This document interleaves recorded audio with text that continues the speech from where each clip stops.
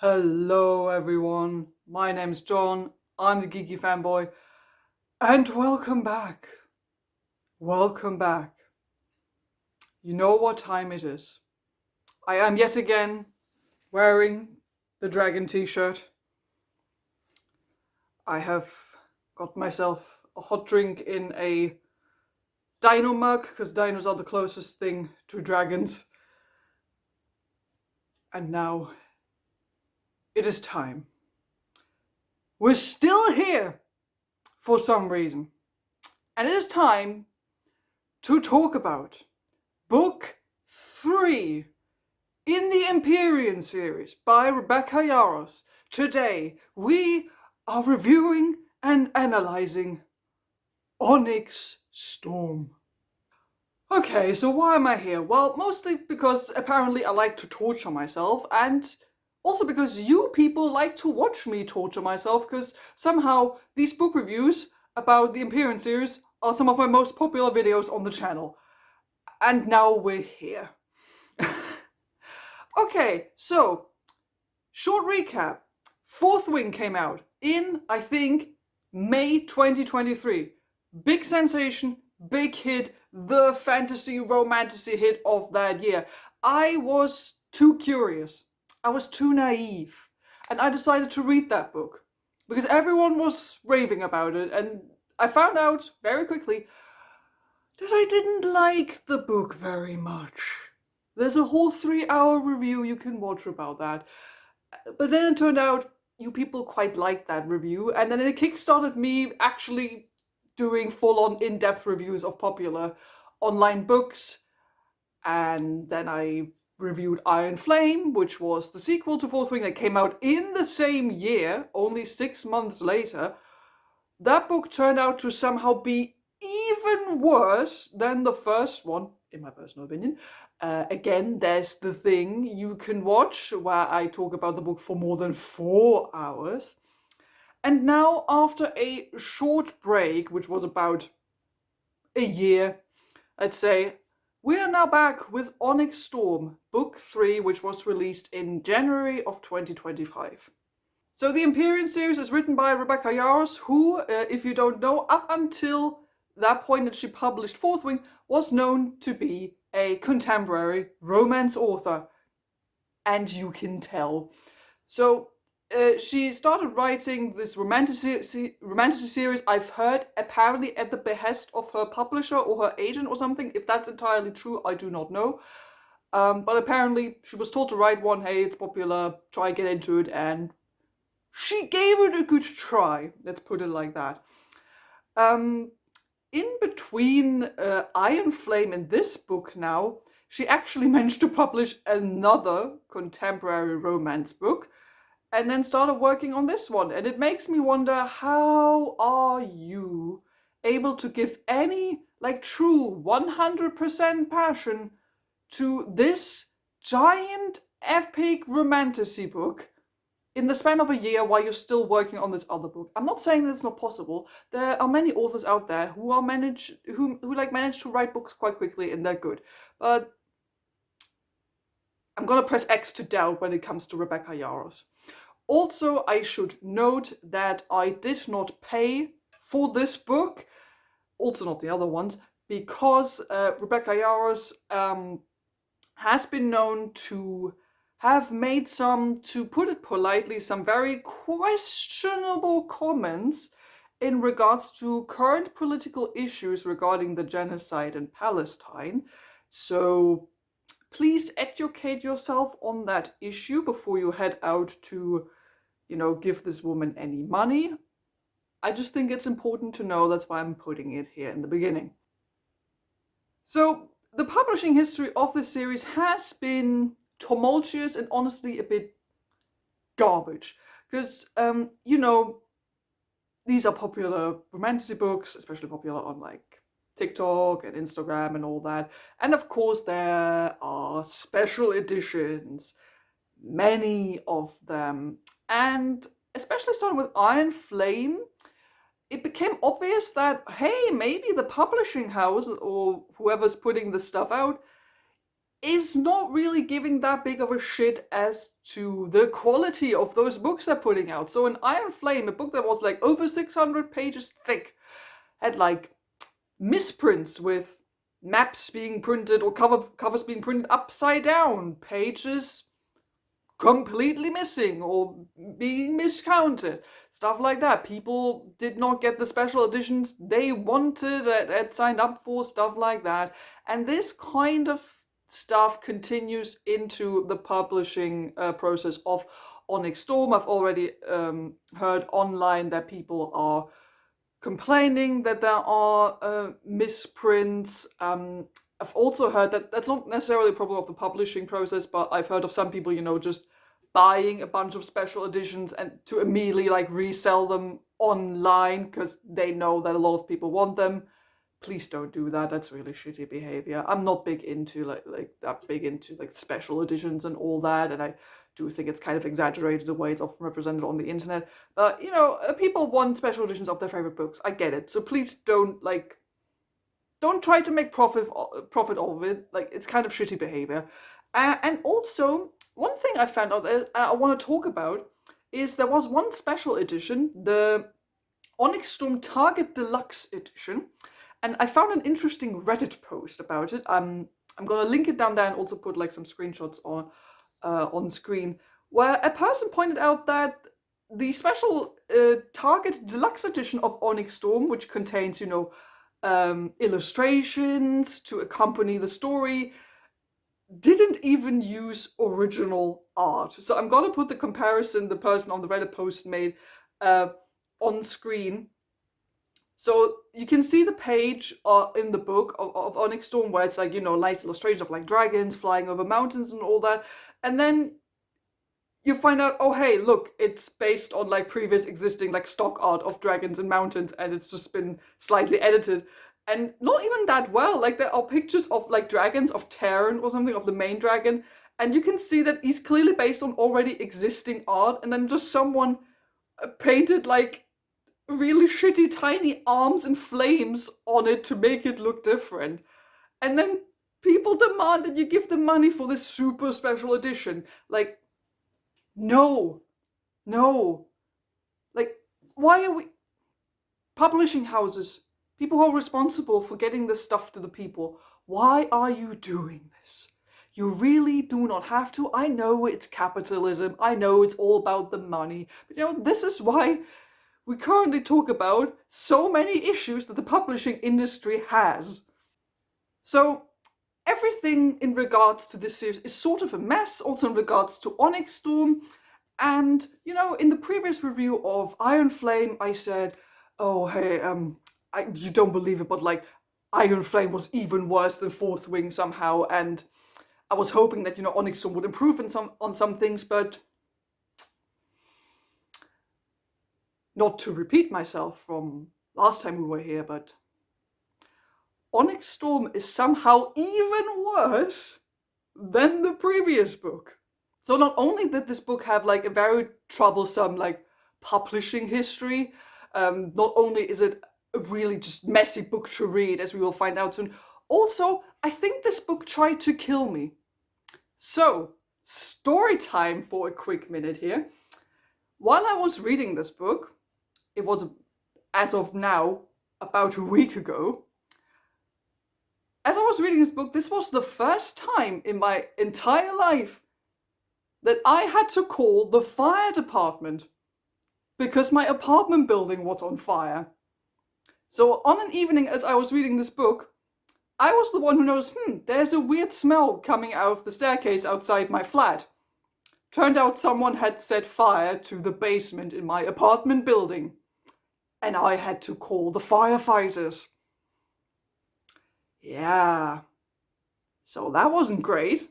Don't worry, I'm fine, the house is fine, it just smells really badly, but it was the first time in my life that I actually had to call the fire department. And then 2 days later, in the same week, I had to call the police because someone who was like just a really shitty, drunk ex-boyfriend of a woman who lives in my apartment building was trying to forcefully break into the building. And I noticed and called the police. So I'm putting this down on Onyx Storm for apparently trying to kill me for reading it. So I'm fine now, no worries, I'm fine. But I'm blaming this book for so many things that have happened in the last couple of days, and this is a bad book. So to recap, just sort of where we're starting. Obviously, you can watch my 2 previous analyses if you have 7 hours of your time to spare to watch me rant about books. If not, I uploaded 2 summaries of the 2 previous books on my channel. Those are the 2 most recent videos as of right now. I upload some not at all sarcastic summaries of Fourth Wing and Iron Flame. You can watch those in like not even 15 minutes. So go and watch those if you need a recap. So where we are in Onyx Storm is, Violet Sorrengail, who suffers from fantasy EDS, bonded with 2 cool badass dragons. She has a boyfriend who's like a shadow daddy. He's moody, he's sexy and all that. They found out that, the government is lying about there being evil magicians, and they fought those evil magic people at the end of book 2.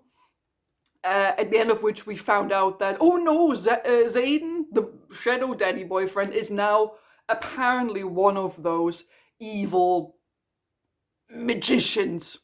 And Onyx Storm basically picks up right after that, after this big battle, after Violet's mother has emotionally sacrificed herself to win the final battle, right after one of Violet's dragons, Andarna, was revealed to be a super special dragon, like from a new species, from a new breed, and Zayden is now apparently giving into evil.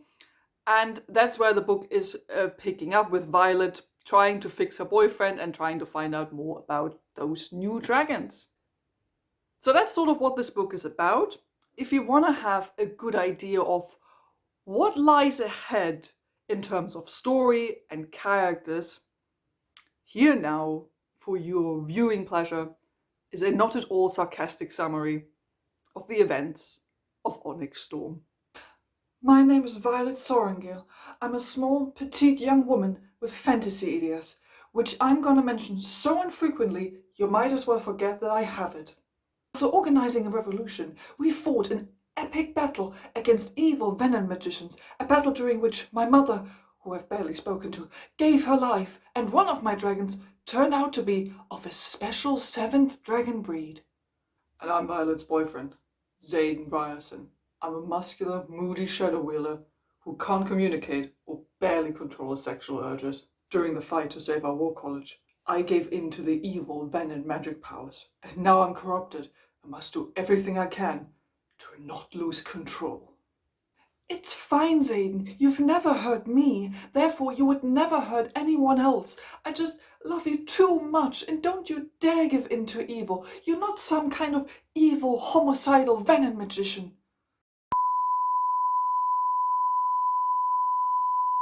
You don't seem like you're gonna go all evil, homicidal. Well, I still think it's a better idea if the 2 of us don't have sex for a few weeks, because we don't want to risk you losing control when we shag. What? I can't have sex with you for a few weeks? But that's simply impossible. The 2 of us being in a room together, not touching each other? It's unthinkable. We have to have sex. Well, then we should stop wasting time and finally go and gather those allies that we need for the war. Oh, and of course, find that 7th dragon breed that we need so desperately. We should go, right away. Hey Violet, it's us, the 5 million secondary and tertiary characters. Let's go back to school, where we attend more boring classes where we don't learn anything that will be useful throughout the story. Yeah, let's go do that. Oh, hi Violet. I'm your ex-boyfriend, Prince Helden, the heir to the throne. What's he doing here? Well, to make you jealous mostly, and then disappear from the story after causing one mildly relevant plot problem. Yeah, don't worry, we're just gonna replace you with that other prince character we got hanging around somewhere. Violet, we need to stop wasting time. We need to find a cure for me and the 7th dragon breed. Yes, of course, and now that we're gathering together a task force, we should head out to the Southern Isles straight away. 20 chapters later. Travel montage. Hi, I'm Violet Sorengale. Have you seen a special 7th dragon breed anywhere? Can't say that I have. And would you like to support us in a war my realm is fighting? In exchange for what? Deter and quickly intimidate them! Travel montage! Hi, I'm Violet Sorengale. Have you seen a 7th dragon breed anywhere? Can't say that I have. And would you like to support us in a war my realm is fighting? In exchange for what? Terran, quickly intimidate them! Travel montage. Hi, I'm Violet Sorengale. Have you seen a special 7th dragon breed anywhere? Can't say that I have. And would you like to support us in a war that... Oh, gods, that's my mother. Zayden, it's so wonderful to see you again after I abandoned you as a child. You know what, this does feel like a big deal. I feel like we should take a lot of time to explore this in detail so I can finally learn to deal with my emotions. Travel montage. Woohoo! Travel montage. Hey, I'm Violet Sorengale. Have you seen a special 7th dragon breed anywhere? I can't say that I have. And would you like to support us in a war my realm is fighting? Yes, but in exchange, you have to accept this gift of luck. Yeah, sure. I mean, that sounds easy enough. I think that should be doable. Oh no, not... no. Who was that again? Travel montage. Damn it! At this point I feel like we'll never find the 7th dragon breed. Hello, I'm from the 7th dragon breed. Oh wow, cool! Will you teach me the way of our people? No, I don't think so. You're too aggressive for my liking. But... Bye! Damn it. Well, I guess it's time to go back to school. Travel montage. Oh, thank gods the guys you're back. 25,000 people died while you were gone, and we really think that it's time to finally make some plans so that... Hello, I'm back. So, Undarna, you can come join me to learn about your family after all, but you would have to break your magic bond with Violet. Undarna, I know this is probably a very difficult decision, and I feel like you should take... Bye! Hey, Violet, I've noticed that we've been sharing the same exact dreams. I think your second signet power might be dream walking. Oh, wow! That sounds really special. How about we don't talk about that for the rest of the book? Oh, one of our towns is being attacked by an evil venom lady. I am Theophany. For some unknown reason, I can wield storm magic, and I will use it to hurt you and to your dragons. I'm back! Dragon fight montage! Dragon fight montage! We're doing yet another dragon fight montage at the end of one of these books. Dragon fight montage! No! How dare you harm my dragon? Well, I think now it's finally time to give in to the evil venom powers, even though I've been mostly fine throughout the entire book. That is right. You people will never defeat me. Oh, just you wait. Ah!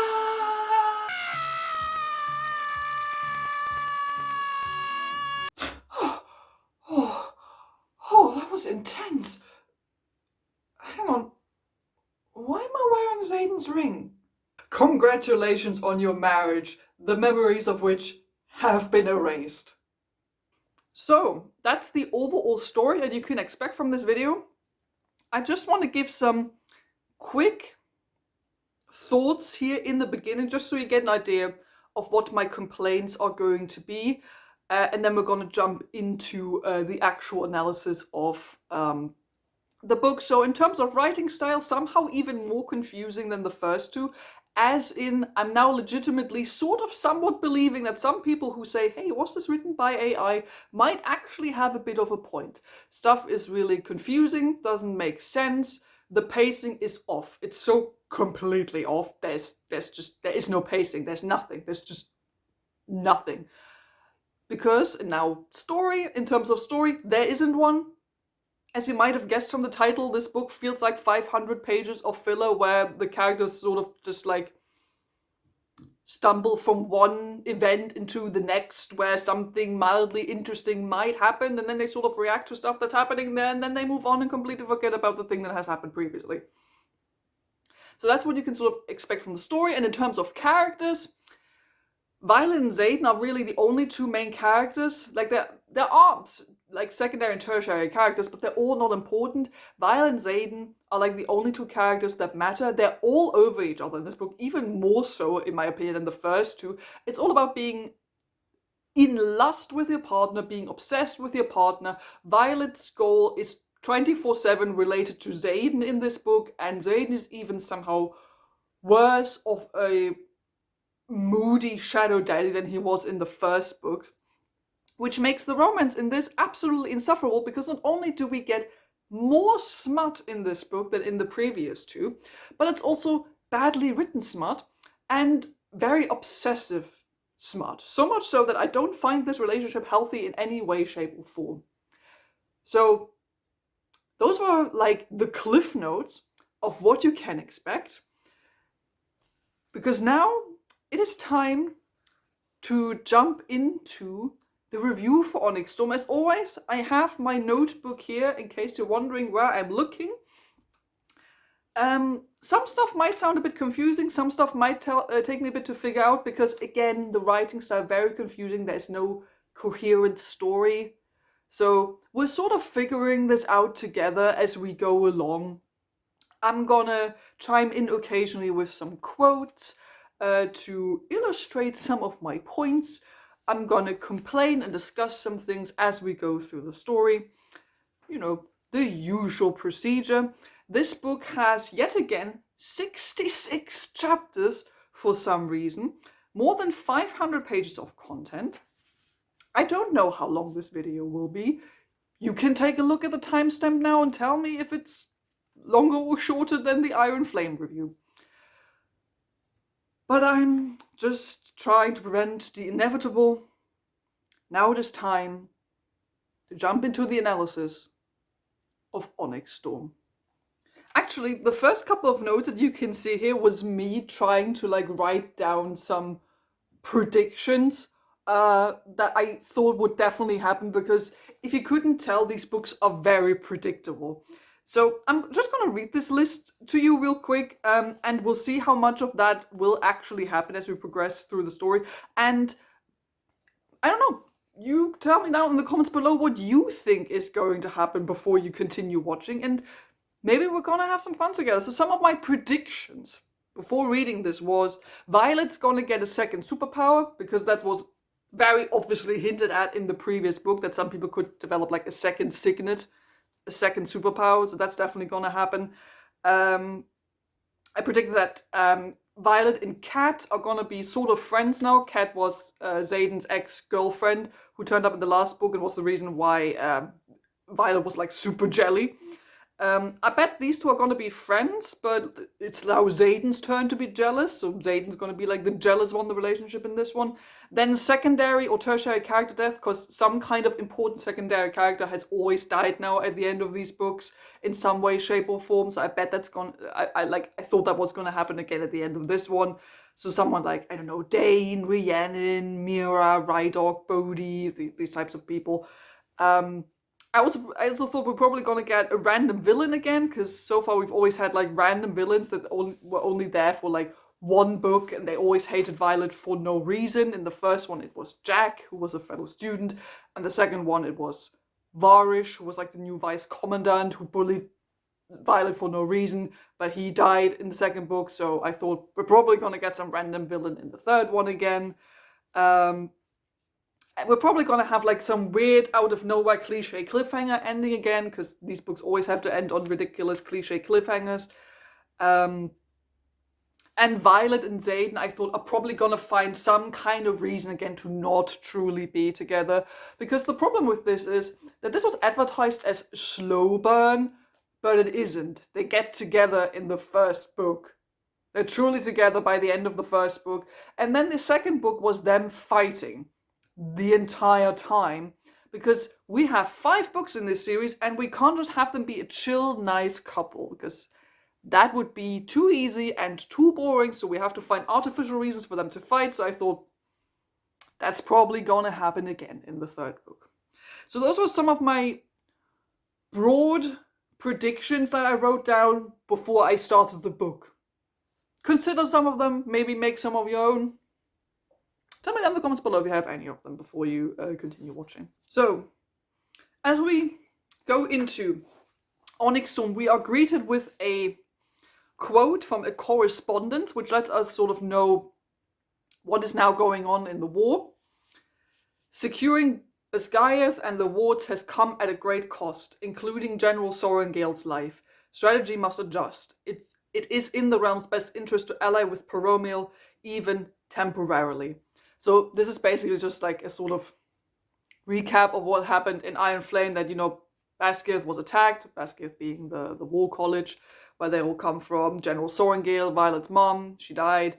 And basically, now the country, which is called Navarre, or Navarre, now has to align itself with Peromil, which I think is basically like the Griffin Flyer realm. And up until the last book, the Griffin Flyers were like, ooh, we thought they were evil, but they actually aren't. And now we're just being told in the beginning, oh, they're actually working together now, officially in terms of politics.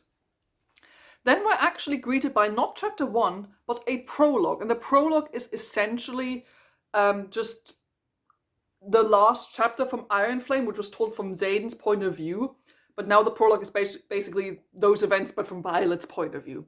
So at the end of Iron Flame, Xaden, who had given in to the evil venom power, was in bed with Violet, and he got up in the middle of the night and he went down to see Jack Barlow, who's still alive, but also now an evil venom. And he was like, hey, what's with this weird power, and is there a cure? And Jack was like, no, welcome to our fucked up family, we're all weird here. So Violet follows Xaden.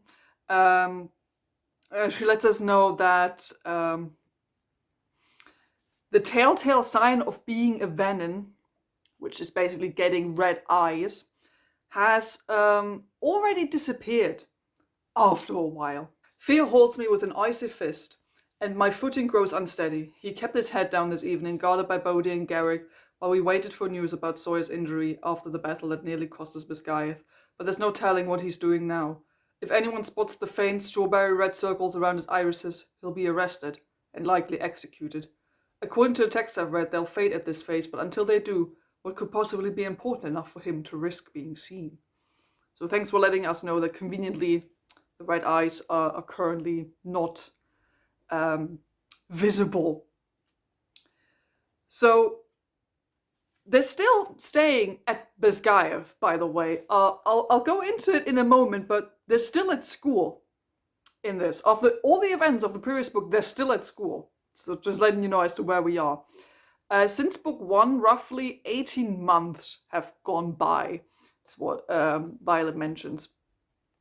So then we overhear that Xaden is talking to Jack, and Jack drops a hint that Violet has some super duper special powers that are going to be super duper important. The Venom leaders might need something from Violet, because of course she's the most special girl that has ever specialed. You can fight it all you want, but that power streaming through her veins, Jack taunts, his words growing clearer as I near the final few turns. There's a reason the higher-ups want her. A little brotherly advice? Fall in line and find someone else to fuck. That infamous control of yours so much as flickers in her direction. So yeah, in case also this wasn't clear, this book's idea, or this entire series' idea of being adult and cool and edgy is swearing a lot. This hasn't really changed in any way. Andarna, so that's the baby teenage dragon who can talk to Violet in her brain, who was revealed to be a special 7th chameleon breed, essentially can change color, seems to come up with the idea that maybe her changing color while she heard the venom in the last book might have altered the venom somehow, and that could maybe help create a cure. I don't know really what that means, and it's not an aspect that is ever addressed again as a potential cure for Xaden, who is now a Venom. And Violet basically decides that she will somehow find a way to protect him, but she wants to sort of like do it a bit in secret. And this time, it's basically Violet who has to keep secrets to protect Xaden. And I was like, does she get it now?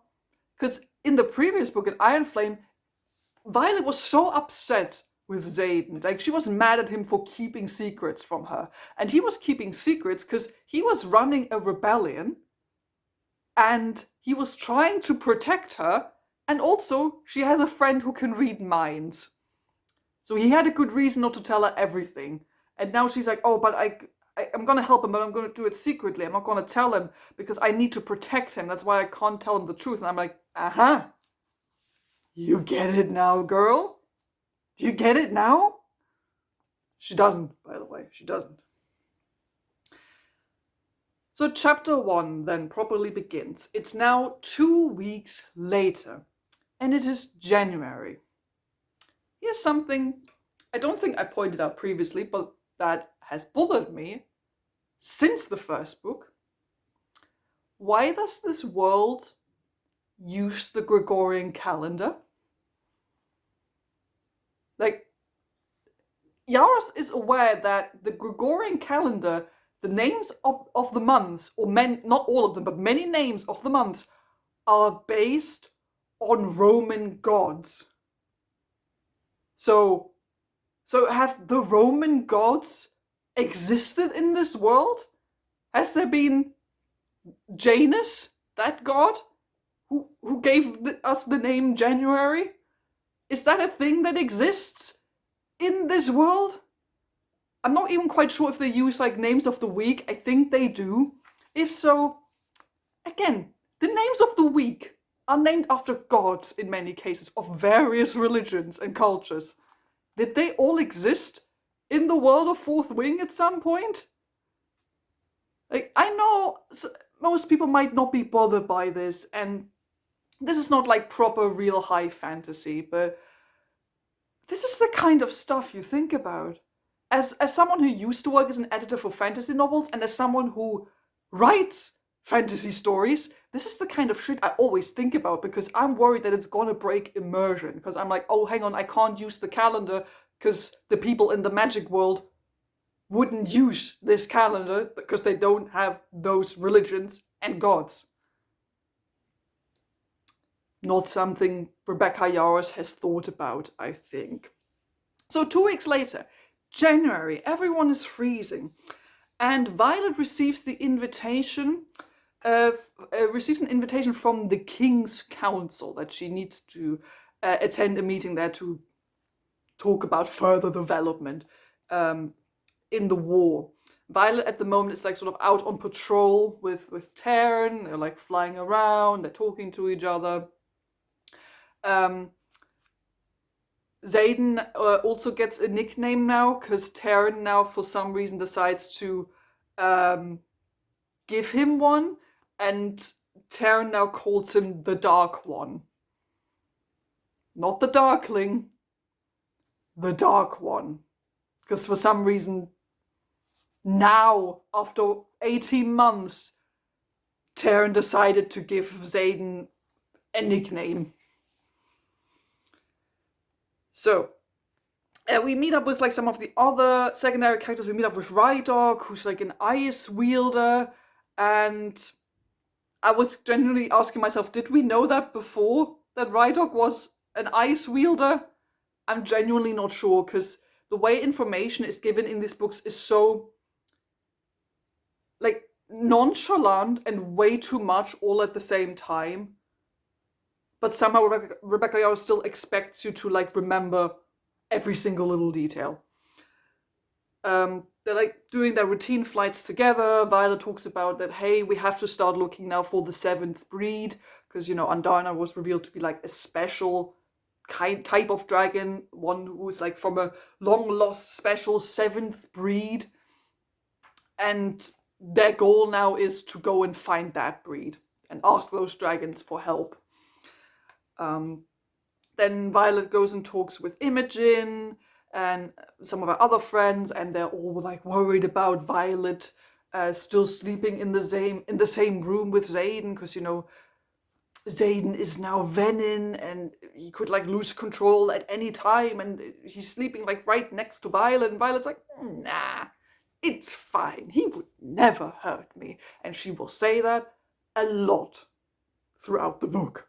We meet up with the rest of the cast. We learn that Sawyer, who's a fellow dragon rider, lost his leg at the end of the last book during the fight.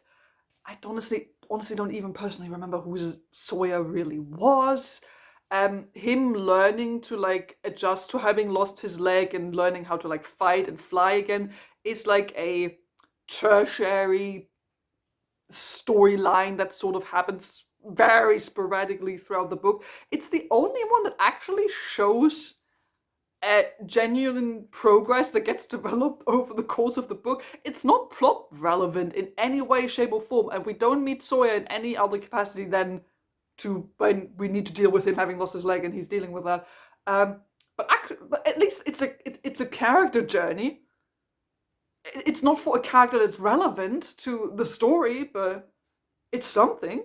As they're talking like really nicely and everything peacefully, suddenly Venin, like out of nowhere, they're just like having a nice talk, and suddenly they're inside the school. This is something I'll probably come back to again, but those cliffhanger endings, we're gonna get a lot of them. I probably made a point like to write down a note on that later, but just, I don't know, maybe pay attention to it, that Yarros really likes to use those cheap, surprising cliffhanger endings. And then those cliffhanger endings are gonna get resolved quite quickly, because in chapter 2, we open with another quote, because every like chapter opens with like a little quote from some kind of piece of writing in the world. We get like a snippet of world building. The rarest of signets, those that rise once in a generation or century, have manifested concurrently with an equal twice in our records, both critical times in our history, but only once have the six most powerful walked the continent simultaneously. As fascinating as that spectacle must have been, I would rather not live to see it happen again. So, the thing is, you know how this would make you think that, at some point in the book we're going to figure out what the six most powerful powers are in this world, and then they're going to be like gathered together at some point, like maybe towards the end of the book. No. We don't even really know what the six most powerful powers are, apart from Violet and Xaden's power. Like being lightning and shadow. And then Violet's like second signet, which she gets later, we'll talk about, is also considered to be very special. If it's rare, no idea. But this like very heavily is like, there are six, the most special, most rarest powers. Why they're rare? No idea. I still don't understand why some superpowers are super rare and some of them are not as rare and occur in multiple people. But we don't find out about any of that. Like, the book will not bother to explain to you what those six special powers are, or try to assemble a team with the six superpowers. It's not going to happen. But this quote was like, something interesting. And I was like, yes, this actually sounds interesting, and it hints at something that might happen later, right? No. So, it wouldn't be a Fourth Wing book, naturally, if it weren't for Violet doing something super badass, such as while fighting the Venin, and the characters pointing out that Violet is super badass and really good at what she's doing. My dagger lodges in the left side of his chest, and his eyes bulge in shock as he falls gracelessly to the tunnel floor. His body shrivels in the span of a heartbeat. Damn, sometimes I forget how good you are at that, Rye whispers, scanning our surroundings as we move forward. Because don't forget, Violet is the coolest, most badass person in existence, and everyone will tell you about it all the time. Violet will do something cool and they're like, oh, that's so cool, that's like so badass, I forgot how good you were at that. And if someone dares to question Violet's power, or dares to like be somewhat antagonistic towards her, her friends will always back her up. Like 10 friends will suddenly show up behind Violet and be like, oh yeah, you just keep talking, you will see how badass Violet actually is, you don't want to provoke her, she's a real badass. This hasn't changed. This hasn't changed from the last 2 books, and it still continues now. So the plan is that they want to get the Venom's plan is that they want to get to Jack, who's like in the school prison locked up, but apparently they also want Violet alive, which I thought was foreshadowing that Violet is gonna get kidnapped. They want something from her. They're gonna like reveal to us why she's so special to the Venom. Not really. Like since book 2, they always talk about how Violet is like special, that the Venom want her alive, that she has like some kind of special power they want to use her for or something. And you're like, yeah, okay, but for what? For what reason? Like for her lightning power? Because of her cool dragon? What do you want with her? And why do you never try to kidnap her? What? Nothing. Obviously, the fact that the Venom need Violet is revealed in this very cliche way, while they're like fighting, and then it's revealed during a fight as Violet almost gets like hurt by one of the Venom. It's like one of the other Venom being like, "No, stop! We need her alive!" And I'm like, did the other Venom who came to assault the school not know about the plan? Did you not coordinate your attack? But thanks for telling me that you need Violet alive, I guess. And obviously, just as things are starting to look really bad, as it starts to look like Violet and Rhiannon and whoever else there might lose the fight, Xaden sweeps in with shadow powers to save the day, as he does via like basically like an anime entry with like shadow tentacles, basically doing some anime shit. And it wouldn't be a Xaden intro if Violet didn't immediately tell us that he is fucking hot. So this is Xaden's anime entry. Second Lieutenant, the same rank as Barlow's guards had been. The same as Garrick, who's standing at the base of the steps behind Xaden, and almost every other officer temporarily stationed here to protect Basgaya. My heart stutters and my gaze rakes over Xaden's tall, muscled frame, searching for any sign of injury. Gold-flecked onyx eyes meet mine, and my breath stabilizes only when I realize he's unharmed, and there isn't a single trace of red to be found anywhere near his irises. He may technically be an initiate, but he's nothing like the Venom we just fought. Gods, I love this man.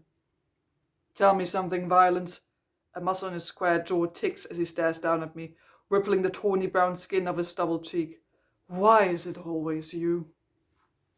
So in case it wasn't clear, these people still talk like they're in a edgy YA 2012 dystopian novel. And I'm not saying that it doesn't have to be Tolkien. Obviously it doesn't. But Yarros is never even trying to like pretend via her writing style that she is writing fantasy. What some people have dubbed high fantasy. I would doubt that. I would doubt that a little bit in terms of like this series. But she writes her contemporary romance books. And the characters all talk like that. These are people like in their 20s, soldiers at war, and they talk like they're 15-year-olds on Instagram. So like they talk about how like badass everything is and how cool they are. So they say stuff like this. You know, that whole slay him in darkness thing was badass. Rydok lifts his finger. But I totally had him. Like that. The entire dialogue, the way these people talk, is like that. All the time. And I know some people aren't bothered by this as much, and good for you. That's probably more of a me thing, that I just expect fantasy to sound a bit different. Like, based on like the tone of voice. Again, it doesn't have to be Shakespeare, it doesn't have to be medieval, it doesn't have to be like Tolkien. But personally, it sort of takes me a bit out of the immersion that these characters are like soldiers in their 20s in like a fantasy dragon-esque world where they're fighting wars with superpowers, and then it's like, oh, this was so badass, and those people are losers. And I'm like, okay, are we online or what? Why are you talking like this? Obviously, Xaden and Violet now reunite. We have to immediately emphasize that Xaden is super big and that Violet is a tiny, petite, fragile young woman. Don't act like I'm the reason you need to be supervised, Garrick fires back. Shadows creep across the step at our feet. It's fine, I quickly assure Garrick, keeping my hand entwined with Xaden's much larger one. I'm fine, he's fine, all fine. So we always have to emphasize that Xaden is massive. It's just a massive, brooding, emotionally uncontrollable, sexy shadow man. And I'm not the right person to talk about this because I'm white. I'm a white person, obviously. But I'm gonna mention here that I have seen other people talk about that Xaden might fall into some racist stereotypes because, you know, Xaden is a person of color, even though so many fan art people seem to ignore that when they draw him. He is a person of color. He's always described as having like brownish, tawny skin. To be fair, the descriptions are sometimes a bit vague. But also, Yarros herself has made it clear, yes, he is black and he's going to be played by a person of color. Person of color in the TV adaptation they're going to do or something. And like some people point out that this feels a bit like a stereotype that, you know, he's like this, like a big giant person of color who's always like so violent and doesn't know how to control his emotions and always so sexually passionate and all that. Some people have pointed out that this might be an issue. I'm gonna link you a review by another reviewer in the description down below who is more qualified to talk about this, so I recommend you give that a watch in terms of this kind of issue. I just thought I would point it out here. And as soon as Violet and Xaden get to talking, they're of course immediately flirting again, also because Xaden is worried that he might turn evil now. And Violet is like, no, it's fine. And just to give you a taste of that, because we get this type of conversation a lot, I'm just going to read this little excerpt here. What kind of question is that? Do you still love me? I enunciate every word and lean right into his space just to prove that I'm not intimidated by him. He cups the back of my neck and pulls me within inches of his face, close enough to kiss.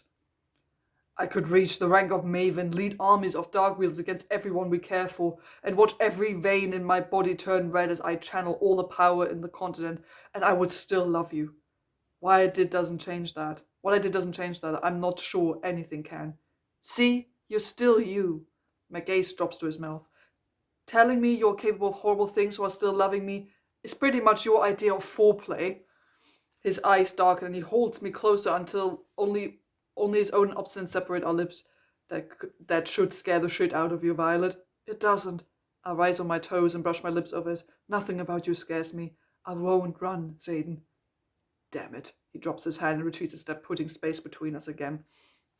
Oh, I bet they think this kind of flirting is so funny. Especially because he's right. This should scare the shit out of Violet. According to the law of this world, Xaden could go apeshit at any point and kill her and her friends. But Violet will always be like, throughout this entire book, Xaden will be like, oh no, I'm dangerous, I shouldn't be near you, I shouldn't be near our friends, I could turn evil at any point and give into this rage. And Violet will be like, no, we love each other. It's fine, don't worry. And then they don't take any precautions. Also, in case you were wondering, I thought Xaden was already evil given by the cliffhanger of the last book. And yes, that's what I was thinking too. The ending of Iron Flame was very heavily implying that he's full-on venom now. He gave into the venom power by channeling magic power from the ground. So not like from his magic bond with his dragon, but just like channeling from the earth. And that's what made him full venom, full on evil. And I expected to go into this book being like, oh, Xaden is now full on evil, we need to like go find a cure for him, and he's gonna go wreak some havoc somewhere. No, he's mostly fine. He's, as you will realize, mostly fine. He gets a bit moody now and then, which isn't really all that new. But in case you're wondering if we're gonna get any like full-on evil Xaden, no, he's mostly fine in this, and Violet will constantly reassure him that he's fine. And we go into chapter 3, where Violet now meets the aristocracy. You know, the meeting she's been called to, and there's like people sitting there from various different realms, countries, and cultures from like across the realm, from across the continent, and there's like no effort made to like describe the aristocracy, to like distinguish them from one another. So you could easily put some like nifty little world building in here where you describe different types of clothing, different types of color, that there are like very like contrasting different styles in how they dress, and then you could be like, oh, that's a typical Poromial fashion, that's typical Navarian fashion, that's typical Northern fashion. You know, that would be an easy way to like actually sprinkle in like some nice little world building to give it a bit more taste. But no, nothing. I quickly take in the new furniture arrangement of the familiar room, finding a long trestle table running the length of the hall with dozens of chairs, no doubt to accommodate the negotiations. 6 nobles, dressed in lushly embroidered tunics and gowns, sit facing me at the closest end, representing each of Navarre's 6 provinces. I know them all thanks to my mother, but only the one on the far left offers me a tired smile as I approach the center of their grouping and place my hand on the back of the chair. Thanks for the elaborate description of this scene. So Violet gets assigned to, as they call it, task force. And I don't know if it's just me, or why does that sound like way too modern of like a military term? Might just be me, but I felt like the word task force in this context sounded weird, because I was imagining like a specialist like Navy SEAL kind of team that's heading out with like full-on combat ammo and guns and shit. I don't know. So Violet gets assigned to a task force which is meant to set out to find this new special 7th dragon breed. But Andarna is like, no, I have demands that have to be met so we can do this. So this task force is supposed to be led by some prof at the school, Professor Grady. He's a bit of an impolite bitch, and Violet is like butting heads with him because Violet doesn't like authority. More like she doesn't like people that she did not approve of, or not in her circle of friends. And of course there's like some discussion breaking out because Violet has demands and Andarna has demands, and the council doesn't want to give in to the dragon's demands, even though the dragon is like literally super special, the whole reason they're doing this. And what I love about this is that these books always emphasize how the dragons are like not at the whims of humans, but like they treat dragons like they're little children. And Andarna and Taryn, together with Violet, always have to like sort of work around what the council and other adult people want from them, even though it's always said like, oh, dragons don't work at the whims of humans. And I'm like, apparently they do?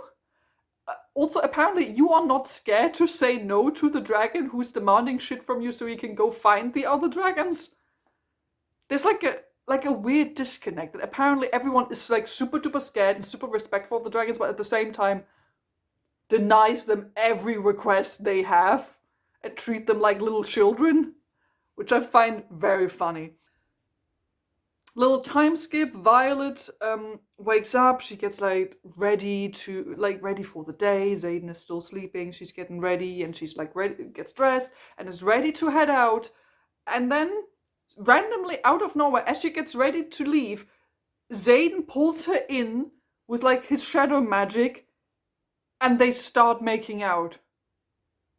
And we get our first sex scene in chapter 3. It's, well, first off, wow, really early this time. Like the last couple of times, we always had to wait for quite a while to get to like the first full-on like smutty chapter. This time we're just like right out of the gate, like chapter 3. And it's like out of nowhere. Like we have this whole council discussion, then there's a cut. We get to a scene where Violet is dressing to get ready for the day, to leave the room, and then smut. Like, no build up, no tension, it just happens. And the sex scenes will be like that the entire time throughout the book. Like, the sex scenes in this book feel so random. Like, every time they make out or have sex or are like very intimate with one another, it always feels random. Like, there will be a cut from previous sort of plot relevant scene, then it cuts to, I don't know, Violet hanging out in her room or something, and then Xaden will just walk in and kiss her and they start shagging. There's like no tension. There's no build up. There's like no, foreplay, so to speak, that's like supposed to like ease you into the tension where you're like, oh, are they now? Oh, this is heating up. Are they now going to do it? Ah, now they're doing it. There's no like tension. There's no excitement to this. And I know I'm known to be not the biggest fan of romance, of sex in books. It's just not my thing. But I do understand that this is a romantasy. The romance is a large part of these books. And I understand that people like their spice. But don't you want your spice to be interesting? Don't you want like the build up to feel the tension and it like all gets released in like an exciting, smutty scene? Don't you want that? If you do, you're not getting it. So like it's like again super possessive out of nowhere. Like they call each other mine all the time. Like what they do a lot in this book is like one of them will be and I will always be yours and you're always mine, and they're like, yeah, mine, like super possessive, excessively so, like not even in a cutesy sort of hot kind of way, it's just excessive at some point. um so it's like straight up like full on smutty. They're like making out, he's like fingering her and stuff like that. um just here's a little excerpt, just so we get an idea. A band of shadow wraps around my waist. A second before my hair is swept to the side, and Xaden sets his lips to the juncture of my neck and shoulder in an open-mouthed kiss. Oh yes. I gasp as an immediate flare of heat races down my spine at the lash of his tongue, the scrape of his teeth, and my head falls back against his shoulder. He moves straight to the hypersensitive spot at the side of my neck, like my body is a map only he has the key to, and I spear my fingers into his hair as my back arches. Damn, he knows exactly how to take me from the ground to sky fucking high in less than a handful of heartbeats. Mine, he growls against my skin. Basically, this little excerpt shows you already what every sex scene in this book is like. Like, they haven't really changed. I'm probably gonna come back to it at a later point. That's just sort of what all these scenes are like. And then afterwards, like after the climax and everything, Xaden suddenly like recoils and he feels bad because in the moment of climax, he accidentally channeled venom magic because he just can't keep it in. Like when they have sex, it's just so fucking explosive. Their superpowers come out, and Xaden just can't help himself that he has to channel evil magic from the bedside drawer table that he touched. That's how passionate their sex is. They just can't hold it in. So chapter 4, Xaden is really upset because he feels weird bad about that he accidentally channeled the venom powers in the moment of climax, and he doesn't want to get close to Violet now because he'll channel, and he literally says that he can't control himself around her. The passion and the sex drive is just too strong. He's just too horny to keep it in his pants. And when he's making out with Violet, their powers just have to come out. It's impossible because their sex and their passion is just so freaking explosive. And Xaden says, as they like keep talking, they talk about some other stuff, how Xaden becoming evil might, risk his position at school, or who he is, because, as we found out in the previous book, Xaden is like basically a prince. He's like the heir to, I think, Tyrandor, like one of the realms, I think something like that. And Xaden says that he doesn't want to rule Eretia or something, and was he the of Eretia or something? Like Xaden says he doesn't want to rule, but you bet what's gonna happen at some point in the story. So later, Violet meets up with her two siblings, Mira and Brennan. And Mira has actually gone to check on like the status of the wards. So the wards are like what they try to set up in Ironflame, which are like these ward stones that basically set up like a protective magic barrier that keeps the venom out of the school. And Mira is sort of like checking in on them now and then. And Mira doesn't like Violet's sort of traveling outside the wards potentially. However, the problem with the wardstone is that by setting the wardstone up, the Griffin Flyers now can't use their powers inside the wardstone area, basically. So they set it up last time, but we're like, okay, but Griffin Flyers then can't use their powers, because Griffin Flies, not quite, but very similar to the Dragon Riders, basically get magic powers when they bond with their griffins. However, their magic powers are basically just not as special and not as strong. So at the moment, the Griffin Flyers can't use their powers, but they want to change something about that. Like Violet wants to change that. So in chapter 5, it's a few hours later, Violet notices that the venom that attacked her earlier and was near Jack down in the prison also had silver hair. Because remember, Violet has like dark hair that becomes silver at like the ends. So she's like, what could that mean? Is Violet part venom maybe? She has like those silver edges of her hair. Could this possibly be connected? Could her hair be silver because of the venom? No, it's actually related to a completely different thing, but we don't find that out yet. So everything is moving slow, but also fast at the same time. I can't even quite describe it. Suddenly there's like problems between like the Flyers and the first years and Violet and her gang. So like at first they like grabbed a Griffin Flyer, and they like want a challenge. They want to challenge them, like combat duel or whatever. So peace talks between the Griffin Flies and the dragon people are like in real bad trouble at the moment. And apparently there's like a person called Aurora, I'm not even quite sure, Aura. And the book is like, you know who that is, right? They're having beef with this person. And Violet's like, oh, I know this first year. And she's like, sucks. And I'm like, who the fuck is this? Who the fuck is this? Because what this book likes to do, I might mention it at a later point as well. What this book likes to do is it throws so many names at you. Especially like this first part of the story. Yarros throws so many names at you and expects you to know and remember all of them. And the book acts like, you know who these people are, right? And I'm like, no. I don't know who these people are. You might have mentioned their name once in the previous book. I don't I don't fucking remember who this is. And Violet would constantly be like, oh, hey, it's that person, that person, that person sitting to blah, blah, blah, and blah, blah, blah, and blah, blah, blah. And we're just having class together, and I'm like, why are you mentioning these people? And who the fuck are they?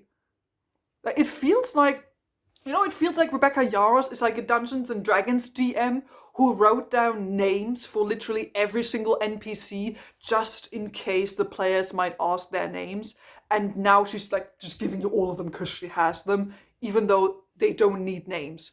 Like, for some reason, Rebecca Yarros feels the need to name every single person.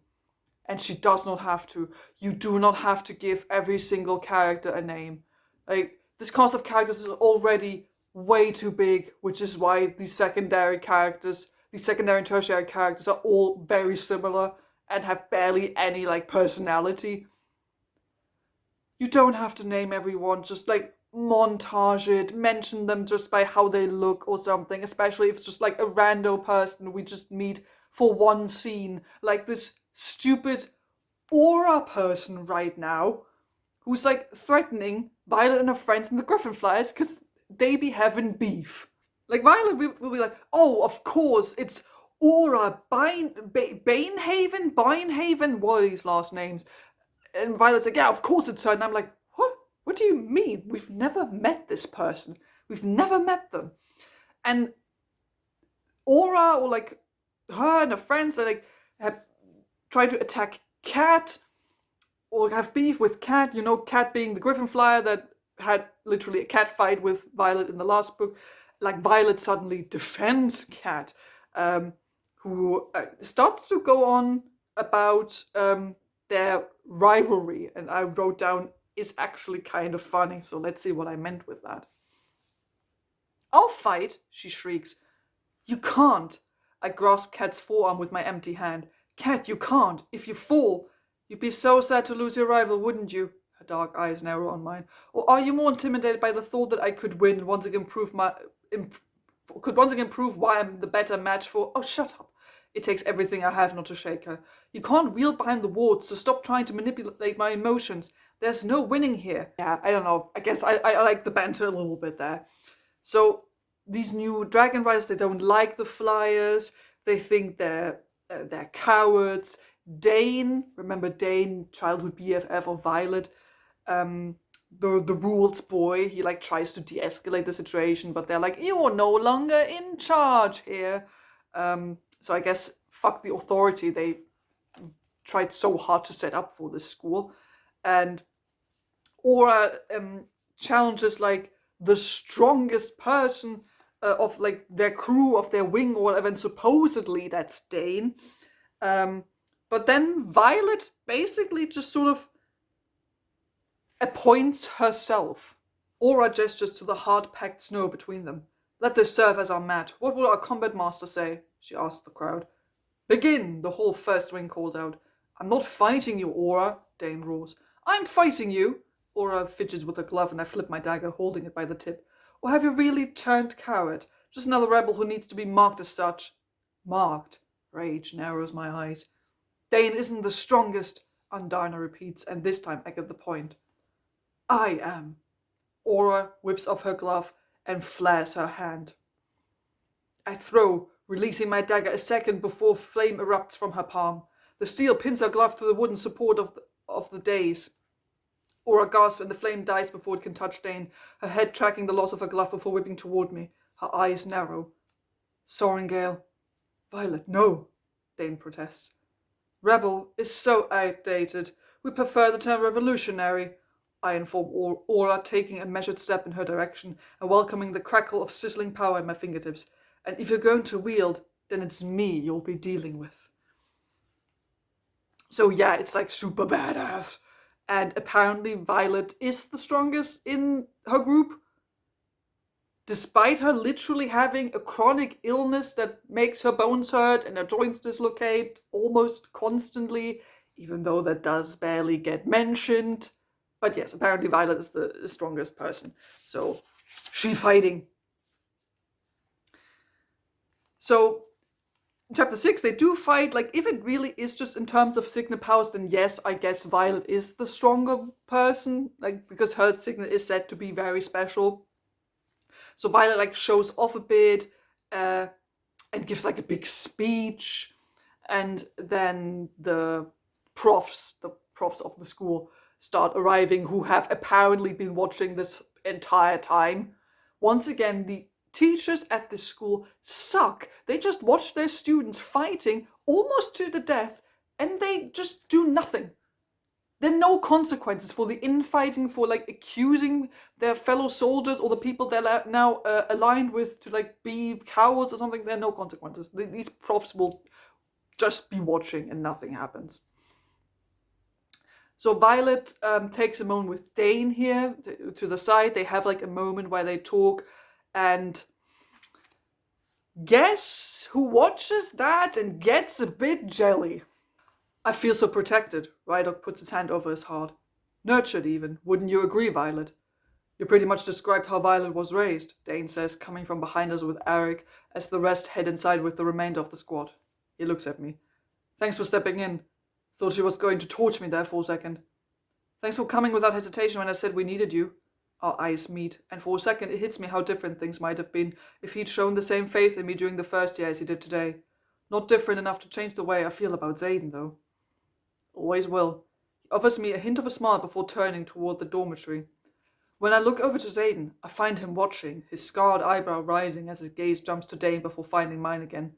My eyes narrow. Is that? No, it can't be jealousy, can it? Rye glances at Rydog and Eric, motioning with her head. Violet, we'll catch up with you later. We need to speak with you as well, Eric, Brandon notes, looking like he's aged 5 years in the last few hours. He's not exactly standing close to Mira either, causing my heart to sink. Rydog's arm slides off my shoulders. Oh, come on, why does Eric get to stay? He's a first year.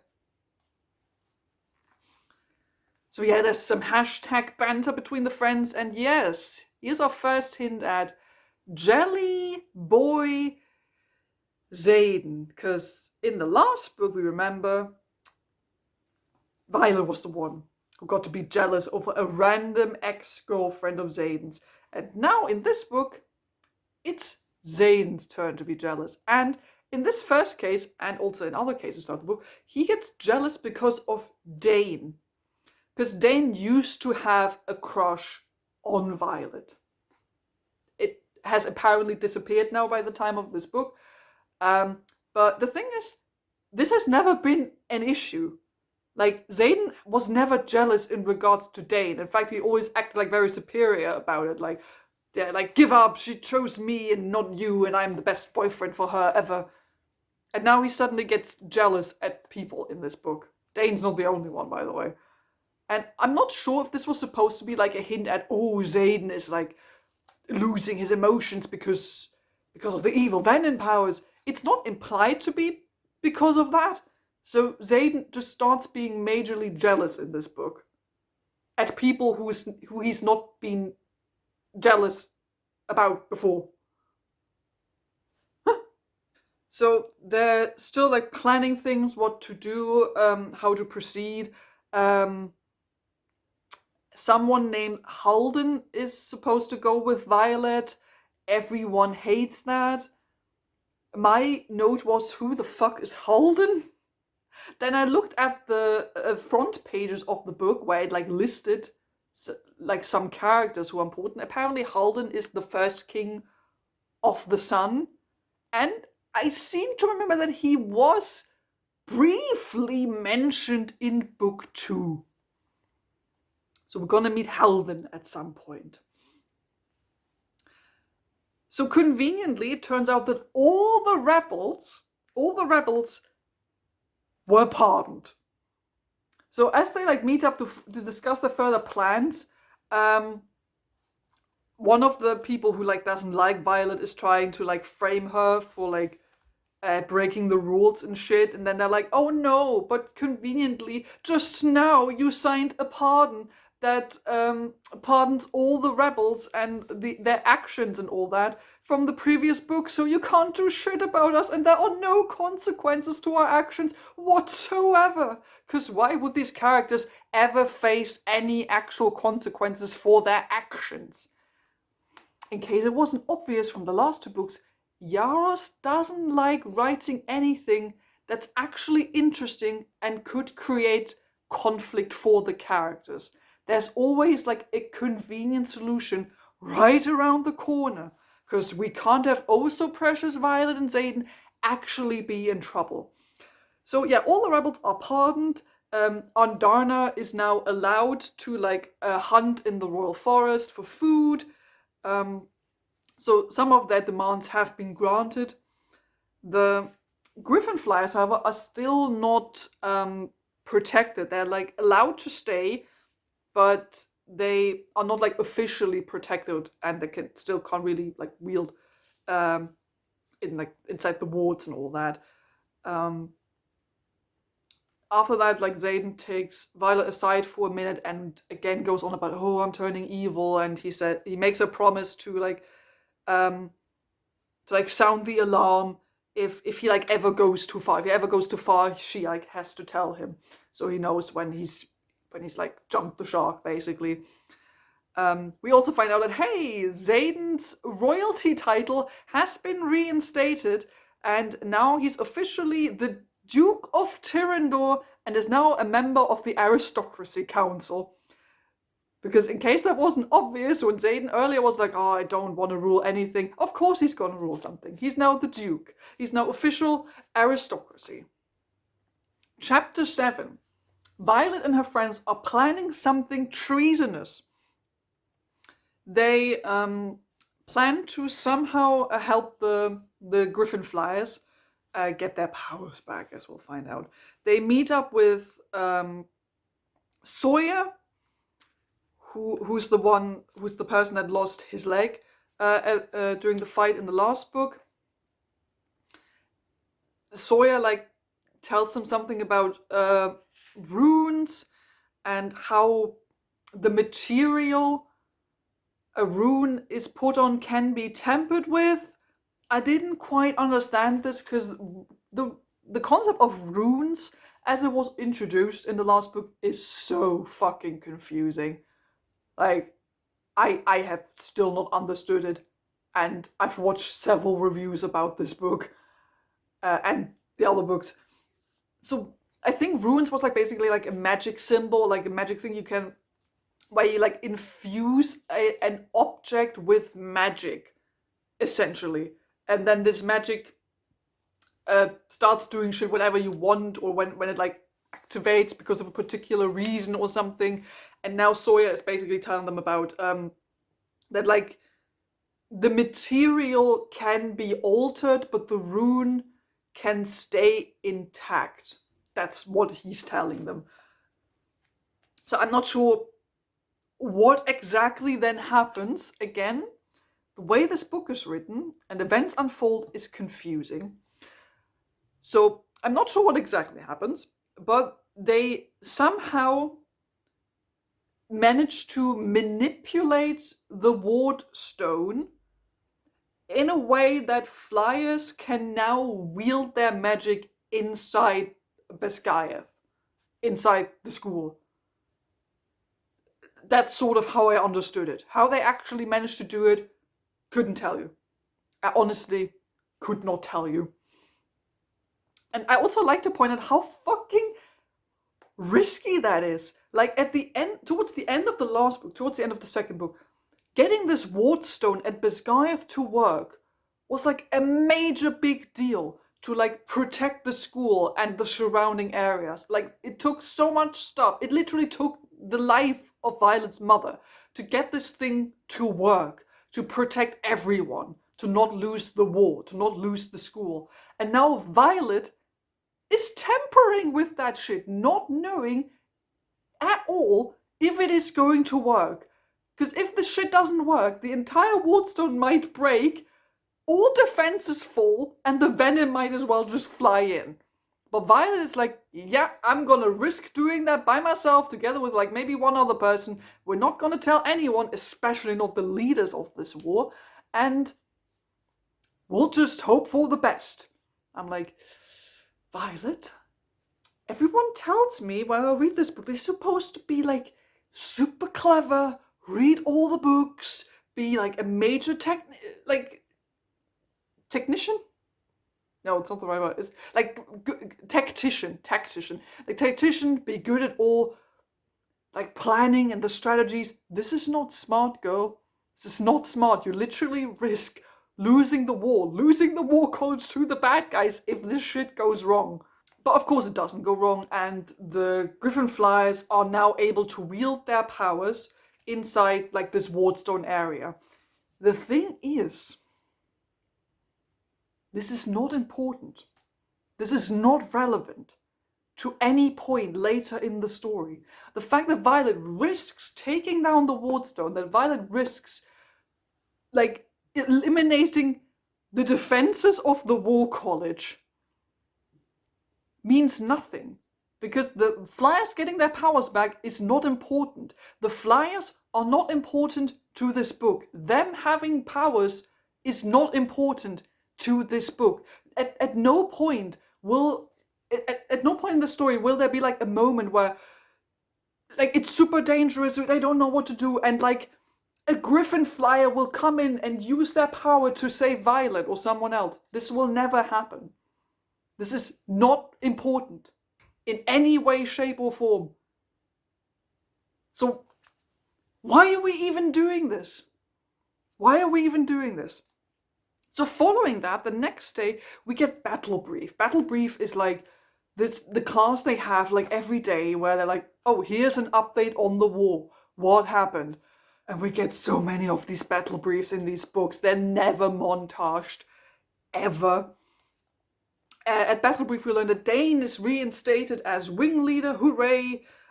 His dad, Colonel Atos, who's still a twat, by the way, he comes in, knows that Violet did some shit, and accuses her of high treason.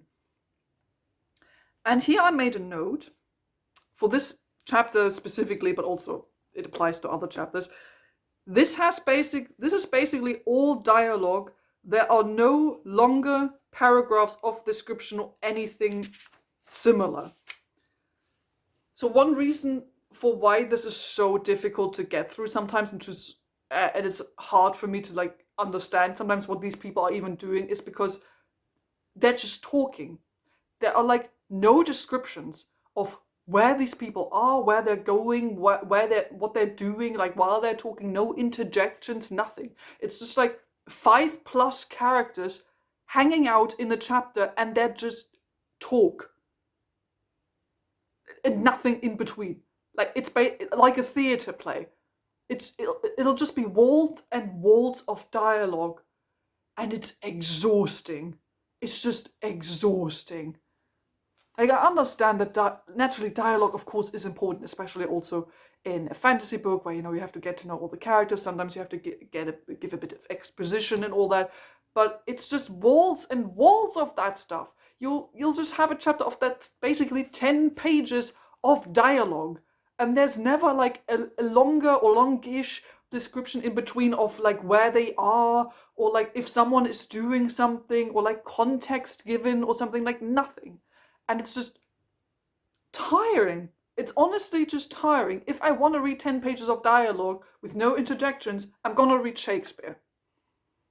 Like, also because it just feels like useless filler stuff.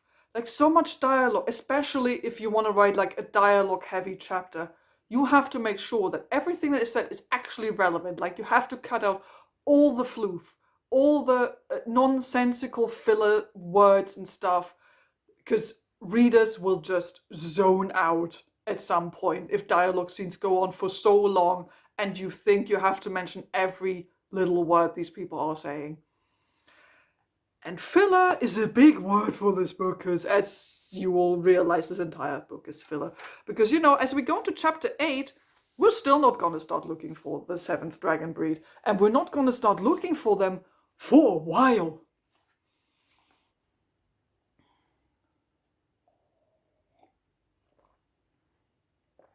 So in chapter 8, Colonel Athos has just accused Violet of treason, and Dane is trying to defend her, and Colonel Athos is hitting us with the "I have no son" kind of drama. Being arrested for treason doesn't exactly come as a shock, but Colonel Athos delivering the accusation is a blow I didn't see coming. "Dad?" Dane stands. Athos's head swivels toward Dane, and his mouth twists into a sneer. "I have no son." I gasp, and hurt flashes across Dane's face before he schools his features and straightens his shoulders. "As Cadet Sorrengail's ringleader, request denied," Colonel Athos snaps. And if you're thinking, hey, some actual character drama for one of the main characters, Dane, literally Violet's childhood BFF, we're gonna get some family drama, develop some father-son relationship. No, forget about that immediately. No one is allowed to have interesting character development journeys except maybe Violet and Dane. And they barely have any development. Okay, so Violet is sort of in trouble. She's like led away, council meeting again and all that. She's being accused, but not really. Because as soon as she's accused, the Queen comes in. The freaking Queen comes in. And of course, she's a big Violet fan and commends her for all the great things she's done. So we meet Queen, I think Mariah is her name, and she's like the Queen of Poromiel, of the Griffin Flyers. Seems the young woman pulled off quite the feat, a new voice says. I glance to my right, then do a double take at the woman standing in the north doorway of the hall. The silver of her intricate armored breastplate flashes in the morning light as she walks forward, her smile crinkling the light brown skin at the edges of her dark eyes. She wears a pair of scarlet breeches with a short sword sheathed at her hip, and the sparkling tiara atop her richest curls, its delicacy a striking contrast to her weaponry. Queen Mariah. Your Majesty. I bow my head like my father taught me. Cadet Sorrengail, she says, and I look up to find her mere feet away. I've heard much about the continent's only lightning wielder, and I am pleased to see the compliments were not spoken in hyperbole. She glances sideways at the scenario. I assume she's free to return to her duties, as surely your king will arrive at any minute to continue our negotiations. So yeah, in case you thought there are gonna be any consequences to, Violet tampering with the literal life important defenses of the school, no, she'll have literal royalty back her up, even though they've never met, but she's a big fan, so of course it's fine. So the Queen protects her and says, I hope she's fine, and Violet is like, yeah, I would like to have access to your special libraries to do some research. Colonel Athos is not having fun with this situation because he's now in charge of the Biscayeth school because, Violet's mom died. She was previously in charge and now Colonel Athos is in charge. And he's still having beef with Violet. I'm wondering what happened to, just having her killed. I think in Iron Flame, he tried to, send assassins after her and her friends several times. He will not try that again in this book. Why? No idea. But he does threaten her friends and then orders them to be sent to an outpost for on war, actual duty off at the outpost. So in chapter 9 they go there, they have they fly there for 18 to 20 hours. And then we're reminded, doesn't Violet have fantasy EDS? This chronic illness that makes her bones hurt, that breaks her bones very easily, dislocates her joints very easily. She might take a stumble and her bones break and shit like that. She flies on the back of a dragon for 20 hours, and all she has to say is, it's a bit hurty. It's a bit hurty, but it's, yeah. You're I feel like this should have a bigger impact. I'm obviously I'm not the right person to judge this because I don't have EDS or anything similar to that. I can just say that it always feels like, Yarros forgot that Violet is supposed to suffer from a chronic illness. Like, it barely gets mentioned, and if it does get mentioned, it's usually like Violet being like, oh, it hurts, but I like push the pain down and into a box and lock it away, and I'm like, this seems weirdly toxic. At this point, I would like to recommend the channel Crimson Rogue, because he did a review of Iron Flame recently, which is very good, you can watch it. And for that, he actually interviewed a bunch of people who have EDS, and they gave commentary on the EDS representation in this series. So I'll link the review in the description down below, and also a video to Crimson Rogue's second channel where he uploaded, I think, like the entire discussion with the EDS people who he invited to discuss it. So go and watch those two videos so you get some perspective on, you know, Violet's chronic illness that she's supposed to have. But for now, it's like, it hurts a bit, but it's mostly fine, by the way. Once they're there, even though they're supposed to be like on active duty at one of the most dangerous outposts in the country right now, they're basically told to just go and do whatever, because the teacher there is like, oh, Colonel Ato sent you, didn't he? Because he doesn't like you. We don't need you right now, like, go do whatever. I don't know. So they go and do whatever. Violet goes to bed, has like a nightmare. Then she wakes up. It turns out a town nearby is actually being attacked. Apparently, someone's family lives in that town. A character named Marin. Her family lives in that town. And they're all like, oh no, we have to go help save Marin's family and save the town. I'm like, who the fuck is Marin?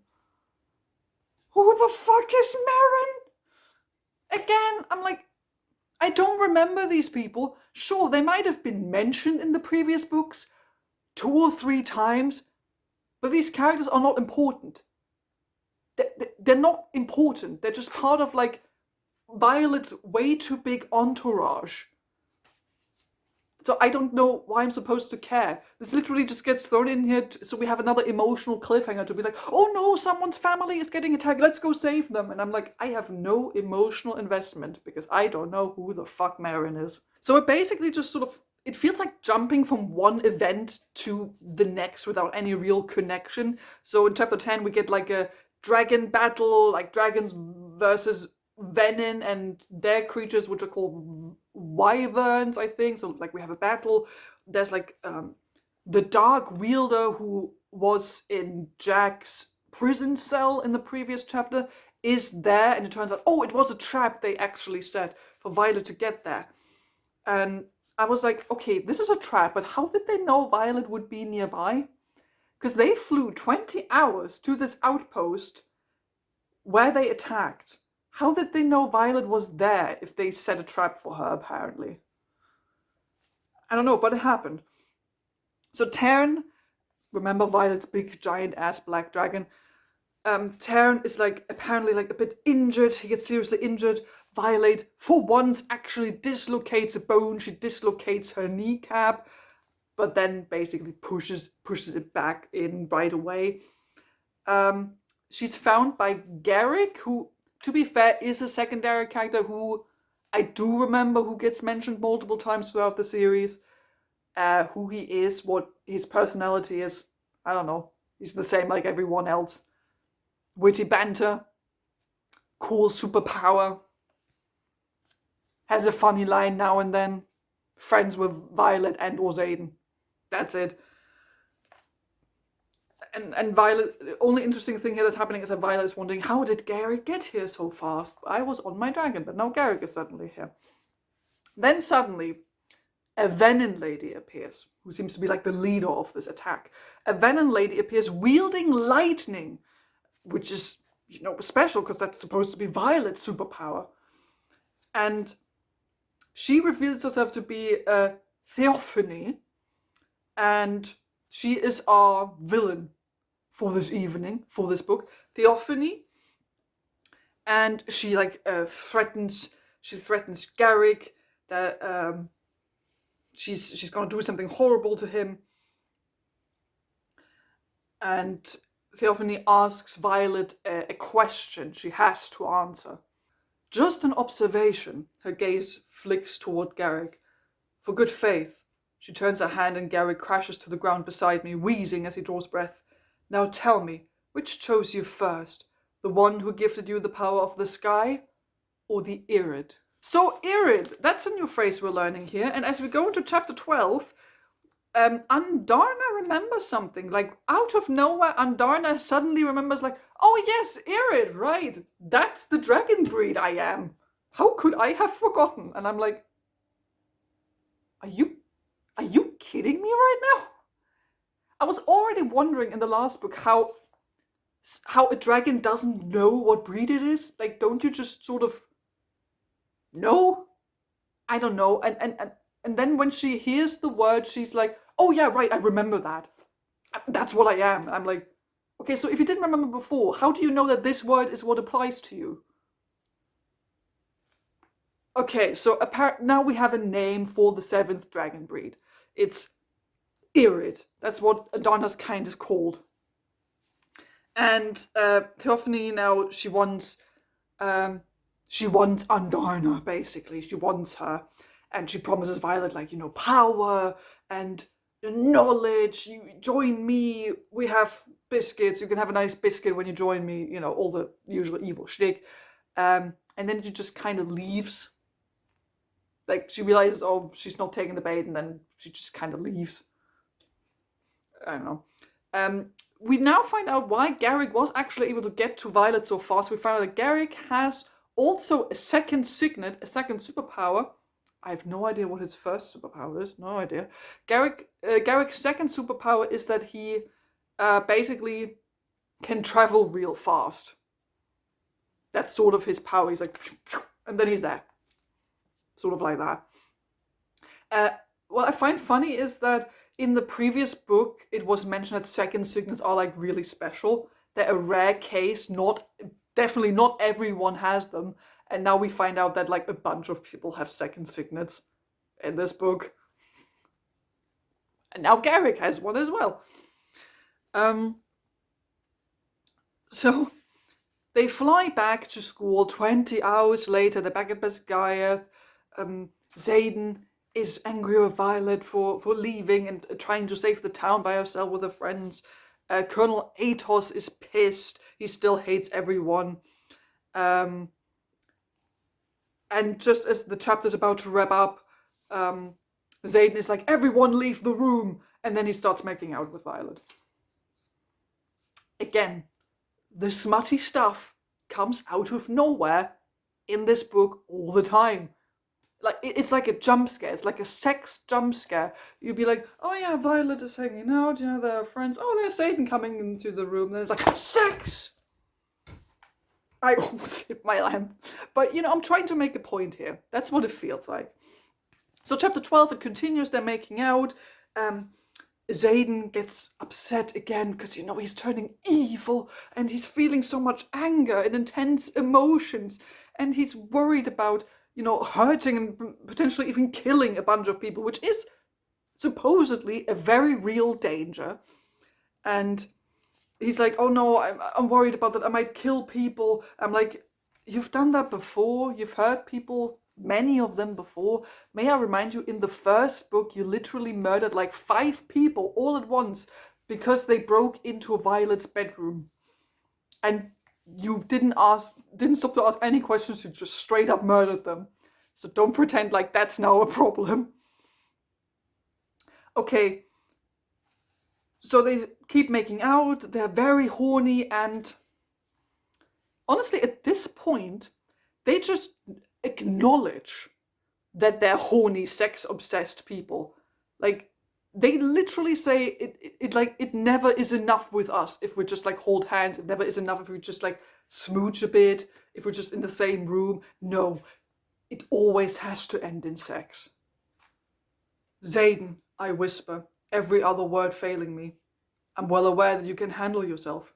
He nods and retreats again. And logically, I respect your choice. Hell, I'm proud of your decision to save Marin's family. But something is broken between here. He taps the side of his head. And here, he repeats the motion above his heart. And I can't control it. You are on orders to find Andana's kind, and I'm on orders to the front. And I can't even trust myself enough to touch you. You just did. My fingers scrape the rough wood, and I shift my weight as I fight the selfish need to close the distance between us, remembering the thumbprints on my headboard. He might feel like he's spiraling, but he's just displayed complete control. And that's good enough for you. His gaze heats as it wanders over my body. One kiss. No hands, fully clothed. That's what you want from me from now on. What a loaded question, especially when my body is still humming from him. But every instinct tells me to tread carefully. I want whatever you're able to give. Xaden. No. His scarred eyebrow rises as he slowly walks back to me. You forget that I know your body as well as my own, Vi. His thumb goes across my lips. Your mouth is swollen, your face is flushed, and your eyes. He skims his tongue over his lower lip. They're all hazy and leaning more toward green than blue. Your pulse is racing, and the way you keep shifting your weight tells me that if I were to strip these pants off you right now, I'd find you more than ready for me. I bite back a whimper. If I wasn't before, I sure as hell would be now. A kiss isn't enough. It never is with us. His fingers find the bottom of my corner braid, and he tugs, tilting my face towards him. You want me the same way that I want you, wholly, completely, with nothing but skin between us, heart, mind, and body. He brushes his mouth against mine, stuttering my breath. All I want is to lose myself in you, and I can't. You're the only person in the world with the power to strip me of every ounce of my control, and the only person I can't fathom losing that control with. He lifts his head. And yet here I am, unable to keep 3 fucking feet away from you. We'll figure it out, I promise, struggling to calm my heartbeat. We always do. You'll learn how to keep your control while I find a cure. So these people are just so fucking horny. Like, at this point, it's just straight up on the page. They are so horny, they cannot literally keep it in their pants. Always has to escalate into sexy action. And I'm not kidding you when I tell you, this is a plot point. Them not being able to properly have sex because Xaden is worried about exploding with evil energy, this is a plot point.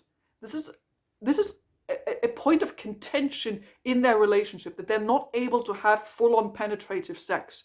And that causes some trouble in their relationship because they just can't fuck.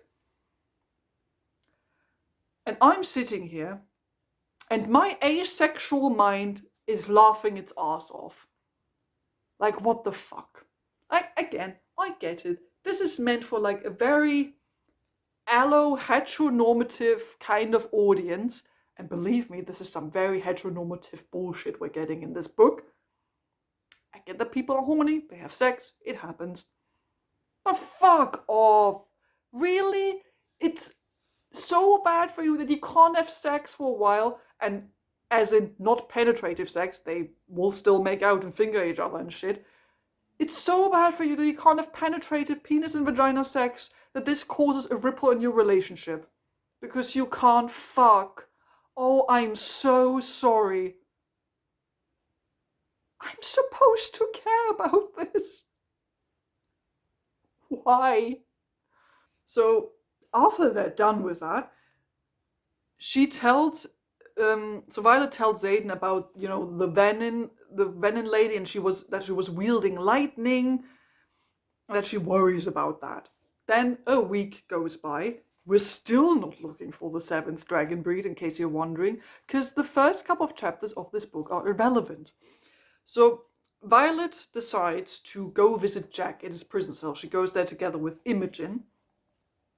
And she basically gives Jack, in exchange for information, she gives Jack like magic life force, because, he's Venom and he needs that. So the info we get is that Venom can sense each other, and that they don't necessarily have to be taught how to wield their magic. It sort of comes natural to them, and that there's apparently no cure. That's the information we get. This is information we basically mostly knew already.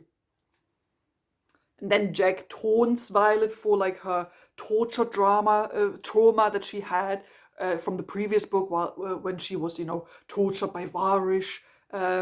in Iron Flame down here and she had to be saved. So Jack sort of like teases her about that. And then Imogen just erases Jack's memory. Because it's revealed that Imogen's power is that she can erase memory. That she can erase your memory. Like, I'm not sure if it's like recent memories or just like in general, but that's Imogen's power. It will only be used now, and you bet your butt it becomes important during a stupid plot twist very, very late in the book. So in chapter 13, Yarros discovered lampshading her problems because now the characters in the book start making fun of the issues Violet and Zayden were having in the last book. Agreed, Rydok says, and it's always the same fight. He lifts his hand to his chest. I'll trust you if you stop keeping secrets. He drops the hand and scowls. It's my secretive nature that attracted you, and why can't you just stay out of harm's way for 5 fucking minutes? Rye laughs so hard she nearly chokes. I narrow my gaze on Rydok. Keep talking and I'll plant my dagger somewhere that prevents all frog-like activity. So I think some of the criticism got to Yarros, and now she's trying to deal with it by lampshading the problem and making fun of it by her own characters. That's not how it works. Yarros, you can't retroactively like make fun of the problems you've had. It's not how it works. It's cheap, if anything. So the characters go visit Jazinia, who's like Violet's scribe academic friend, and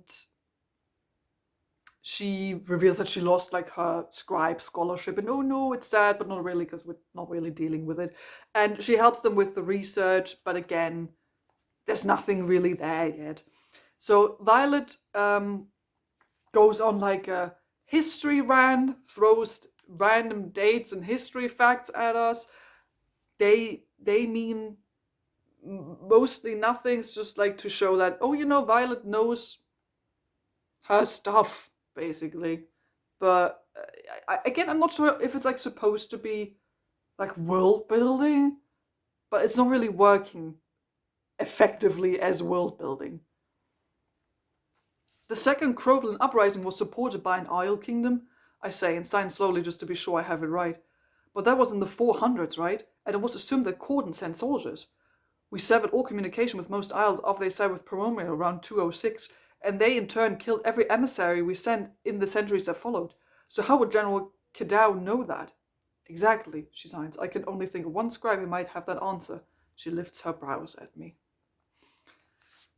So, yeah, again, I don't know if this is supposed to be like good world building. And also, these history dates don't mean anything to us, because Violet will throw out like years and be like, oh, it's the year 206 or something. It wasn't the year 206. And I'm like, I have no idea what year it is now. I have no idea in which year this story is set. So we have no frame of reference for how recent or old this history is that she's referencing. So Violet thinks that her dad's old research could help, because, her dad was also a scribe. And she needs Dane's help for that, because the dad's notes and books are like locked up in Colonel Atos's office. And so that's why Dane needs to help her in order to get to them. And then they just go back about their school business. And at this point I was like, why are we still doing like the same boring school nonsense? Like, while nothing relevant will be learned. Like, in the last book, we literally had an entire revolution. They revealed that the government was lying to the people, that leaders at the school were lying to people. Half the student body left the school to go and join Violet and Zayden with their revolution. They helped the school fight off the Venom. Like, there was like a whole, like new order founded, basically. That was sort of the impression. And now they're back to school stuff. They like go back to classes like they used to. Like, go back to the war update. Go to combat class. And it's like, why are we still doing this? Why are we still doing school stuff? It's not fitting and it's not relevant, because every class Violet has ever attended in these books, most of the time, have been completely useless and not relevant to the overall story. There's never like a point where Violet will learn something essential in like one of the classes, and then later this knowledge comes back in order to help her. Not really. This will never become relevant. And then she attends a class and with Professor De Vera, I think, and I wrote down, oh my god, they actually start applying some logic, because they are now changing some of the rules. And now they're doing combat training with their actual signet powers. Because previously, wielding in combat training, for some reason, wasn't allowed. And now they finally start doing that. And also killing is finally forbidden. They finally realize that, maybe killing off all our new soldiers and all our new cadets during a war that's been going on for several hundred years, where we're conscripting people because we don't have any soldiers left. It might be bad if we kill off all our students, so maybe we should stop doing that. Now, after more than 600 years of war, they finally realize that this might be bad logistics. Welcome to the new phase of battle, where we are not only outnumbered in the sky, but now equally matched on the field in terms of the skill of our opponents. You can and should expect to face a dark wielder with the same abilities as your friends, your squad mates, she glances my way, and yourselves. Another murmur rises and Professor De Vera silences it by raising her hand. With that in mind, the nature of challenges will change under the supervision of Professor Emeterio to include wielding in order to better prepare you for actual combat. Her voice rises above the growing number of worried conversations. But death is no longer an acceptable outcome when you face your classmates. The day of settling your scores on the mat are over. We need each and every one of you to survive to graduation. Easy to say when you're not facing Sorengale, Caroline Ashton calls out. Fair point. I have no business wielding on a challenge mat. We aren't going to throw you to the wolves, De Vera tells her. The third class you'll be adding will be a hands-on approach to prepare you for signet against signet combat. You'll have a rotating roster of professors to benefit from all signet types, and the Eastern Wing has temporarily loaned us their most powerful rider to start your instruction. And take 3 guesses as to who one of those teachers with super good combat signet powers is going to be. Xaden. Of course it's Xaden. Xaden is there. He's now officially a prof at the Biscayeth School. And my note was, doesn't he have politics to take care of? Because he's now a duke and he's like on the council of aristocracy or something, planning this war, planning politics and stuff. But apparently he has time to be a teacher.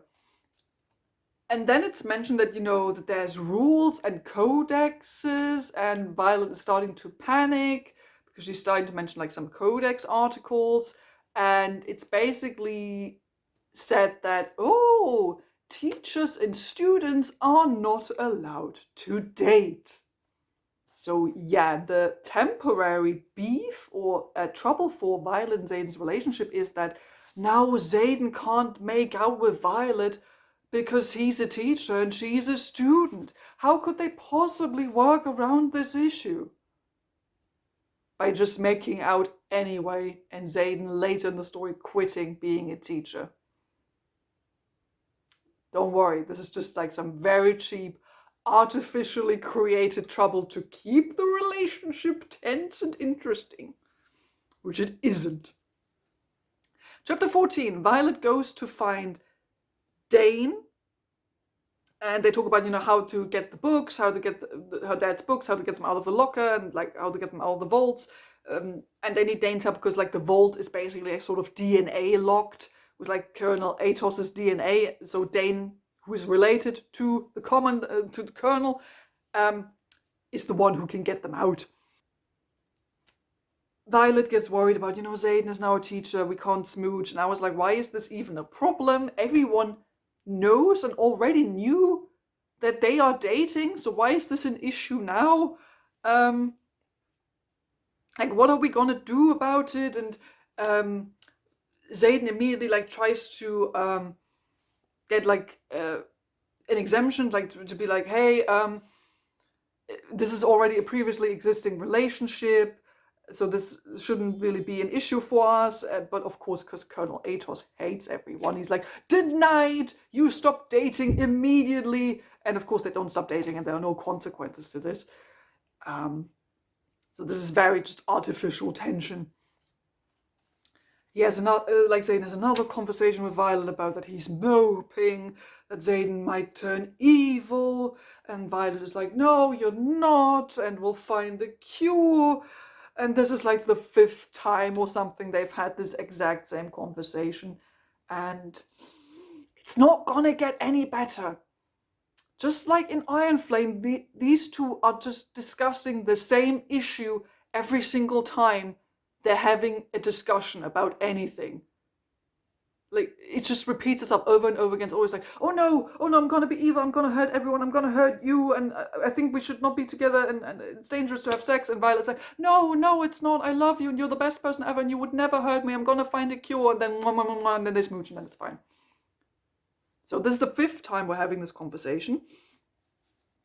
So, and then Atos like sees them, and like immediately like does like a villain monologue about separating them. There's like a whole ass monologue about these 20-year-olds that are smooching, and he's having an issue with that. I'll obey Melgren's order to give you the position, even though I think that our rider's better suited for it, but make no mistake, Ryerson, I don't want you here. Pardon or no pardon, title or not, I won't forget that you murdered the vice commandant in cold blood a few short months ago, and ripped this institution apart. Your attachment to Cadet Sorengale gives me the perfect excuse to kick you off my campus, and I would joyfully take it should you break the code of conduct, Professor. It may be General Melgren's army, but it's my school. Do you understand? Gods, I fucking hate him. That you're an arsehole? Absolutely. Xaden holds up his finger. And insulting you isn't against the code of conduct. I checked. Atos flushes scarlet and snaps a glare in my direction. Farewell's over. Get to class, cadet. This is just like really petty. This is like a man in his 40s having beef with like 20-year-olds for being 20-year-olds.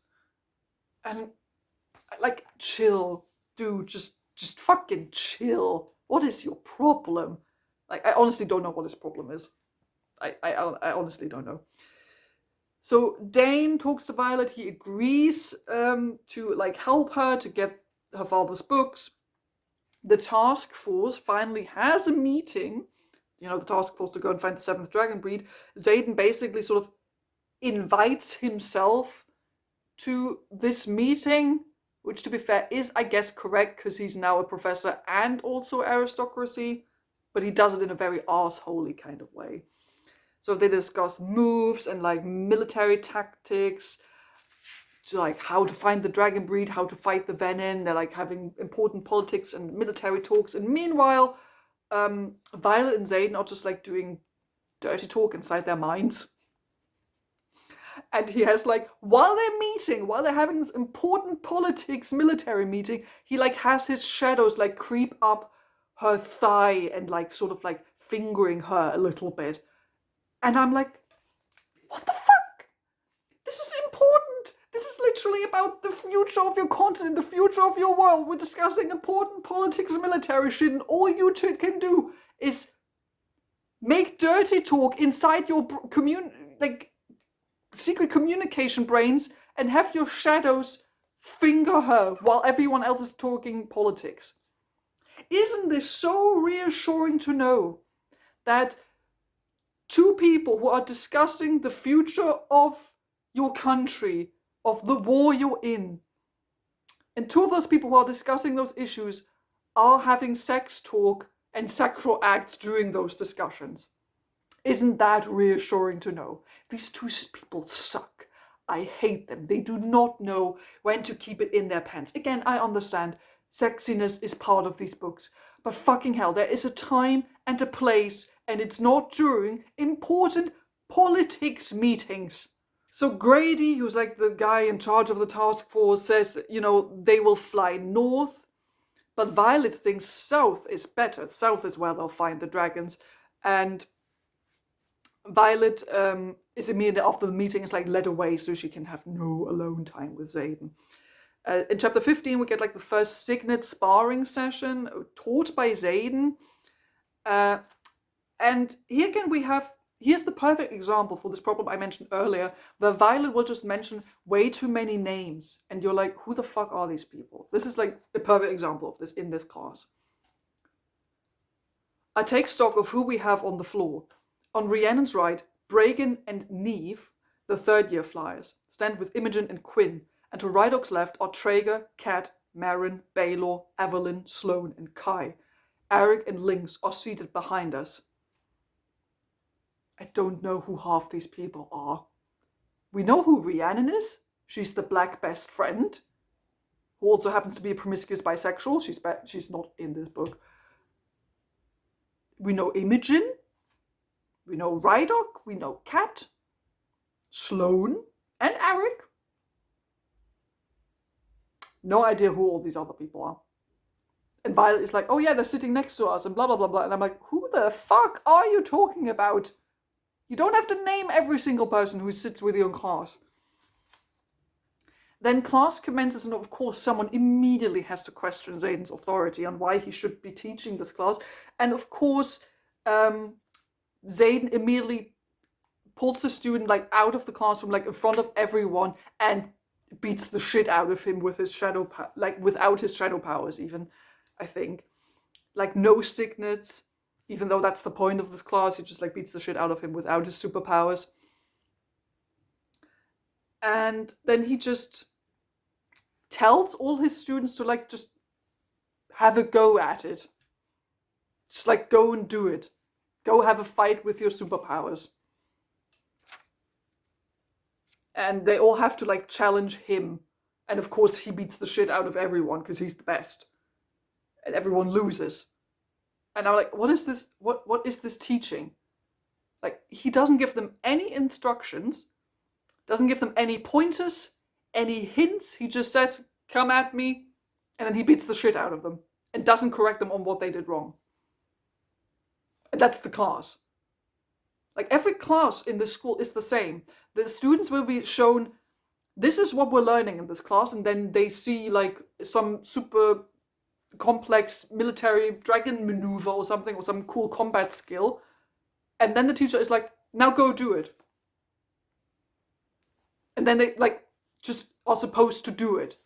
And when they fail, the teachers are like, oh, you're bad at this, go try again. And you're like, any like hints, any like maybe slowly like prep them for the task at hand, like maybe go step by step before you have to do the whole thing. Nope, it's just go do it. And if you fail, you suck.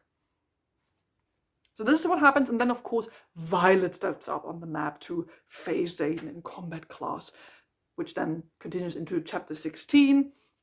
Xaden just like creates a dome of darkness, basically, with his shadows. He covers everything in darkness.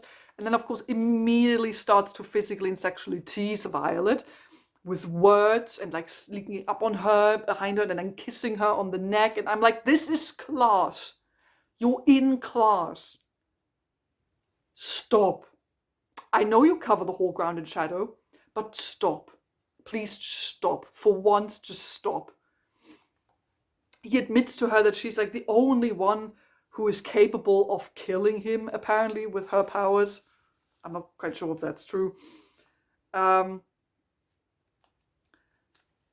And they discuss that, Xaden has become stranger over the past few weeks, even though not really. They'll constantly be like, oh, I'm worried about changing. I'm worried about being evil, and oh, I've become so strange. But like in the actual text, in the actual like interactions he's having, it's like, not really. Like he's moody, but he's always been moody and angry. So there's not that big of a difference. So like they're building. My idea was that maybe they're building up to like him, like that at some point Violet has to like maybe actually go against Xaden, that she like has to attack him, has to kill him. Not in this book. Maybe hopefully a future book. But who knows, maybe that would already be too interesting for Yarros. I have no idea. So they talk a bit about like the signet powers, and then it's revealed that like if you don't develop signet powers, because that was like a point point of worry in the first one that Violet developed her signet powers pretty late. And then they say you basically, if you don't develop signet powers, you explode? Speaking of signets, I'm starting to worry. Rye quickly changes the subject. Sloane is a siphon. Evelyn began wielding fire last week, and Baylor has manifested Farsight. Like Liam. But Lynx and Arik haven't manifested yet, and the clock is ticking. Rye finishes. What happens if they don't manifest on your timeline? Drager asks. The magic builds up, and we kind of explode. Rydop makes the correlation motion with his hand. But it's the end of January. We have months before it gets dangerous. Why did it manifest until what? May? Rydop asks me. What I don't get, though, what keeps you from learning how to wield? Because this was already, as it's mentioned here, a point of like trouble for Violet in the first book. But it's never explained why it is harder for some people to develop signet powers. And what I don't get, why even is it hard to wield your power? Because when you bond with a dragon, you get a signet power. That's the whole deal. When you bond with a dragon, you gain a signet power. So why is that even like a problem, developing your signet power? And then you just explode? Did Yarros watch Fantastic Beasts and decided that was also a good idea for her book? Just saying. So, I don't know. The superpowers in this book series continues to very much confuse me. Then the group starts just talking about their religions, like their religious preferences. Nothing prompts this discussion, really. It's just that they start talking about their religious preferences. And I'm assuming this is an attempt at world building. It's very clunky and has like no point of really being there right now. And it's not really contributing to anything, but it's there now. And then this chapter ends with Dane calling for Violet, and he says that he has to get the info by himself. Like, in order to get the books she wants from his dad's office, he's like, you have to trust me, I have to do this by myself. And that's how the chapter ends. So in chapter 17, Sloane, who we remember, is Liam's sister, Liam being the fan favorite in the first book who died, and Violet promised to take care of Sloane. Sloane talks to Violet to like to get her something from Jazinia, from her scribe friend. And for a brief moment, we talk about Violet's grief for her mother, because Sloane was involved in that whole event when her mother died. That's kind of the only time, really, we talk about Violet's grief. Like, it will come up maybe like once or twice again later, but Violet doesn't deal with her grief for her mother. Like, this person was apparently very, very important to her life, who was responsible for literally sending her to this school in the first place, apparently in order to save her life. Violet doesn't deal with this grief at all. It never really bothers her, or it's not something that she thinks about. Even though this could be an interesting emotional arc for her, no, we never mention it. And what Violet ends up receiving, I don't know if it's via Sloane or via Jazinia, what she receives are like the books from Dane. Dane found the books off screen, like literally one chapter later, and now they just have the cool book from Violet's dad. And this notebook from the dad is like magically sealed. It has like a 6-letter Da Vinci Code thing, and there's like a hint they find on a random note. They just happen to find there's like a hint that's like, first love is irreplaceable. And that's like the hint. And they only get like one try to actually open this book. So Xaden is still teaching class, Violet's attending, they're still flirting while they're in class. And then for some reason, during this class, Prince Helden, remember him? I mentioned him earlier. Prince Helden shows up to watch. And Violet sort of just like casually sidles up to him, like talks to him like she knows him, like they're friends. Even though it's not her boyfriend, she still, of course, because it's Violet, she ends up thirsting for a good-looking man. What are you doing here? I ask, glancing over at him. He doesn't seem as tall as I remember. Definitely a couple of inches shorter than Arik, but he's just as strikingly beautiful as the last time I saw him. His high cheekbones, the mouth tilted in a permanent smirk, and the perfect proportion to his features are enough to turn heads. But his eyes are the real showstopper. They are as green as summer leaves. But man, do they wander. So I was wondering, why the fuck is Violet being so casual with the freaking prince? And apparently, Violet dated the prince. The book and Violet act like we should be aware of that she used to hang out with Prince Halden, that they're friends, or exes, and then it's revealed, oh, they used to date. I'm like, excuse me, what? Violet used to date the freaking crown prince of the realm. Of course she did, because it's Violet. She's the most special girl that is ever special. Yeah. So Prince Halden, in case you want, is like the crown prince. He's the older brother of Eric, because remember, Eric is like the prince in disguise, incognito in the dragon school. So Prince Halden is basically just here for the reason you can probably guess. The reason being so Xaden can get jelly. That's literally all Prince Halden is. He's here to cause trouble. Jealousy trouble, relationship trouble mostly. So he's there now. He just turned up in class. He like brings her a message and offers Violet a deal to like find some kind of strange magic conduit, and in exchange for that, Violet will get like books and library access and stuff. And Halden attempts like to apologize for like being a dick while they were together, because turns out he cheated on Violet actually. And he tries to like touch her, but of course he's immediately gets blasted across the arena by Xaden.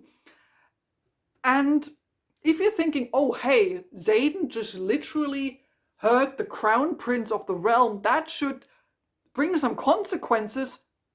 No. Because consequences are a thing that I think Yarros does not know exist. So chapter 18, Xaden does like cool one-liners on Halden, and the scene basically ends there. Violet then manages to actually open like the sealed book, basically by taking a good guess. By taking a really good guess. And she finds a letter from her dad, which boils down to giving her instructions on where to go. It tells her to go to Corden and then the country like Deverelli, and find a merchant there named, I think, Norel, and give Norel the rarest item you have. And it's like, oh, beware of the king, you can't trust the king, find a weapon to end this war, and you will be like safe beyond the reach of magic. Because, you know, Deverelli is like a faraway kingdom somewhere else outside the magic realm, I guess. So there is no magic basically beyond the continent they live on. And the continent is literally just called the continent, by the way. Why there's only magic on the continent and not beyond that? I don't know. I guess because there's dragons on the continent. But the dragons only live in a very specific area of the continent. But somehow the magic extends to the entire continent, and then when you leave the borders of the continent, the magic stops working. Why? How that works? No explanation given. So they read the books, they find out that like the Idris, the seventh dragon breed, are probably also like somewhere near Deverelli, like in the Southern Isles. So they might go there. Xaden runs in and demands to know what the fuck the deal is with Halden, why they were dating. And in order to like combat that, he like reminds Violet of how horny they are, how they've done really cool sexy action in the past. And of course that gets the two horny again as well. And Xaden basically says he's totally prepared to threaten Halden, to harm him and maybe even kill him if that's what's necessary. And that's what gets them really going, threatening monarchy. And they start making out again. The only mildly interesting thing that happens in this sex scene is that for a hot minute, Xaden is using his shadow powers to do a little bit of bondage and like tie up her hands above her head. It happens for like a hot minute, for like one paragraph, and that's the most exciting thing that happens in any of these sex scenes. And you know what I was thinking? If Yarros had balls, if Yarros would commit to the bit, those shadow powers would be used for sex. Like, to get a bit freaky, but excuse me, you have to make these sex scenes interesting somehow, because all they're doing so far is missionary sex, and that's all they've been doing. If you want to make it actually interesting and wild and memorable, use the shadow powers for sex. Like full on shadow tentacles hentai shit. Something like that. I know it's weird, but it would actually be unique and memorable. Do it, Yarros, I dare you to. Do it. It would actually be interesting and would actually make the smut kind of cool for once. So in chapter 19, they finally, after almost 20 chapters of talking about, hey, we need to find the 7th dragon breed, they finally start looking for the 7th dragon breed. Everything we've read up until this point is pointless. The first 20 chapters of this book can be thrown out. They do nothing for the plot. Absolutely nothing. They're just filler. Now, we're actually getting the group together. We have a group of 8 who travel to like the border, and everything just gets mentioned like way too quickly. We're just like sort of montaging this. There's no sense of like actual like time or progression, how long everything is taking. We're just like sort of rushing through the descriptions, essentially. We have about 12 hours before you start to feel the pain of distance from Andarna. Tan reminds me as we cut through the night, opening the conversation to Sigale and Saden's pathways. I have no desire to test the 3 to 4 day limit that riders and their dragons can be part, nor to suffer the fatal consequences. 3 hours to anchor, 1 hour to locate the citrine, 3 hours back. A third of the riot stationed at Samara launched an offensive against a known stronghold just north of the fortress an hour ago, which allowed us to slip through the Red Line on Battle Brief's map unnoticed by the enemy. Everything is going according to plan. 3 hours later, it feels almost a little too easy as we land in the desiccated village square of what had once been Anchor, definitely not occupied. Other than evading 2 patrols of Wyvern by staying low, we haven't seen a single enemy, only sparse villages and dimly lit encampments of civilians between the land, the Ven and Drain, and their advance towards Samara. Tan sets his claws down first as usual, despite being told to hang back in formation by Grady, and the rest follow suit around the withered remains of a clock tower. Like on these travels, like there's like some trouble breaking out. Like Violet tries to like find this conduit thingy that Prince Halden told her about. This Grady guy who was supposed to be in charge of the task force ends up dying, I think. He like gets set on fire. The whole sequence of events is very confusing and not that important. Like chaos ensues, there are wyverns.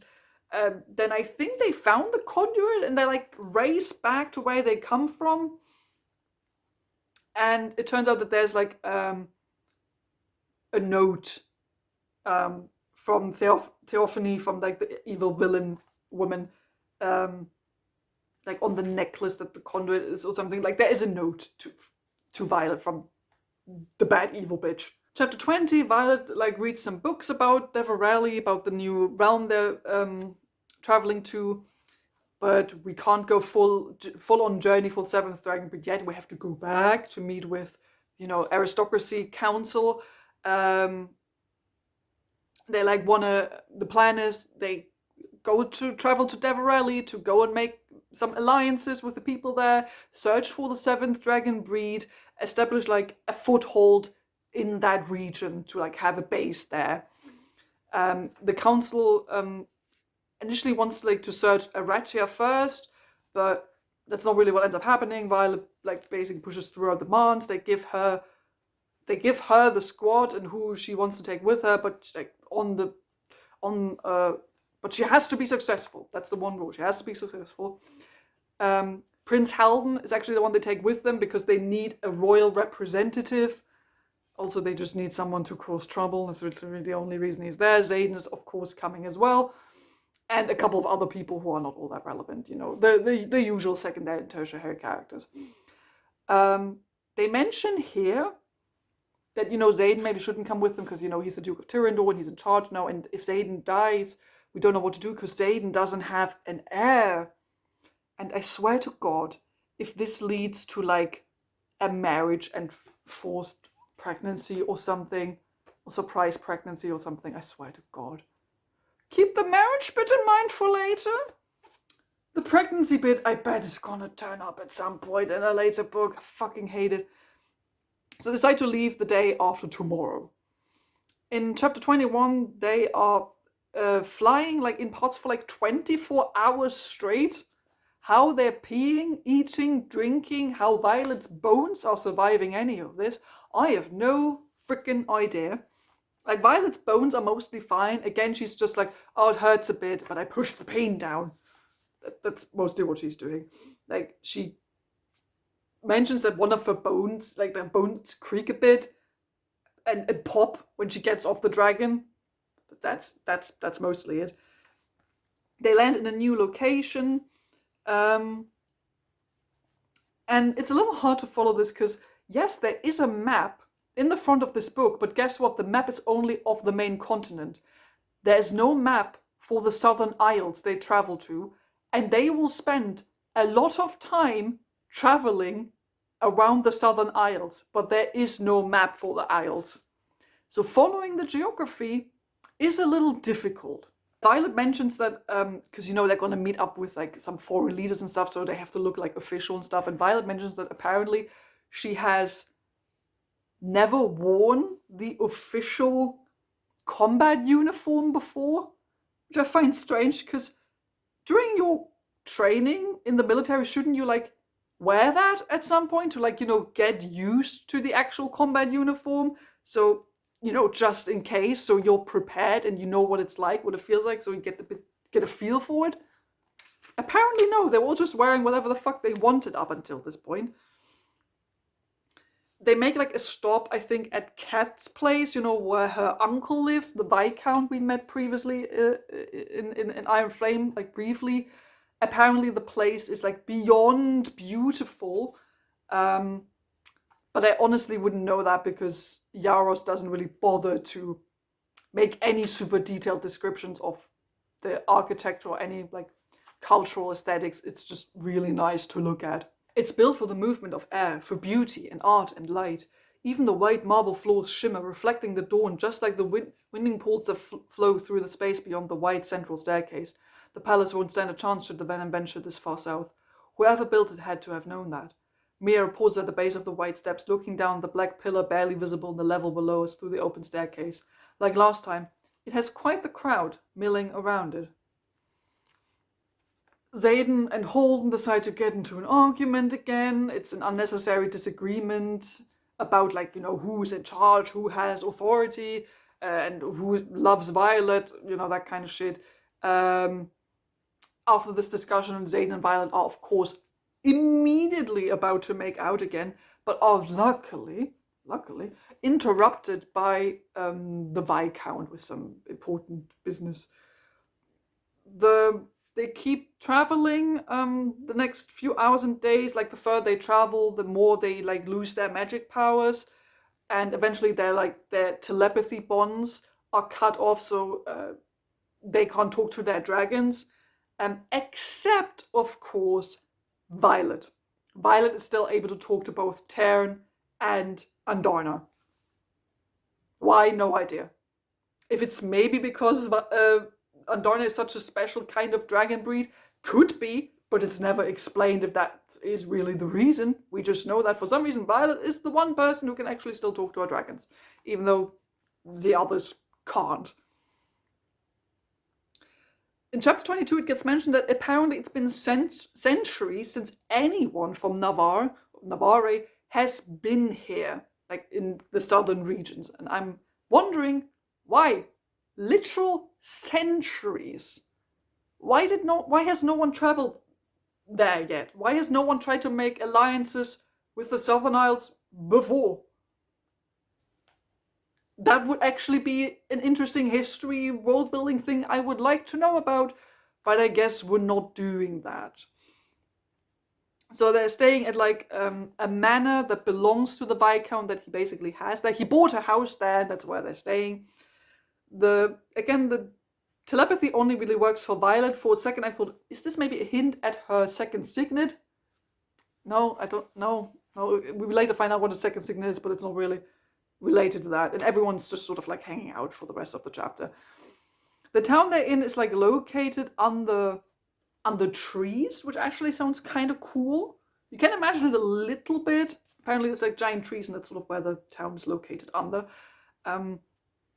Xaden makes conversation. He actually makes casual conversation. He asks about Violet and Dane's like childhood. Because, you know, Violet and Dane grew up together. And everyone is like super shocked that Xaden is having casual conversation with Dane or about Dane. Everyone's like, oh, what the fuck's happening? It's all just filler talk, by the way. It's all just filler talk. They're just having random conversations about, oh, that's what my childhood was like, blah, blah, blah. Like, it's not really important. They end up being at the marketplace. And they still like keep talking a bit about their backgrounds and their history, especially also like Xaden's background. And I think they're misinterpreting his background story a little bit. I try not to look but fail, and when I glance over my shoulder, I catch a glimpse of her shrugging and quickly looking away. Maybe this is who he could have been if his dad hadn't led a whole rebellion, fucked him over by getting executed and having him thrown into the quadrant and making him responsible for all the marked ones at the age of what? 17, Rydok muses. Yeah, I agree. My eyes on the door. That. And yet, if all of it hadn't happened, would we still be us? Or was the miracle of our relationship the result of a precise combination of tragedies that broke us both so completely that when we collided, we became something entirely new? Or it could just be that he loves Violet, so he's not a dick to her, Mira says. I don't know. It just feels a bit weird how they're interpreting this. Like, if his dad had led a whole rebellion and fucked him over by getting executed, it's not like... You know whose fault it is that Xaden ended up at the Dragon School? That he ended up taking care of all the rebellion kids? That's the fault of, not his dad, not really, but like the ruling class. Because the ruling class conquered the rebellion, then decided, oh hey, we're gonna execute you, and all your kids from now on have to join the deadly school of death as a punishment. That's not the fault of Xaden's dad. And the fact that he's like, that Xaden is responsible for all the marked ones at the age of 17 was his idea. He talked to Violet's mom and was like, I'm gonna take on the guilt and responsibility of all the riders, of all the rebel kids. Xaden was the one who offered that. So, I don't know why everyone's acting like this was like thrust upon him because of trauma. Yes, his dad led a rebellion, maybe without thinking about his kids. Yes, fair, but everything that happened after that, not the dad's fault. So they keep traveling, they're in the marketplace, looking for people. Of course, they keep mentioning that Violet and Xaden are on sex withdrawal, because it's just really, really bad for them to not be able to have hardcore sex. I swing my leg over the sable mare and dismount into his arms, noting how he takes his delicious time siding me down the length of his body. He keeps our eyes locked, and the heat I find there, the need that flares as my hand drifts down his chest, make my breath catch. I reach for our bond out of reflex to tell him how much I want him back in my bed, and my hands fist the fabric of his uniform when I remember it's blocked here. I miss the bond, I whisper before I can think better of it. Me too, but you don't have to say what you're thinking for me to know, he whispers. Yeah, so just in case you forgot that they're horny and can't have sex, they can't have sex, and apparently it's the worst thing in the world for their relationship. So they ask about this, like this Narelle person that Violet's dad told her to find. Someone attacks them because of that. They defeat them very easily. And then like an old lady recognizes Violet because of her dad. And it's like, oh, hey, aren't you like Asher's child? Asher's the dad. And then they find out, oh, hey, this is the person we've been looking for. So the shopkeepers They're like at a shop, and the shopkeeper's mom has the books from the dad. And she's like, oh, yeah, your dad was such a nice man, and oh, the boys from your country seem to be very handsome. And she like called Zayden and Dane handsome, because of course she does. We get like a little world building fact that in Deverelli, they don't worship the gods. They just drop that here in it feels a little awkward. It's still in the conversation, but I guess it's a neat little world building detail at least. The old lady then mistakes Zayden for Dane, so she addresses Dane and is like, oh, you're like this nice young man, nice and handsome young man that Violet is dating. And Zayden, of course, is like, no, I'm Zayden, I'm the one who's dating Violet, how dare you talk to this other man? And it's very awkward. Everyone like loses their shit. And my note is here, you know what would be great? If Brennan was here. You know, Brennan, Violet's brother, who was presumed to be dead and then turned out to be alive, and he's like supposed to be the super important person who like leads the rebellion and knows a bunch of like world building and history stuff. I wish he was here. He's not, for some reason, because why actually build on the family relations that we've established? Then the old lady gives them like a riddle, and Violet has to answer like 3 questions in order to get the books. And we basically get just another history lesson, like Violet just rattling off facts and history and blah, blah, blah, blah, blah. Then she gets asked why she left the prince, why she left Prince Halden. I'm like, how is this relevant to her being worthy to receive her father's academic books? I'll tell you how it's relevant. To create some cheap relationship drama. So here we find out that they broke up because Prince Halden cheated on Violet with actually a professor. And Violet says that she never dated Halden because she wanted a crown. She never wanted a crown. And I'm like, you never wanted a crown? Guess who has a crown? Zayden. I bet you bet your butt Violet's gonna get a freaking crown because she's gonna end up getting married to that guy. Or the foreshadowing is strong and not at all subtle. So they end up getting the books from Violet's dad. They end up getting 6 books, and all of them are locked again with like a passcode. And back home, Violet looks at the books, but then it's like, okay, we're gonna figure them out later. And Violet like takes a bath. Zayden is there, they're talking, and they're smooching. Again, there's no build-up to these. These chapters will just be like, oh, actually, sort of interesting, plot-relevant stuff. Cut to the next scene, which is Violet just peacefully hanging out, and then it's just Zayden coming in, and they start making out. No build-up. So all these sex scenes feel so fucking random. So in chapter 25, they make out, they're going at it, they like have to be quiet because they're like in the house staying with other people. It's fine now. They can finally shag because remember, they're now in a region where there's no magic. So Zayden can't like accidentally channel the evil magic. So they finally, after 6 weeks of not having proper sex, oh my god, they can finally shag the hell out of each other. And he's like, oh yeah, I always want you. He's like, I want you 24/7, basically. And then they have what my girlfriend described as psychic damage sex. Because I read the scene to my girlfriend because I didn't want to suffer through this alone. And they groaned so hard. And at the end she was like, this gave me psychic damage. And, you know, it's all the same. It's like everything is so perfect. And everything is so hot. And everything Zayden does is like the best thing Violet has ever felt. My favorite phrase in this scene was, they're flying open at the seams. Like a teddy bear that's exploding, I guess. They have sex on a table. The table ends up breaking. That's the most mildly exciting thing that happens here, by the way. I will tell you what the moment was that I died.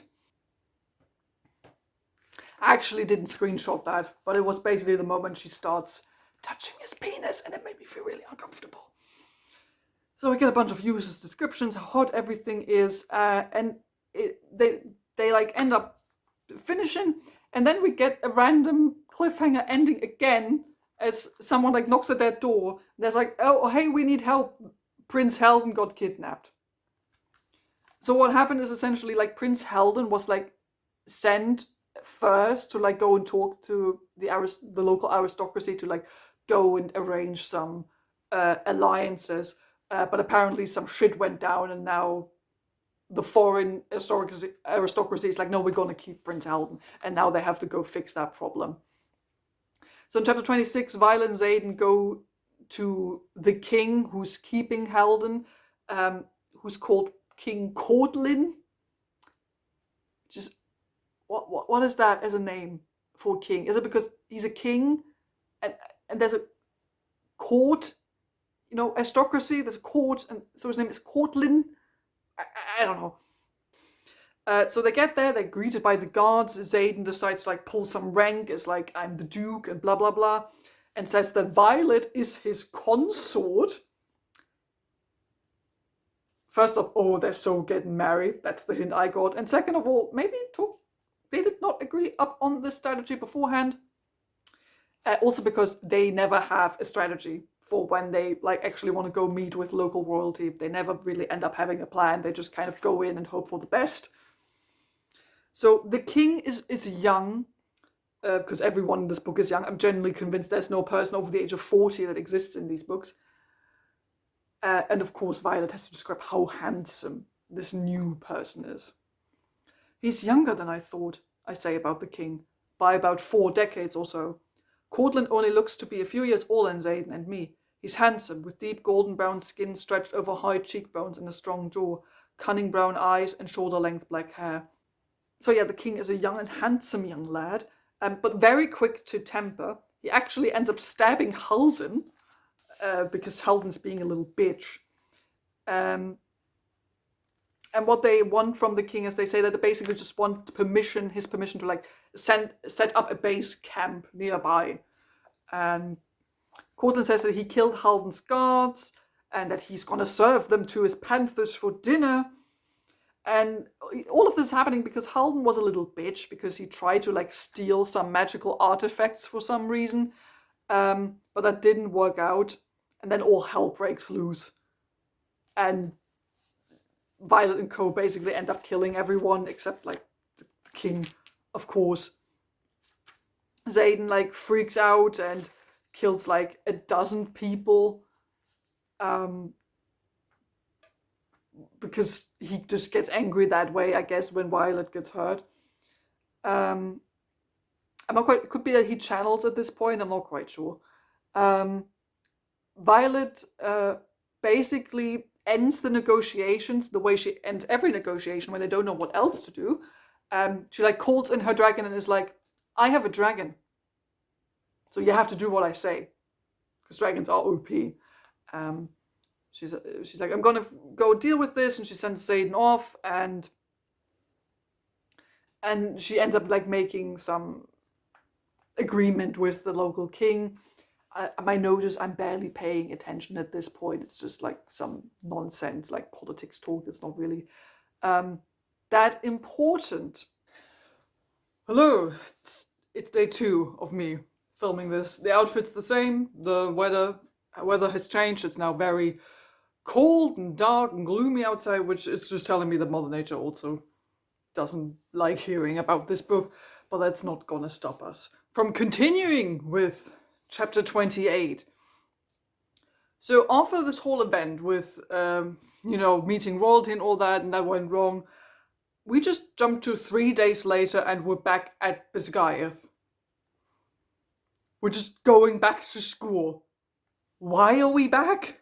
Like, I thought they were planning to like establish an outpost, but now they're back at school?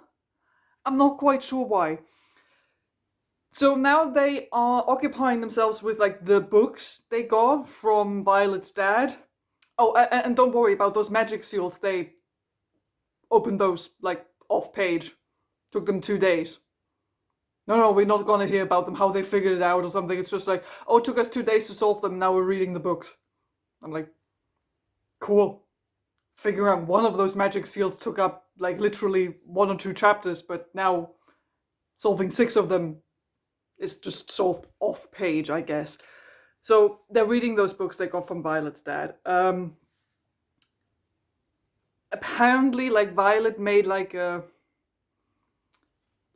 trade, a deal, like we heard, with the king they met, and it's something about like how Xaden is going to be kept safe in exchange for like Violet's life or something. It was really confusing, and we're not gonna meet like this King Cortland or whoever the hell this is, never again.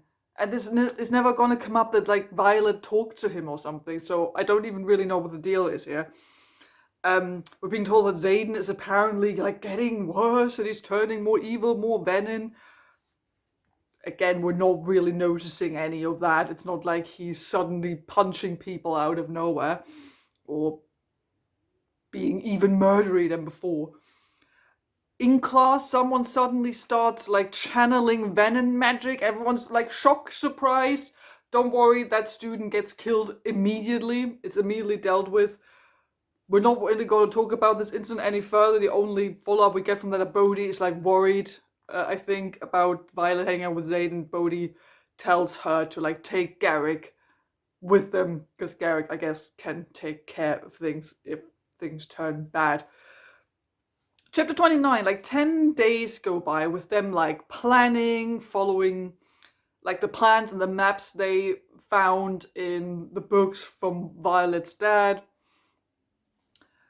Xaden and Halden, Prince Halden, they're doing nothing but like having really childish fights, not behaving like people in their 20s at all. These two are like always behaving like when every time someone is jealous in these books and they're like relationship issues or people are fighting, they behave like they're jealous 16-year-olds, not like people in their 20s who, you know, maybe like talk about stuff. I get that it's difficult, but maybe try. I don't know. So then Eric, so remember Eric is the prince who joined the Dragon Rider school incognito. He's like the third son of the king, I think, and the royal family thought he was missing right up until now, until like Eric now reveals himself to his brother and is like, oh hey, I've actually been hanging out at the dragon school. And Halden's like, what? Where the fuck have you been? And now Eric is like, hang on, I'm gonna join you, and you don't have to take my shit brother anymore. He's just causing trouble. I can be your royal representative and I'm gonna come with you. And that's Halden out of the story. No, really. We're not gonna meet Prince Halden again, not really. At least like maybe gonna turn up once or twice in the background of a future chapter, but that's it. That was his impact that he had on the story, causing jealousy for Xaden and causing this one sort of plot relevant trouble with that one king. That's who he was. Prince Halden was a plot device. Nothing else. He was barely even a character. His only personality was that he was an aloof twat. That's it. That's all we got. So now Eric is taking the position of royal representative. They're taking him with him. And they're like talking about the maps and like where they're gonna go and talking about the geography. And again, I was like, oh, I wish I could look at any of this, but there is no map for this part of the story, because I don't know why. There's only a map of the continent, not of the actual area a large part of this book is set at. I don't know. Meanwhile, Mira, so Violet's sister, the two of them are fighting. Like it's about some weird family business. Like Mira says that she like visited their grandma, and there's like some weird family mysteries, and they're fighting. I didn't really quite understand why. Maybe Mira's also upset that, you know, their parents sort of like literally chose Violet to be the most special person in the world, and Mira was sort of like shoved aside. I guess maybe that's also why she's upset. So they're like out traveling now. Then a man approaches them in the middle of the night, and everyone's like said like alarmed. But it's actually someone who was sent there from royalty, so they can go meet the royal court. And at first they're like, hey, we request, you'll work for the king or queen, right? We request an audience with royalty. And then they say no. And then, of course, as always, the immediate solution to this kind of problem is threatening them with dragons. Because that's the only solution they can ever come up with, because they never plan any of this shit. And of course it always works. So they like threaten them with dragons, and the person's been sent from like the royal court. It's like, okay, half of you can come.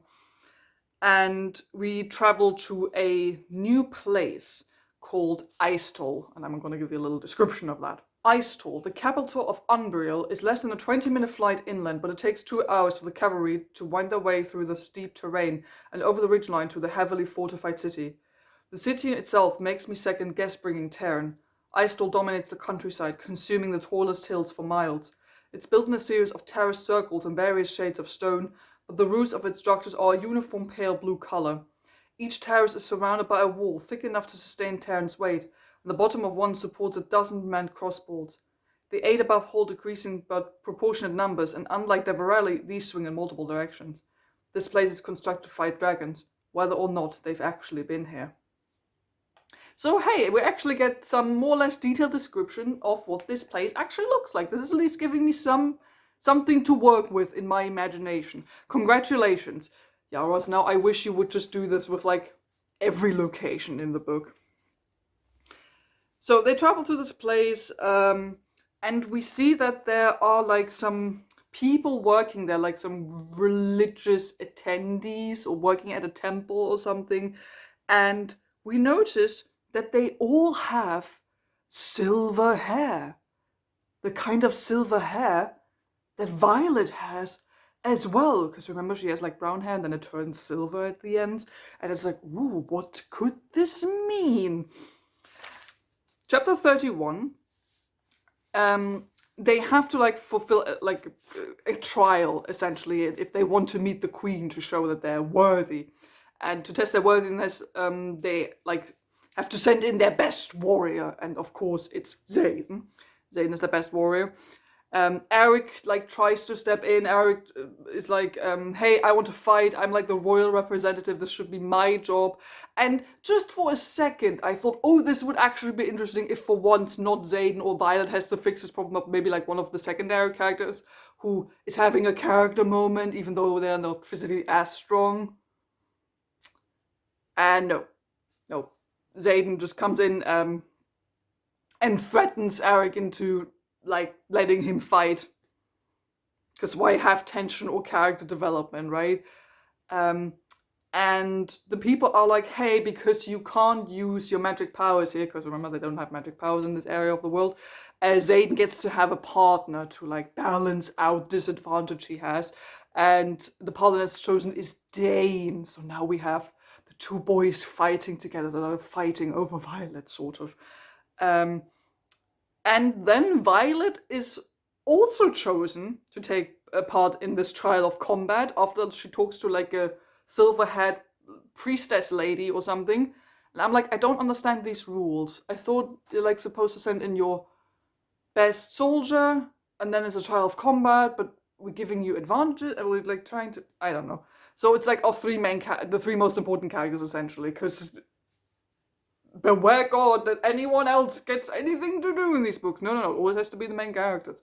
And for a second I was like, oh cool, maybe they have to like fight as like a trio, and it will become obvious that, you know, Zayden and Dane are having problems and they have to like learn how to overcome their differences, and all this is gonna be like portrayed via them having to fight together, you know, using the language of the combat to communicate their problems they're having on the inside with their relationships. And no, they're all fighting like one singular person. Zayden fights someone, Dane fights someone, and Violet fights someone. And we're stuck in Violet's head, like in her POV anyway. So it's like best of three, basically. Who wins these three? Like 2 out of 3 have to win this. So Violet has to fight like this really big, muscular lady. She gets angry, like in anger, it's mentioned that lightning strikes somewhere, and for a second you're like, oh fuck, she's not supposed to be able to like cast magic powers. Was that like her doing something? No idea. It doesn't really get mentioned again that this is something that happened.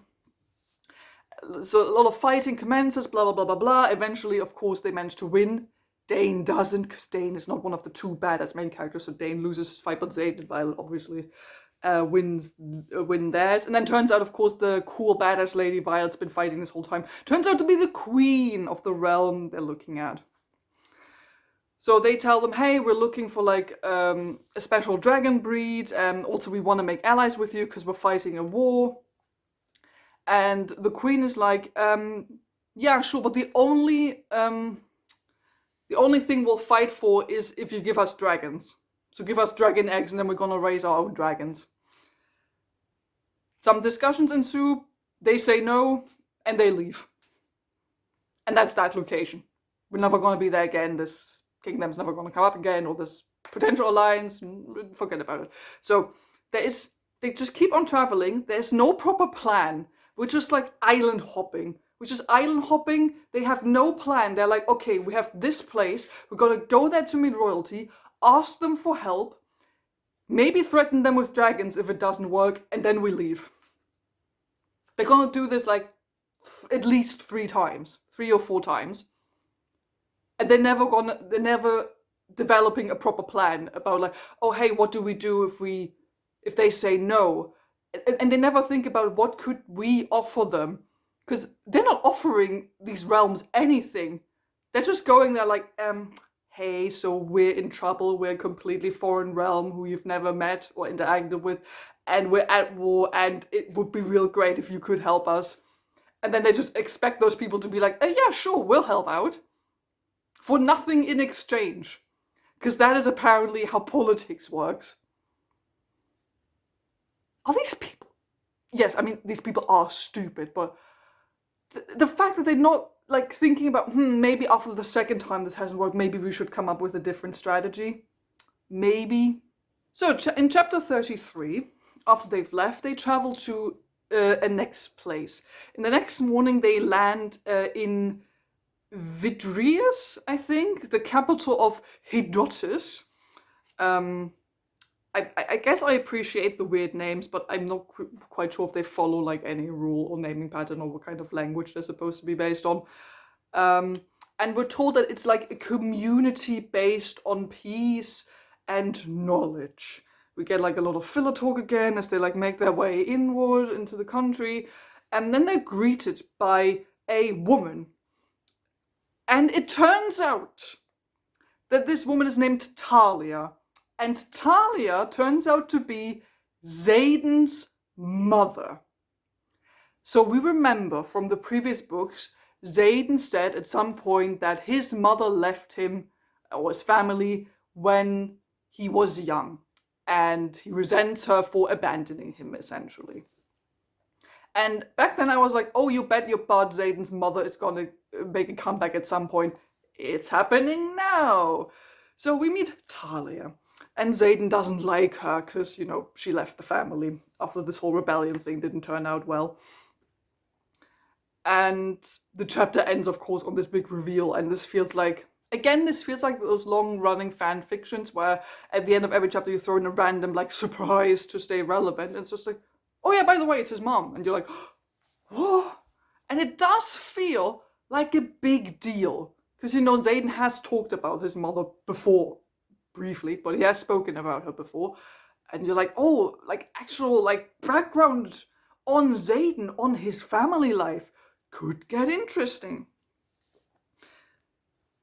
So in chapter 34, we just skip the initial reaction to Xaden meeting his mum. Yeah, we just skip over the emotional, immediate impact this revelation has on Xaden.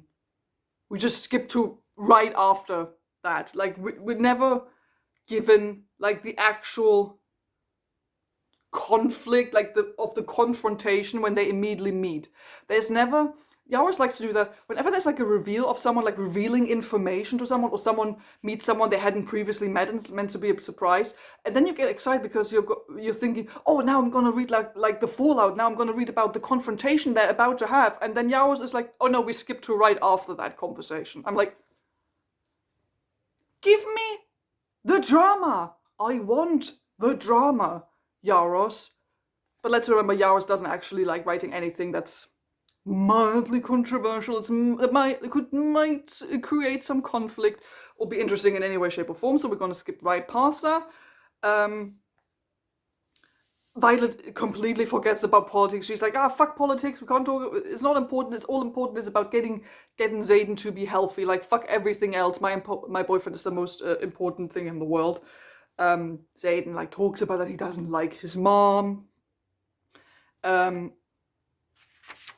Also, it's kind of weird because they're like two young children, also hanging out with the family, and it's very heavily implied, those are her, like the mom's new children, those are Xaden's like half siblings. Again, potential for like big emotional impact.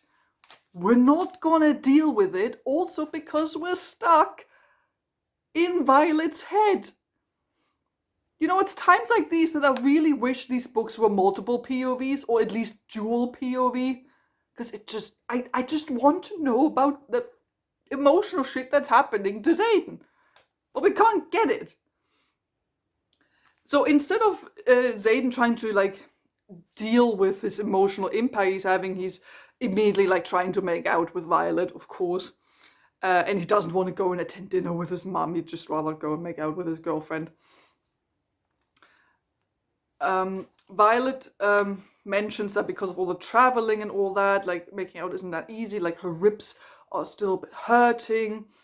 And what I like here is that she says a line where I'm like, is this world completely 100% dependent on magic, like all the time?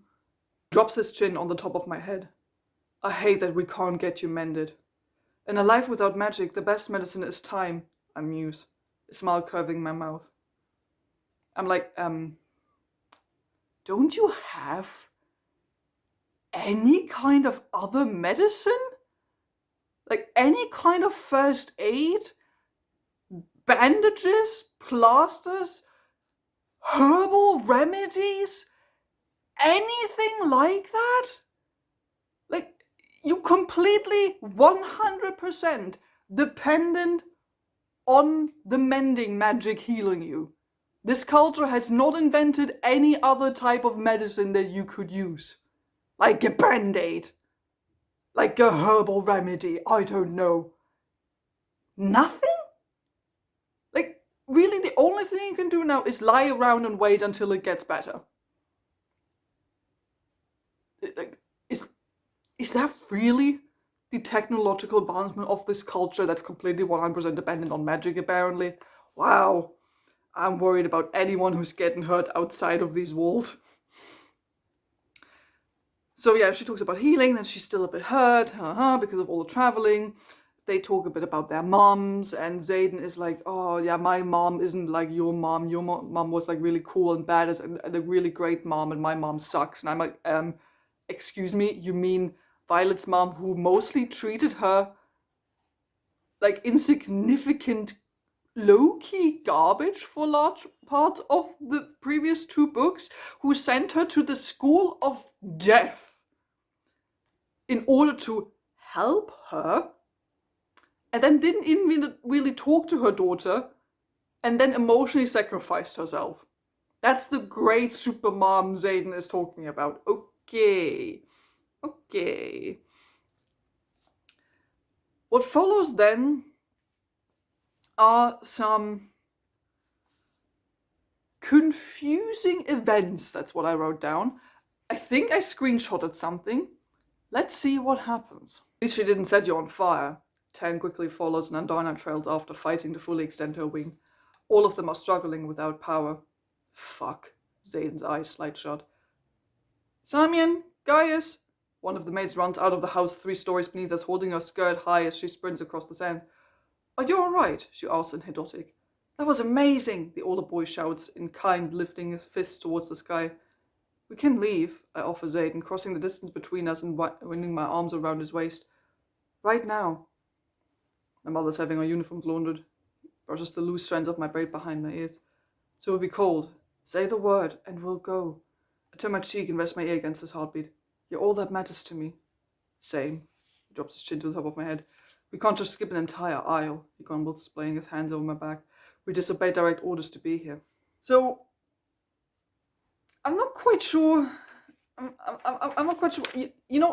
I get what's sort of happening, that, they're like on the balcony or something looking out the window, and then the kids are like running in and they're seeing them. But you know what I mean? That sometimes I'm just missing interjections that tell me what is actually going on between lines of dialogue. So sometimes I have to like reread those passages to be like, what are they doing like in between? How do they like actually transition from one moment to the next? Do you know what I mean? That's sort of what I'm having trouble with here. So apparently as we just heard, they disobeyed orders. But will there be any consequences? You take a good guess. Viewers, you take a good guess.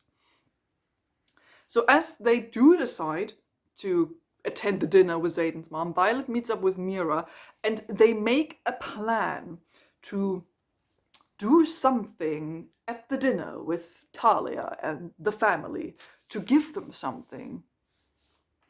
What could it be? So chapter 35, we're attending the fancy dinner, and they talk about like politics again, and they talk about, Xaden now being a duke, and they talk about him having heirs again. My note is, please don't get Violet pregnant. I swear to God. Kat is also attending the dinner, by the way, and they talk about, that Xaden was originally supposed to marry Kat when they were younger, but it didn't work out. And Kat is like, oh no, I'm totally over Xaden now. Besides, I'm with someone else now. I'm like, what? When? Since when did that happen? Like, the book is acting like we are fully aware of that this has happened, that Kat is now over her crush on Xaden and has now started dating someone else, and that we know who this person is. And I'm like, I have no idea what's going on, because this book never really concerns itself with the events or the character development of any of these secondary or tertiary characters. Also, there are way too many characters and way too many names. I can't remember all of them. So apparently it's like, oh yeah, Kat now has a new boyfriend, by the way. So they talk about, official bonds, official marriages, since Xaden is now important to like royalty and aristocracy, and they talk about like official bonds via marriage, that Xaden should get married, and Xaden is like, oh yeah, sure, I'll do it. As long as I'm married to Violet, we can do it right now if you want. And I'm like, Xaden, shut the fuck up.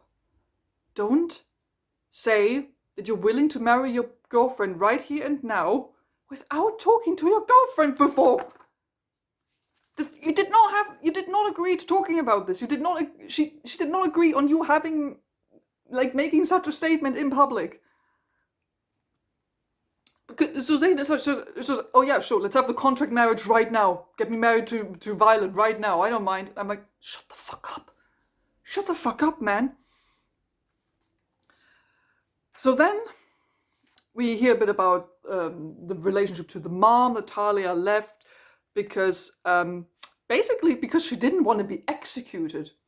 So, because, the rebellion failed. She was married to Xaden's dad. Xaden's dad was the leader of the rebellion. The rebellion failed. The dad was executed, and she was like, well, I don't want to get executed. I'm going to leave the country. However, she was unable to take, for whatever reason, she was unable to take Xaden with her. Her excuse is like, oh, but you're like the heir to Tyrrendor, so I had to leave you there. And I'm like, isn't he still the heir of Tyrrendor if you take him with you? Also, you could have just gone with him. You could have just taken him with you and make a new life somewhere else, just like you did. It's not really the best excuse, Talia. So they get to fighting. Everyone's like upset. Like everyone gets angry at Violet and Xaden. Of course, Mira immediately jumps to the defense and is like calling Violet the smartest person in the room, and Xaden's like the coolest. So you better not fight with them. And the others are just like really intolerant, like dickish assholes as they're fighting. They talk about like the culture and their politics and the places they come from. The continent Violet and Co. come from finally gets an actual name, because canonically the continent has been named the Continent. And I don't know if Yarros decided to finally give the continent a name because people were making fun of the fact that it's just called the Continent. But the people they're meeting with are like, oh yeah, like coming from, I think it's like Amarils or something like that. Amalekis, there's like different versions depending on the language. And Violet's like, oh, okay. Oh, I guess we'll start using that now. And I'm like, oh, Yarros is thinking that she's being clever. Oh, Yarros thinks she's being clever, isn't she? So they do mention that they're looking for the 7th dragon breed, but negotiations aren't really working out. Then they notice that chocolate cake was served, which is apparently Zayden's favorite. The mother still remembered that. But then it's like, hey, how do you know that we were going to be here, so you prepared chocolate cake? And then it's like, oh no, they knew we were coming. And then the cliffhanger ending is the cake was poisoned. So we get so many cliffhanger endings now. So that was the cliffhanger ending to chapter 35. Chapter 36 has the most interesting thing in this entire book happen. And the most interesting thing is Xaden gives Garrick mouth to mouth. And that's the most open, queer adjacent representation we will ever get in any of these books. Because sure, like Yarros will offhandedly sometimes mention that some of these characters maybe have boyfriends and girlfriends, or what, I think one random secondary character, not in this book, but I think in like the first or the second one, uses they them pronouns, a character who's not relevant in any way, shape, or form.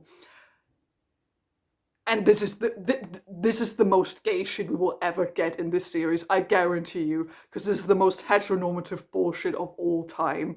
Like, none of the queer stuff is actually like at the forefront of any important character. All the important characters are very heteronormative. All the characters do actually matter and are important to the story. So yeah, Xaden gives Garrick mouth to mouth, because poison.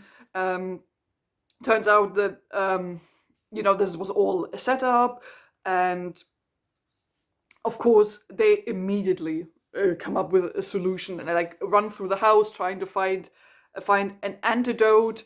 Violet realizes, oh yeah, I know what it is, and she tries to find it, and then the chapter randomly ends on Rydok getting stabbed. Do you know what I mean with these stupid random cliche cliffhanger endings? So Rydok just gets stabbed by some rando who's working at the house, who's trying to stop them. Chapter 37. It's fine. Rydok's fine. Because, turns out he wasn't stabbed for real. Rydok! Fear pours into me, colder than a snow call in January as I stumble forward. No. The words form a chant of pure denial in my head. That's unfortunate, Rydok says quietly, staring down at the knife that protrudes from his side. Not Rydok. Not anyone, but especially not Rydok. This isn't happening. Not again. Not when we're thousands of miles from home and he hasn't graduated or fallen in love or gotten to live. You're all right, I whisper. Just keep it there and I'll get Traeger. Rydok reaches for the knife's hilt. No! I lunge across him to grab his hand, but he's already yanked the blade free. I slam my palms over his side to stanch the flow of blood. But there isn't any. No hole on his shirt either, just 2 slices through his flight jacket and a cut in the counter. The blade caught the edge of his flight jacket, not him. Thanks for immediately diffusing the situation. I was starting to get excited there for a millisecond.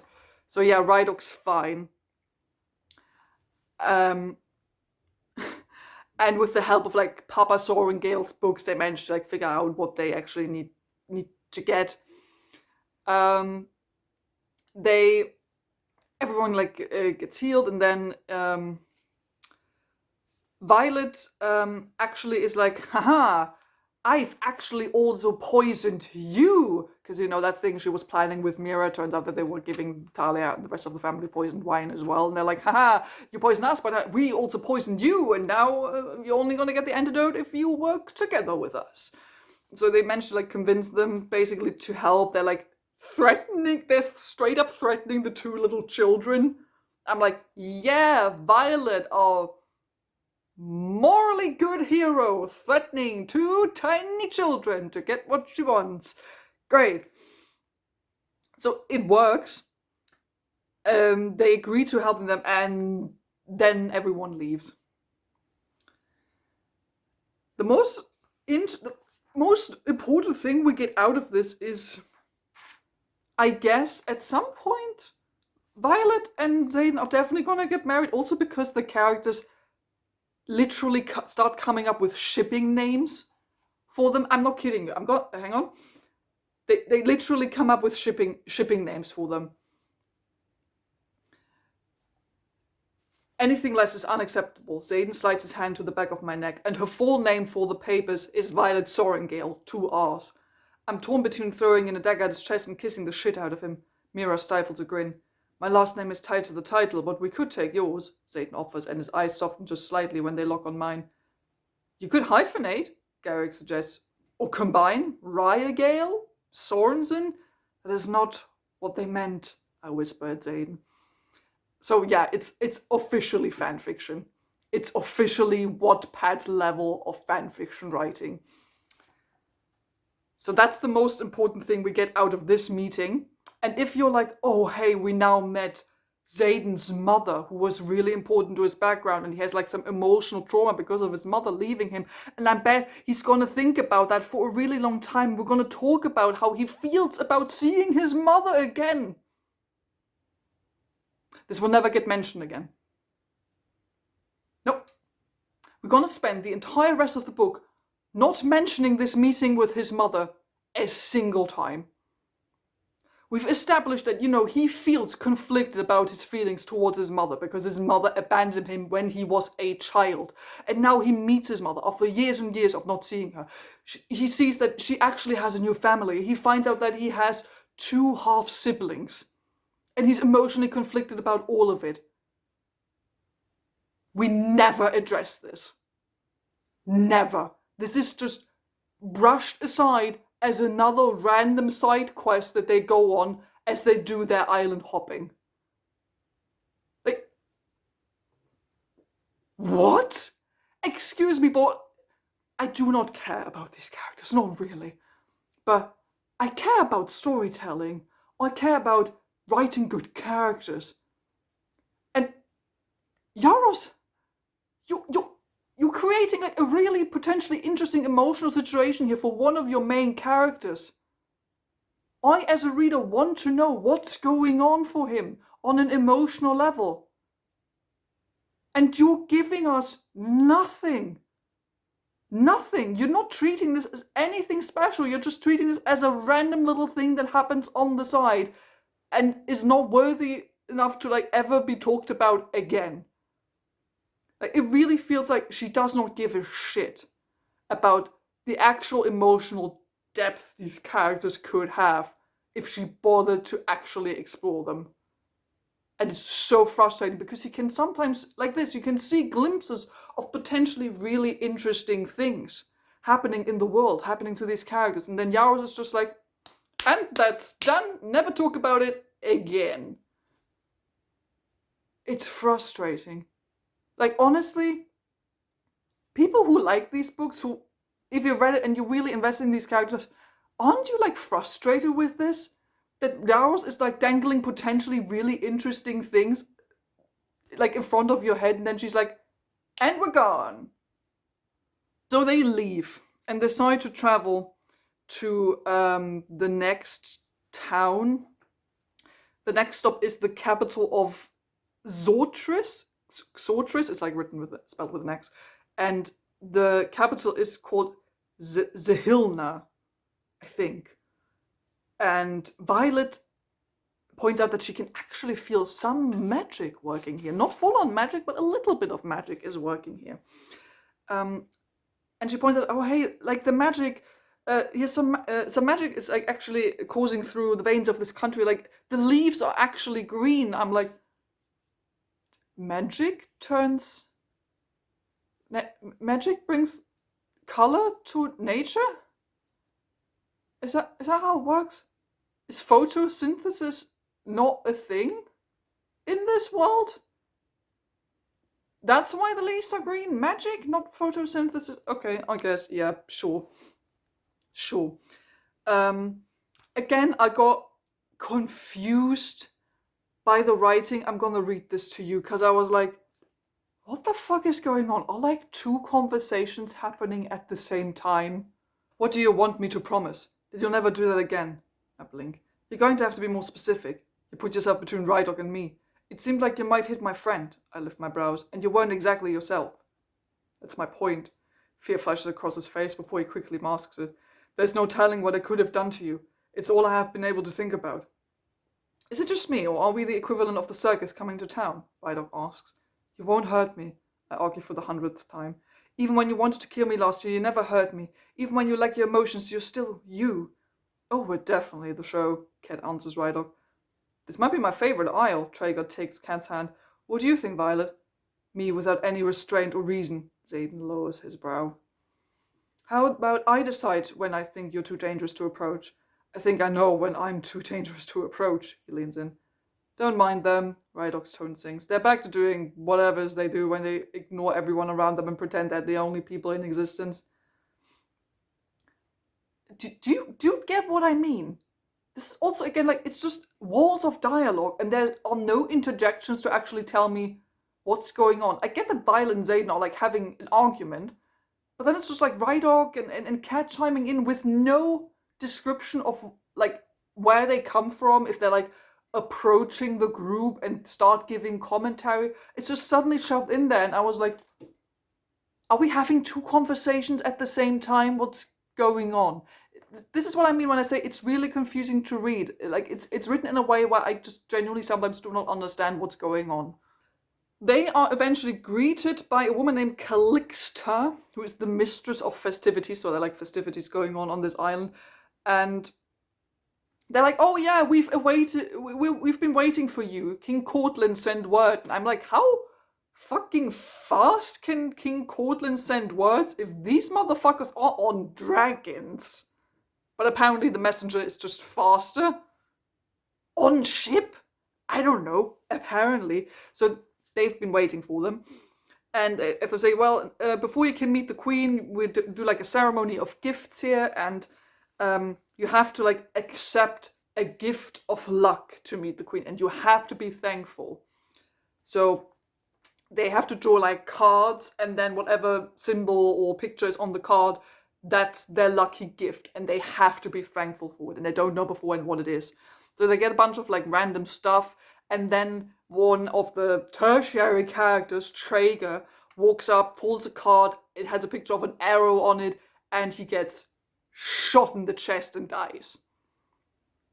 Oh no, Traeger! Who the fuck is Traeger?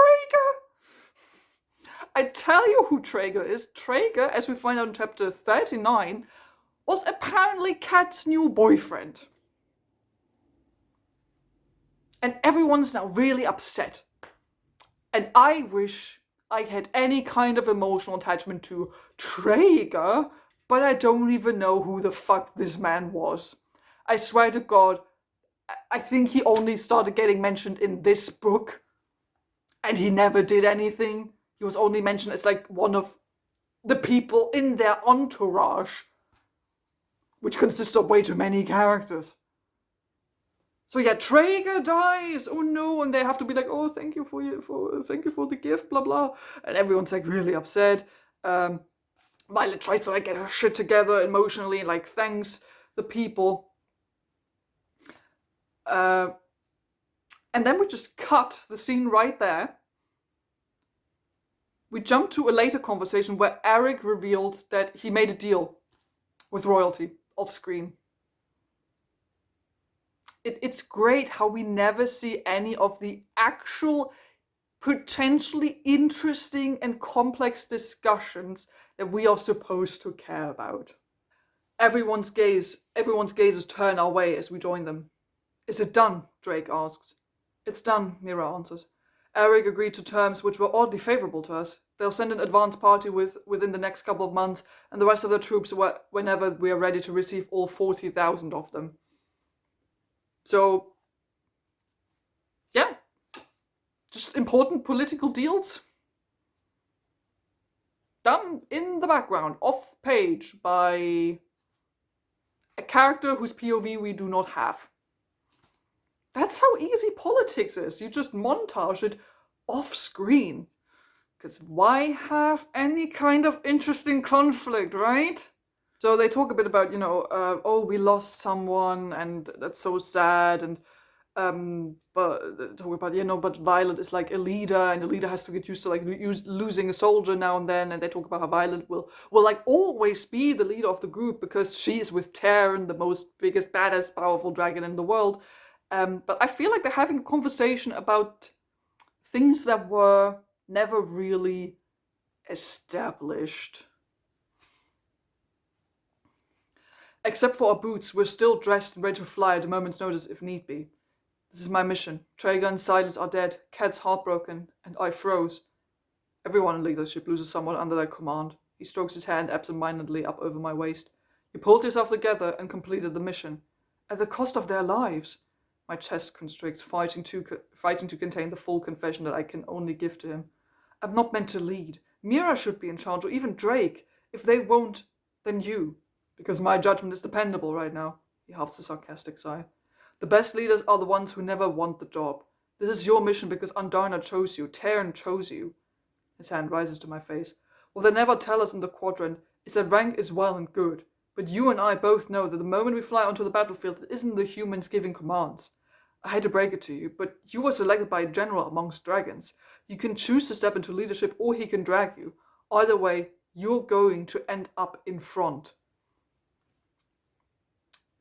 Excuse me, when was it established that Terran is like a general of dragons, and that is why Violet is also destined to be a general and a leader? We've never made this connection or this kind of allegory or anything close to that. This has never been mentioned in any way. And Terran has never really pushed himself up front to be like, I'm the leader of the dragons and we're going to lead everyone into battle. This has never been a thing. And up until now, rank has been super important at that stupid school of theirs. Rank's been real important. But now they're talking about... Again, I feel like they're talking about stuff that they feel like we know about. But I'm looking at it and being like, I have no idea what the fuck is going on. Okay, chapter 40. They travel northwest. They find more magic. Like, magic is slowly returning to the geography, I guess. And they decide to, go and search like a bunch of little isles. And I noticed that this basically feels like a video game quest, it's like a video game quest where you are tasked to search multiple locations, but it's already programmed in a way that you're not going to get it done until you reach the last marker, regardless of where you started. This is what this feels like. Just like a video game quest. Then Violet and Xaden are, of course, having their talks again about, oh no, Xaden's turning evil, but no, you're not gonna turn evil, I still love you. And Xaden talks about emotional triggers and stuff, and my note is I don't think Xaden understands what an actual emotional trigger is. It's hard to know I could be at full strength if I just... He swallows and my grip tightens on his wrist. But I won't. Not unless something triggers you. Unease rides the heel of the retreating shadow, sliding down my body and leaving goosebumps in its wake. That's the other reason I sent you with Garrick. Xaden tenses. In case I channel. I shake my head. So you don't. The last time you did it was because of me. I'm a trigger. He flinches. You're not a trigger. You're the only thing I can't fathom losing. Wielding to protect you. It's always been an instinct. But now, it's uncontrollable. I know, Xaden, that means Violet is a trigger. Your feelings for her are an emotional trigger for you that makes you channel magic. That's literally what that is. So, Violet's kind of right in that case. So they're all hanging out, they're setting up camp near a beach near the coast. Everyone's just sort of hanging out. And then the 7th dragon breed just shows up. Yeah, they just start turning up they're under the sand, hidden under the sand like chameleons. And they're just here now.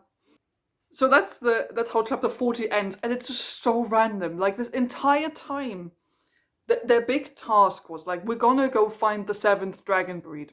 What they have actually done to find the 7th dragon breed is travel to different islands, talk to the royalty there, ask the royalty, hey, have you seen a mysterious dragon breed? No? Okay. Go and travel to the next island to do the exact same thing. Sometimes they don't even ask about the 7th dragon breed.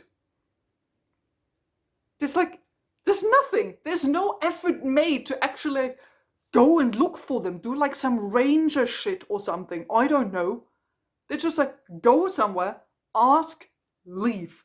Rinse and repeat at least 3 times. And then they just like happen to stumble into finding the 7th dragon breed. They didn't even properly look for them, not in this scene. It's just like they hang out at the coast and it's like, oh shit, something's moving under the sand. It's a dragon. This is so underwhelming, just period. This is underwhelming and ridiculous. This is not like the main characters actually working for the story progress. This is not them working. This is them just stumbling into the story progression. This is just like Yarros suddenly deciding, like, oh, they've done enough island hopping now, it's time to reveal the dragon breed. And they're like, there they are. It's so fucking random. It's so random and feels so undeserving, like, considering what these characters have and have not done. So in chapter 41, we finally meet the Irid dragon breed that Andarna belongs to, like the shimmering, chameleon-esque dragon breed. Like, there's a bit of banter. The new almighty dragon wants to talk to Andarna because Andarna is like part of the species.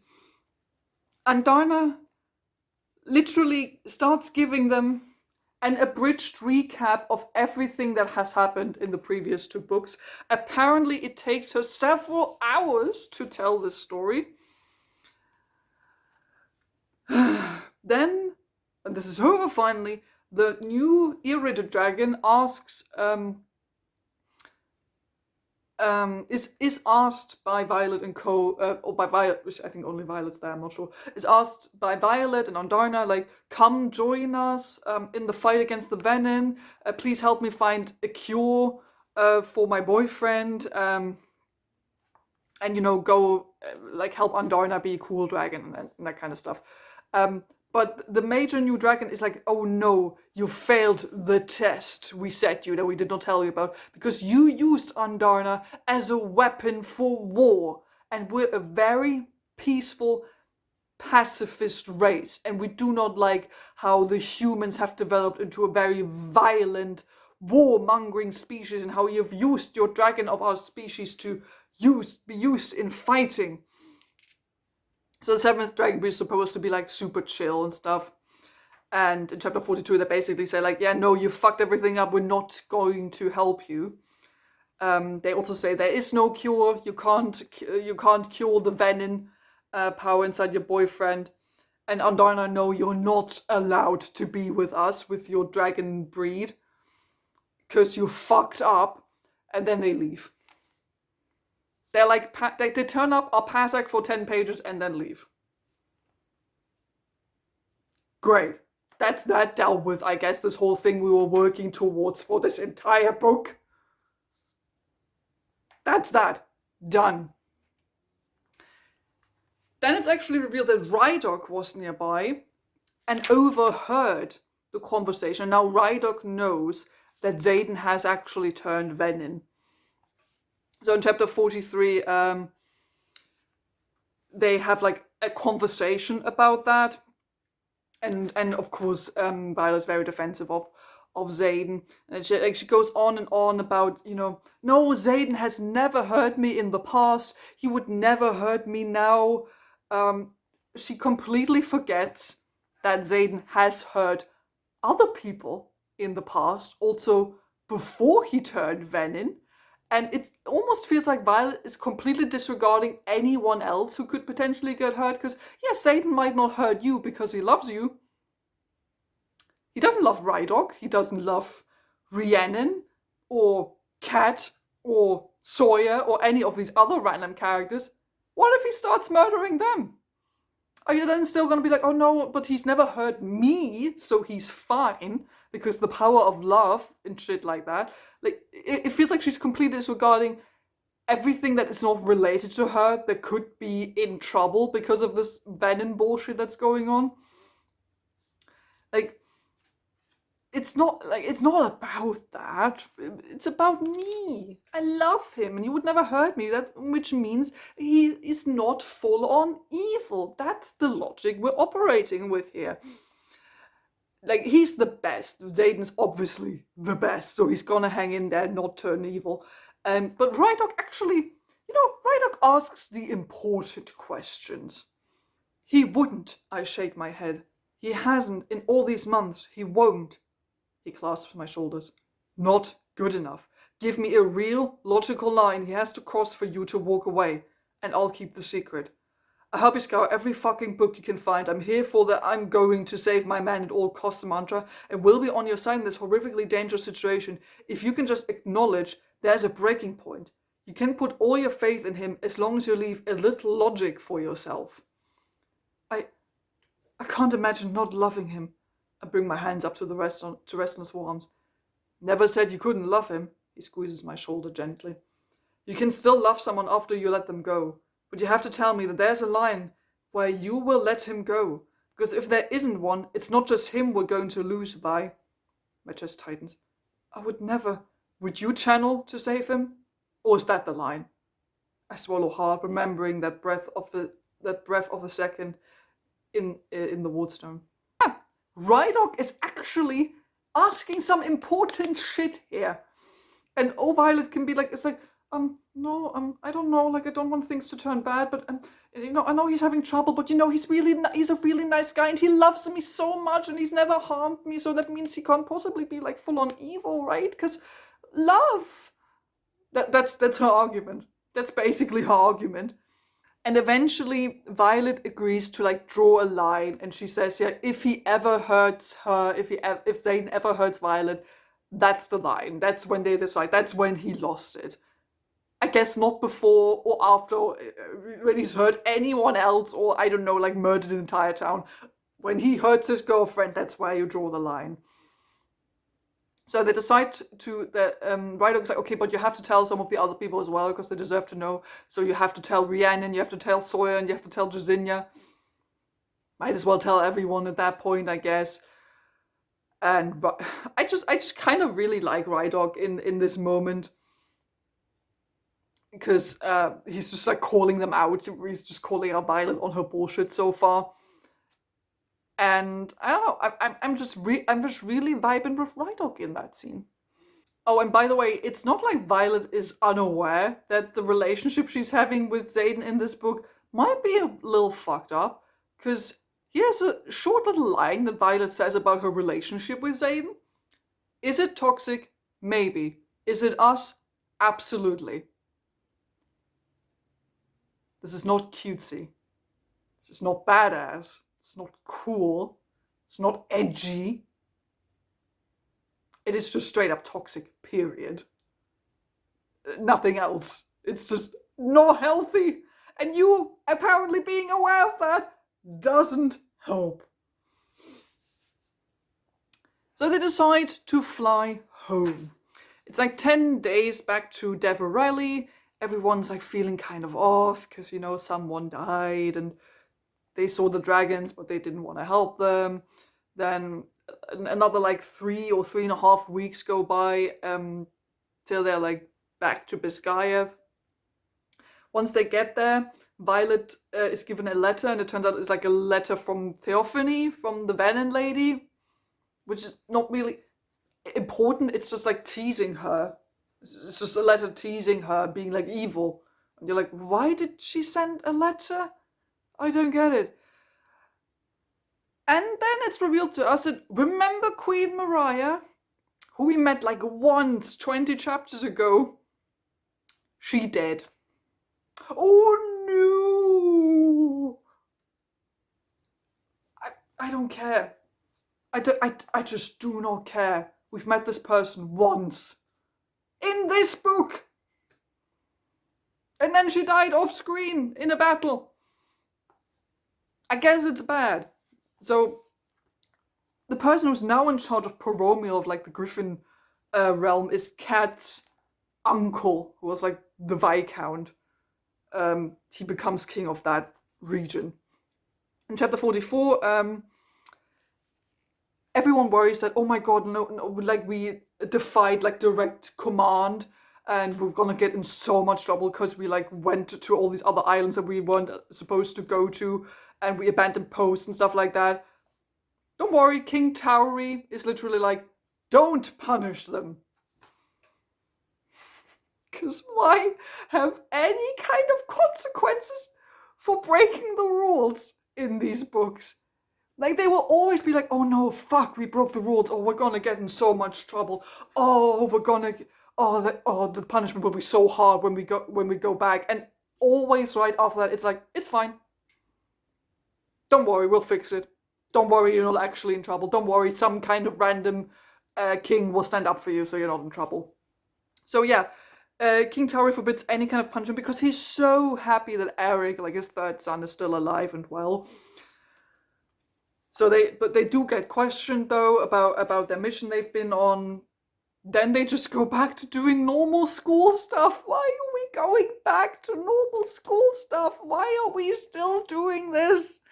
We really do not need the normal school stuff at this point. We find out during battle brief, because we're still doing battle briefs, that during this attack, where the queen died, like 25,000 people or something along those lines died at Kat's place where she comes from. And apparently all of this was achieved with like a dozen Venin and Wyverns. So it took 12 Venin and their Wyverns to kill 25,000 people? How? Taking out the Venins with like 6, 7, or 8 dragons seemed doable in the last book. How come 12 dozen Venin and their Wyverns just killed 25,000 people like it's nothing, and no one's helping, and they just killed 25,000 people? 25,000 people! No, we're not going to get an explanation of how that was even possible. But it happened, and the Venin stole like some of those magic dagger thingies that we found out about in the last book that are able to, I think, kill Venin or something. So they took those, and they talk about, oh, maybe there is a traitor in their midst that was able to let the Venin in. That's how they were able to steal the daggers. Like Violet worries about, oh, there's people like Jack. Maybe there's even more people like Jack. And I'm like, yeah, we knew that. Jack told you that he and Zayden are in on this, and that there are others. Jack literally talked about, oh yeah, we can like send Venin, we can send other people like channeling from the earth, and we also literally met a person in class who randomly started channeling like Venin energy. And I'm like, why is Violet acting so surprised that, ooh, there's other people out there who could do this evil shit? So they try to learn more about the attack, like how it unfolded, like what actually happened. Apparently, Theophany like controlled a storm, and that's how the Wyverns and Venin were like able to like move in, because they like moved through a storm and people couldn't see them. And again, Violet's like, oh, how is she doing that with the magic powers? And why can she do lightning and stuff? They go and talk to Jesinia, and they're just like trying to get an update on how things are going. The way dialogue works with Jesinia is kind of irritating because Jesinia is deaf, so everyone like does sign language when they talk to her. But the dialogue is always written like, ha ha ha, I signed, ha ha ha, Sawyer signed, ha ha ha, Jesinia signed. Yarros only ever uses the word signed. Nothing else.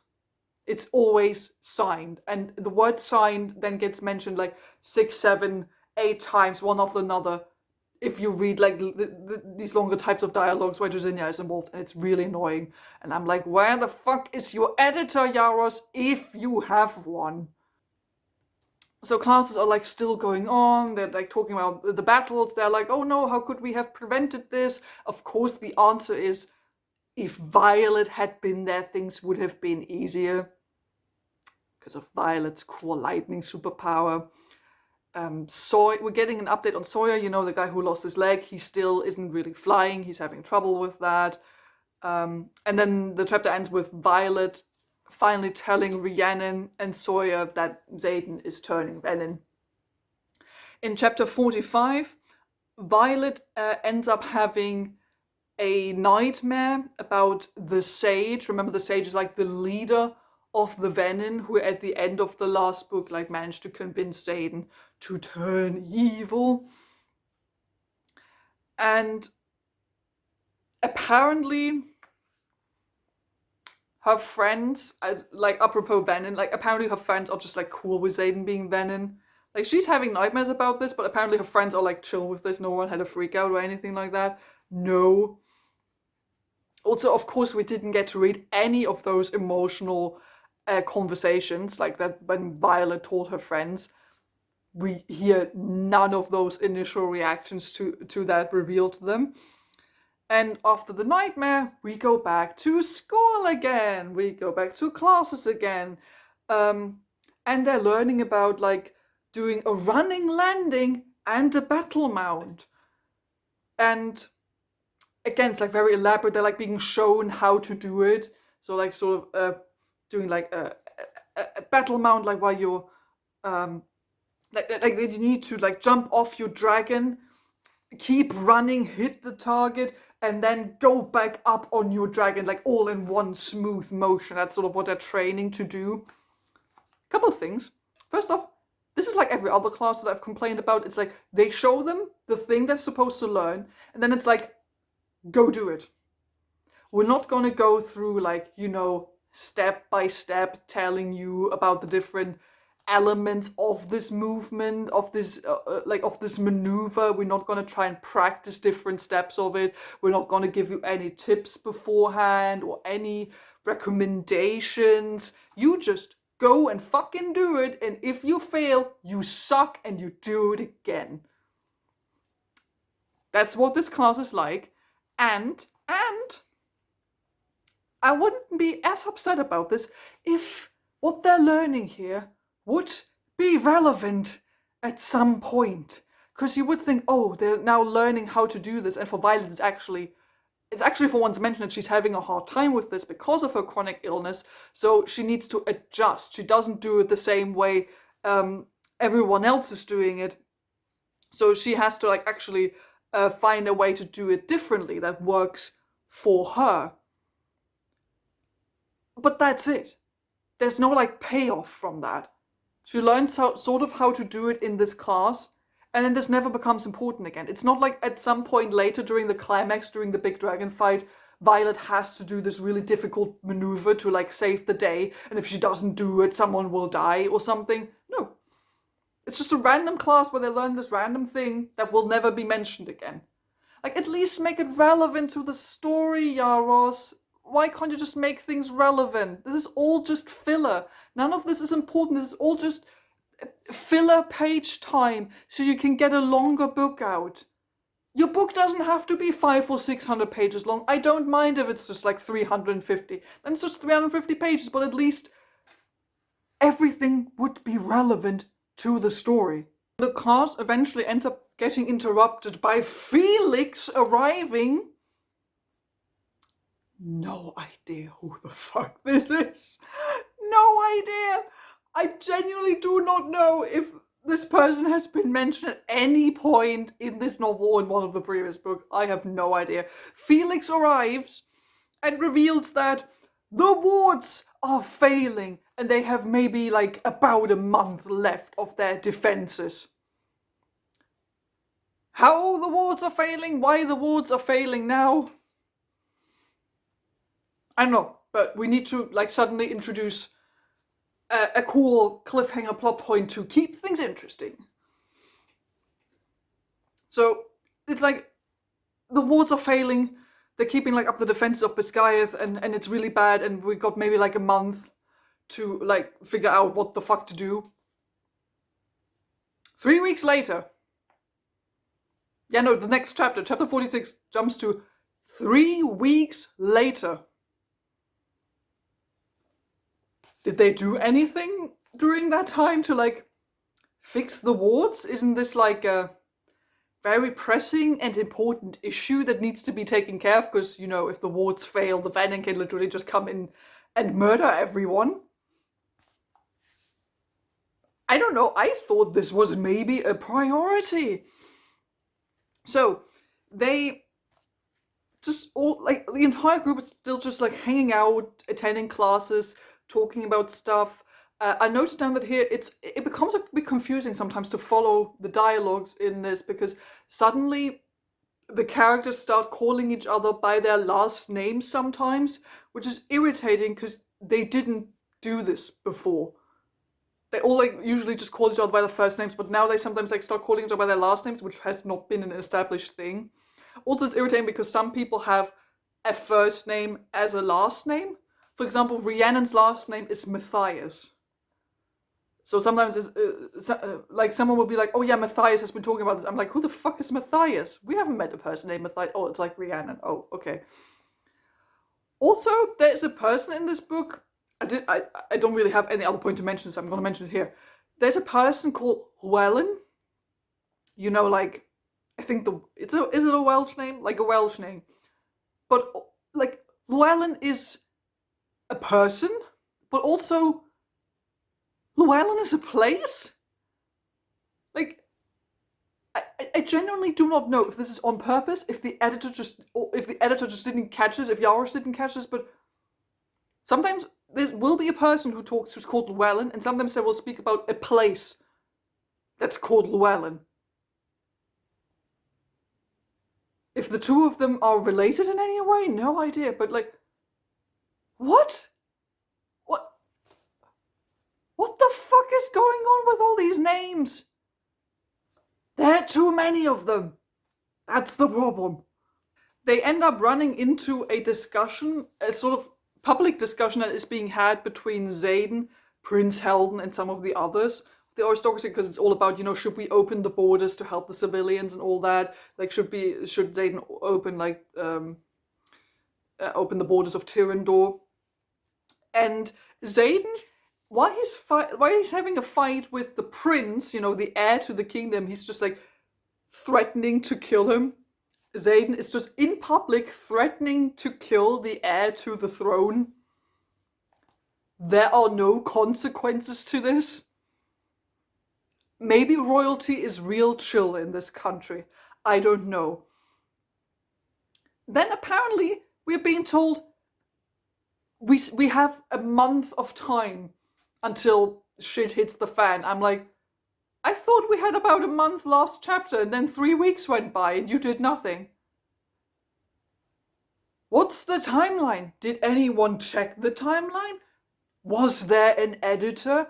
I continue to be confused about this. Then a character named Lynx, and unfortunately they are not a cat, manifests their signet power. We've never met Lynx. They've been mentioned sporadically 2 or 3 times throughout this book. We have no idea, genuinely no idea who the fuck this person is. Just a rando dragon rider. That's it. No, this is not a person, this is a blob. This is just a blob. So Lynx suddenly manifests, and they have, because I do not know what their pronouns are, to be honest, they develop shadow powers. And it's like, this shouldn't happen. Xaden is the only one who has shadow powers, because apparently shadows are like a super rare power that only one person in the generation of Dragon Riders has. So, it's apparently like, because Xaden is like turning evil, and like the magic knows that Xaden is like slipping away from his original powers, so now someone else is manifesting shadow powers. But Xaden can still use his, and is still using his shadow powers basically all the time. So, I don't know, like Xaden just is like, well, I guess I'm gonna resign, I shouldn't be here anymore, and I'm gonna leave. Like, begs him to stay. She's like, no, don't leave, and I love you, you're the love of my life, like, this shouldn't happen, you shouldn't do this. But Zayden, like, disagrees, and she's like still prioritizing him over literally everything else. She's like, I do not care about the school, about the teachers, about the positions, about the superpowers, about the entire continent. I really only care about you and our love. And I'm like, yeah, let's fuck the rest of the world. The entire world can burn to the fucking ground as long as Zayden and Violet can shag. That's the only important thing in this world. Let's not forget it. Chapter 47 starts with a training session with Sawyer, who got a prosthetic leg, and he's sort of like slowly adjusting to it. Again, this is the only sort of character development story that we're getting that like continuously develops throughout the book, but it's not important to anything really. They go on patrol near like Eretria, near the border, and Dane is trying to be like, hey, we should at least try and like keep order and keep like ranks and something and follow the rules, because that's how military works. And Violet and Rhiannon are just like, nope, we're gonna go on a family trip. Woohoo! Fuck the rules. And Dane's like, yeah, I guess, I don't know. It's not like he's their boss or something in terms of military ranks. So, yeah. Violet goes back to her room. There, Brennan is visiting. Remember Brennan? Brennan is Violet's brother, who was supposed to be dead and then turned out to be alive. And you would think super important emotional conversations, all that family bonding time with all the siblings. When was the last time I mentioned Brennan in this fucking book? I have no idea. But Brennan is now here to have a talk with Violet. And he says that he's unable to help Zayden because up until this point, Brennan was always like supposed to be like the super mender. He's like the one who mended Violet at the beginning of Iron Flame, who's one who's been healing everyone. But he's like, oh no, I'm sorry, I can't fix Zayden. But we're not gonna stop trying to find a cure. But it's definitely not me. Chapter 48, Violet is like trying to study runes because she's bad at runes, and she is like, I don't have to be good at everything, I guess. And I'm like, since when? You've been good at literally everything these books have been throwing at you, and now it's like, oh yeah, but runes are like a little bit difficult for her. And I'm like, sure they are, and it's not.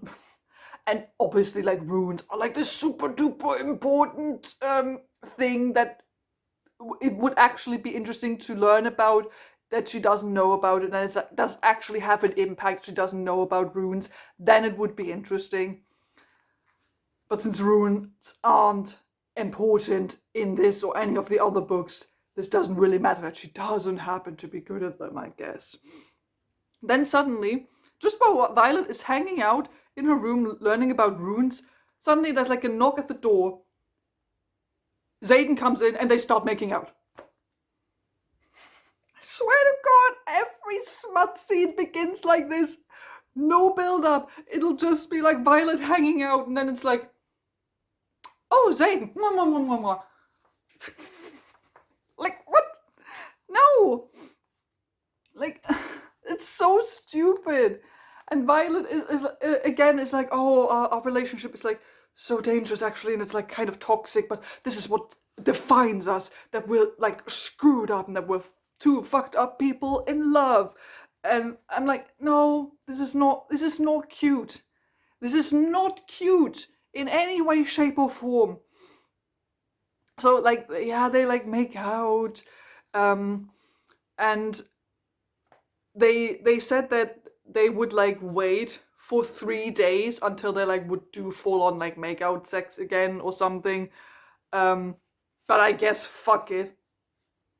Let's just make out anyway.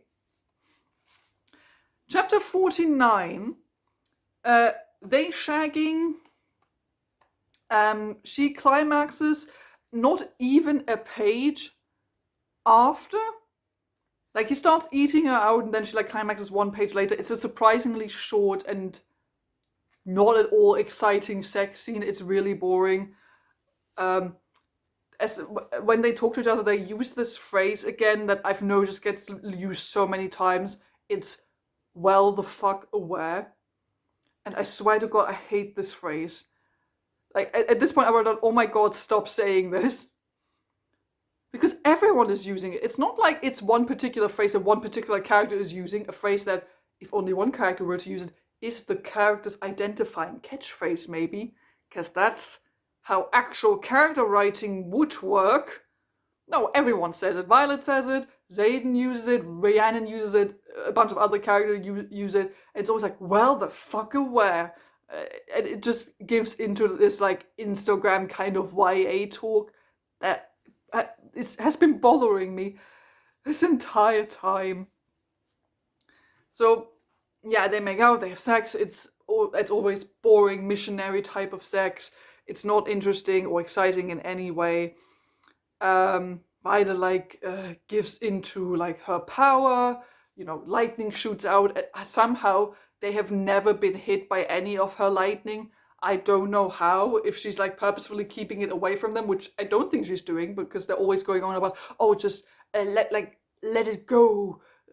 Don't think about control. But somehow none of them has ever actually been full on hit with lightning, and they do it like everywhere. And then they say that they're gonna move on to the bathtub, and then they're gonna move to the dresser, and then to the bed.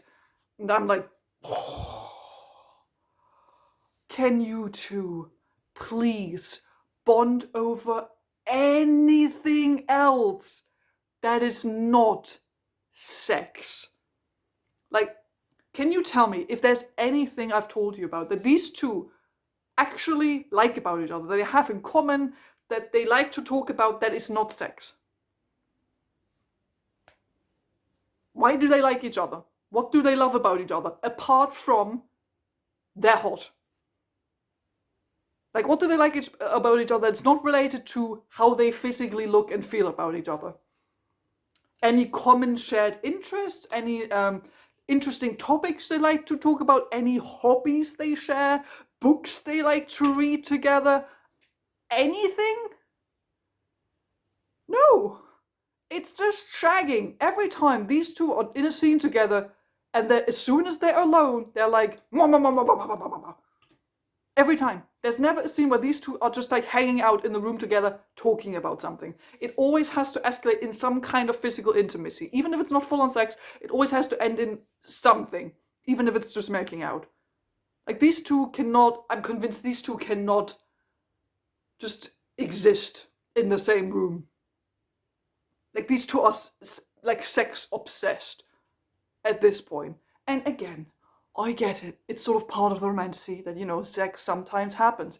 But it doesn't feel like it's like the only thing we're getting about their relationship. We're not getting anything else. We're not getting anything about their emotional side of things, about shared interests, about shared hobbies, common interests, anything. We're not getting anything about that.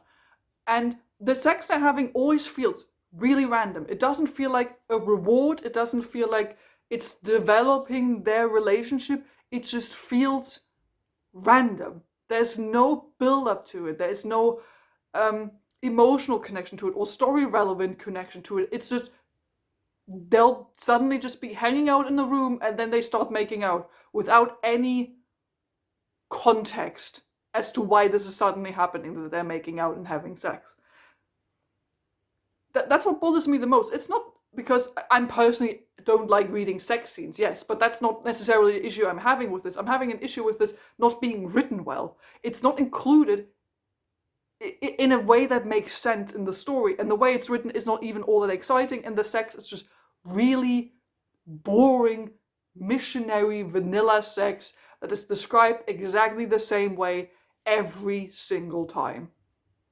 Chapter 50 starts in a weird way because we're seemingly suddenly in a different POV.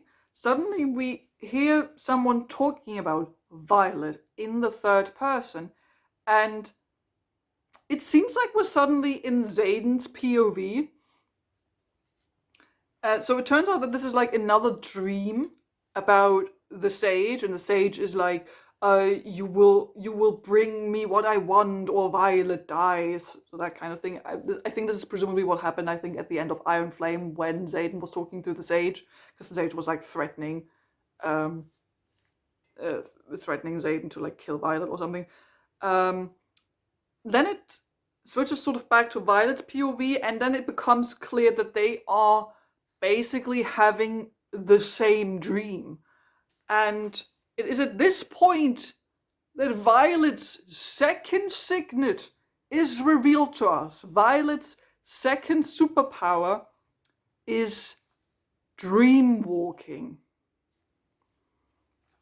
And the first note I have on this makes no sense. So she talks to Xaden about this.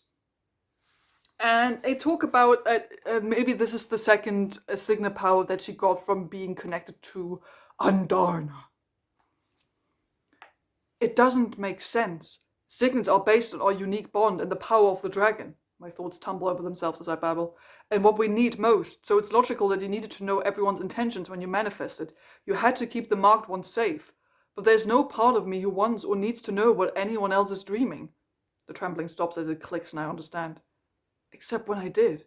I was cut off from her while she slept all those months. Andarna, he nods.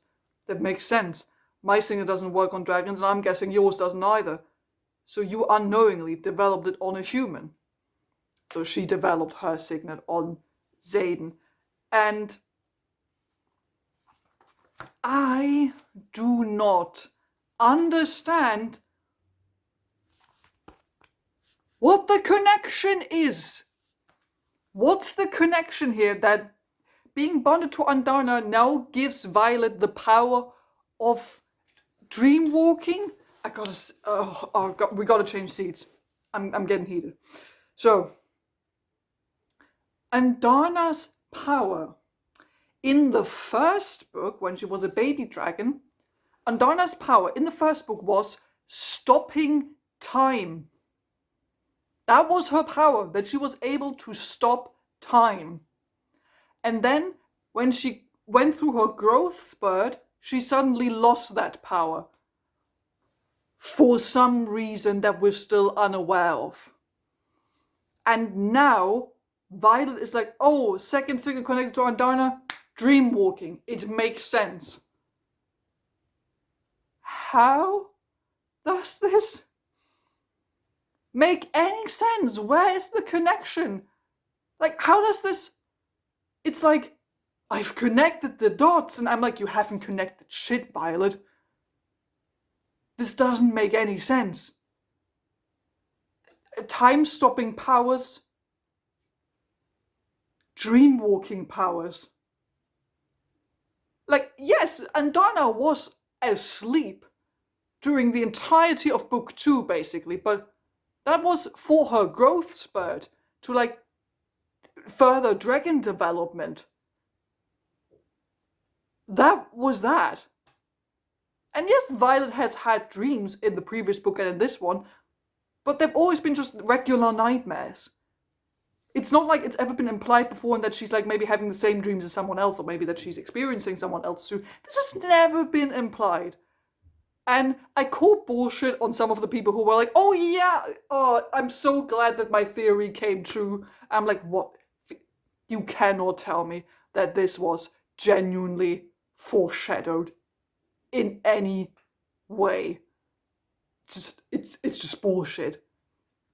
And then she keeps talking to Xaden about like this new power, and Xaden is like, oh, this new superpower, this new dream walking power, it's dangerous. It's like considered to be even more dangerous than Violet's lightning power, which was already considered to be one of the most dangerous powers in the world, which only she and no one else has, because her power can kill a dragon, but somehow now Violet, who is the most special girl that's ever specialed, has an even more special second superpower that is considered to be even more dangerous than her lightning powers.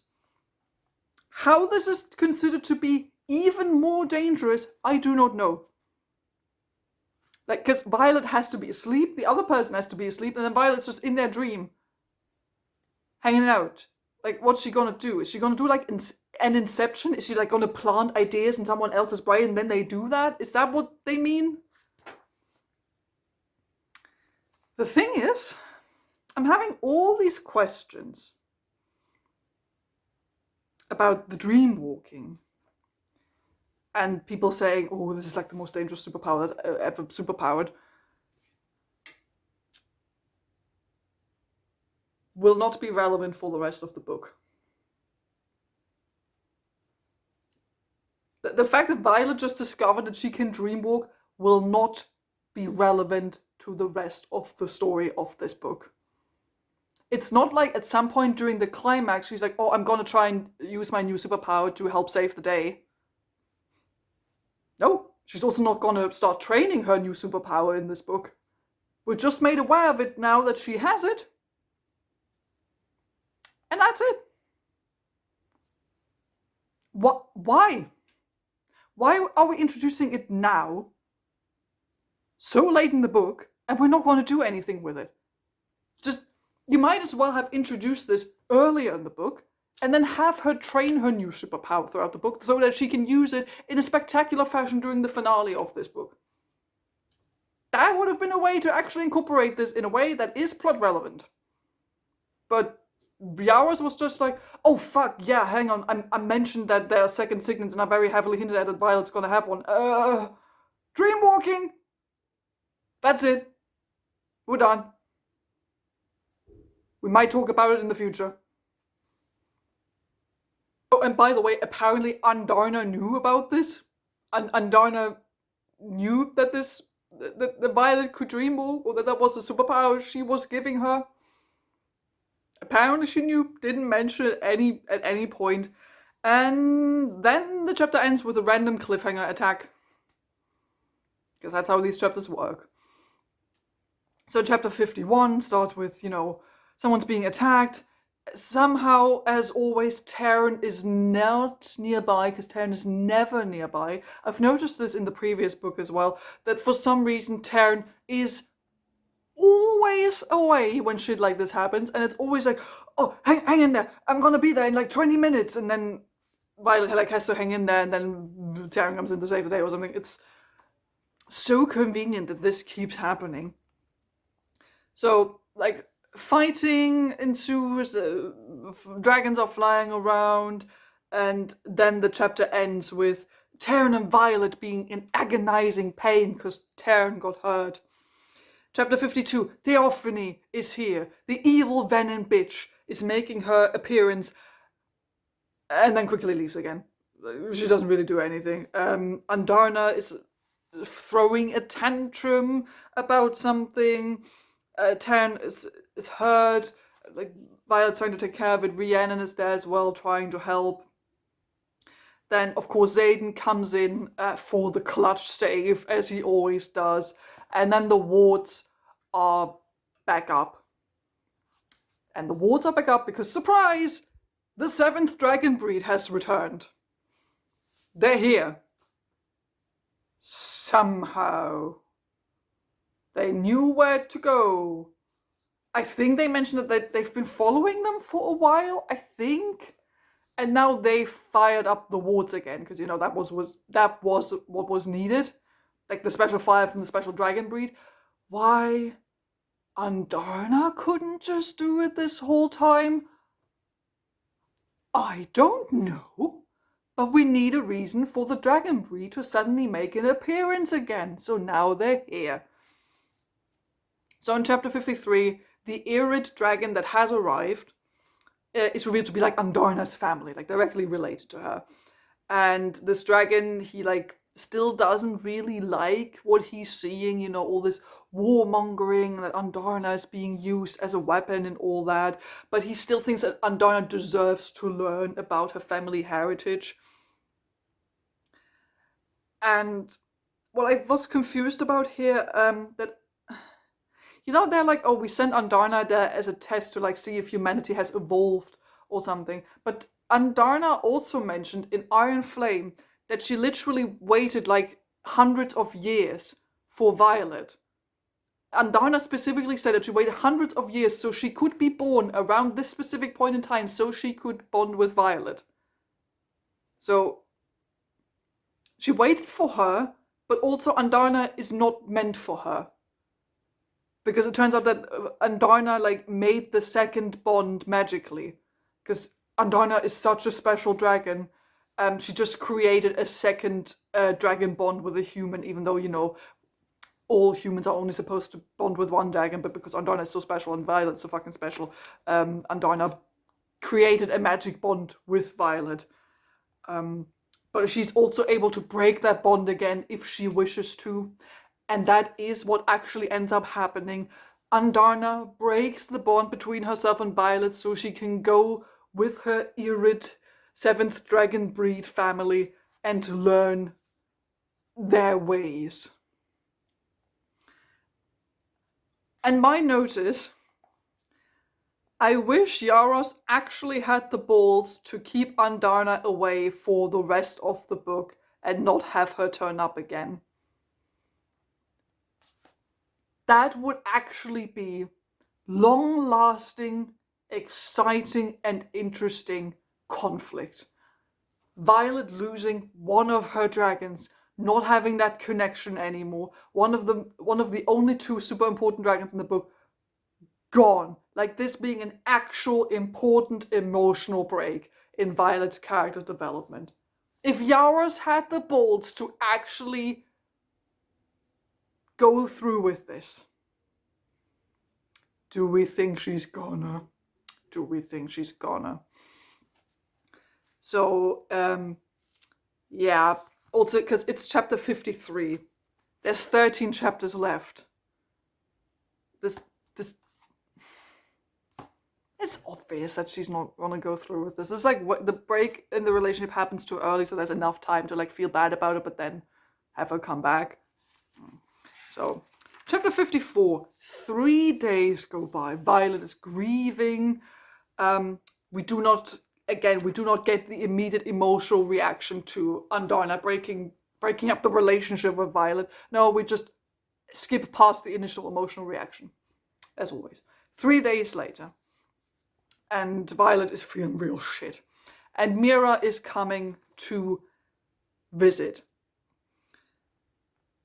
My question is, how is Violet even surviving this if usually you die when your dragon dies? Because it's always been established that, you know, if your dragon dies, your bond to your dragon is destroyed and the rider dies as well. That's how Liam died in the first book. His fan favorite character. But now this bond is broken and Violet is fine. Like, she's emotionally like a bit upset, but that's it. I don't, if it's because, you know, this was a magic secondary bond and then the dragon broke it willingly, that's why she isn't dying. I don't know. It's just, there's just no repercussions to this, even though this was established as a rule. So Mira is coming to visit alongside Brennan, and they're fighting about like family secrets. And we learn a bit more about Violet's, you know, silver hair and those other temple people that we saw who have silver hair.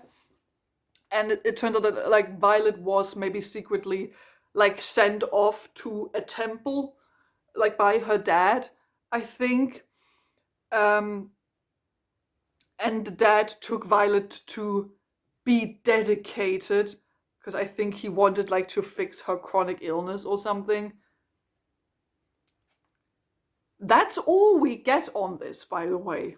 That's it. It's just like, oh hey, I think Violet was sent away to like a religious cult because her dad wanted to heal her chronic illness and that's why she has silver hair.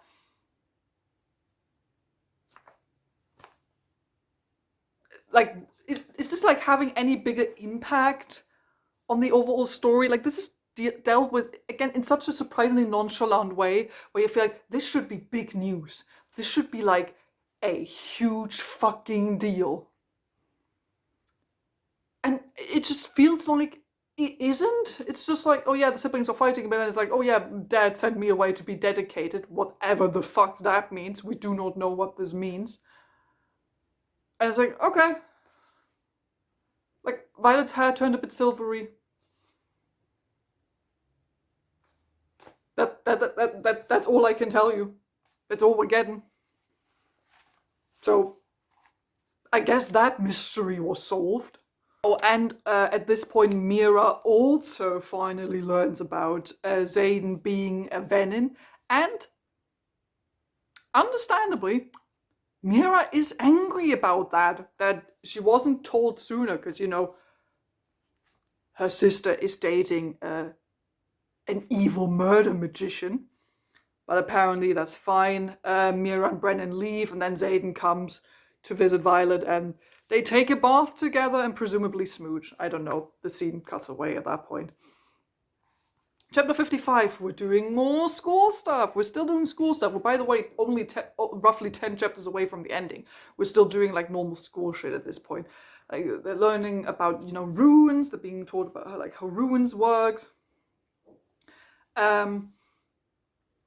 Then Felix, who was apparently, I think, I seem to remember, the person who in the previous book like tried to teach Violet a little bit about how to use her power better. Sort of like that. So like Felix reprimands Violet for like breaking the rules, and then goes on to teach her more about lightning, how to use it properly and all that stuff. Xaden, meanwhile, is having a fight with Bodhi. Bodhi is his cousin who happens to look exactly like Xaden for some reason. Why they're fighting, I don't know, but they're fighting. Violet approaches Xaden and suggests, hey, that they should do something together, and that she drags him into a room and locks the door.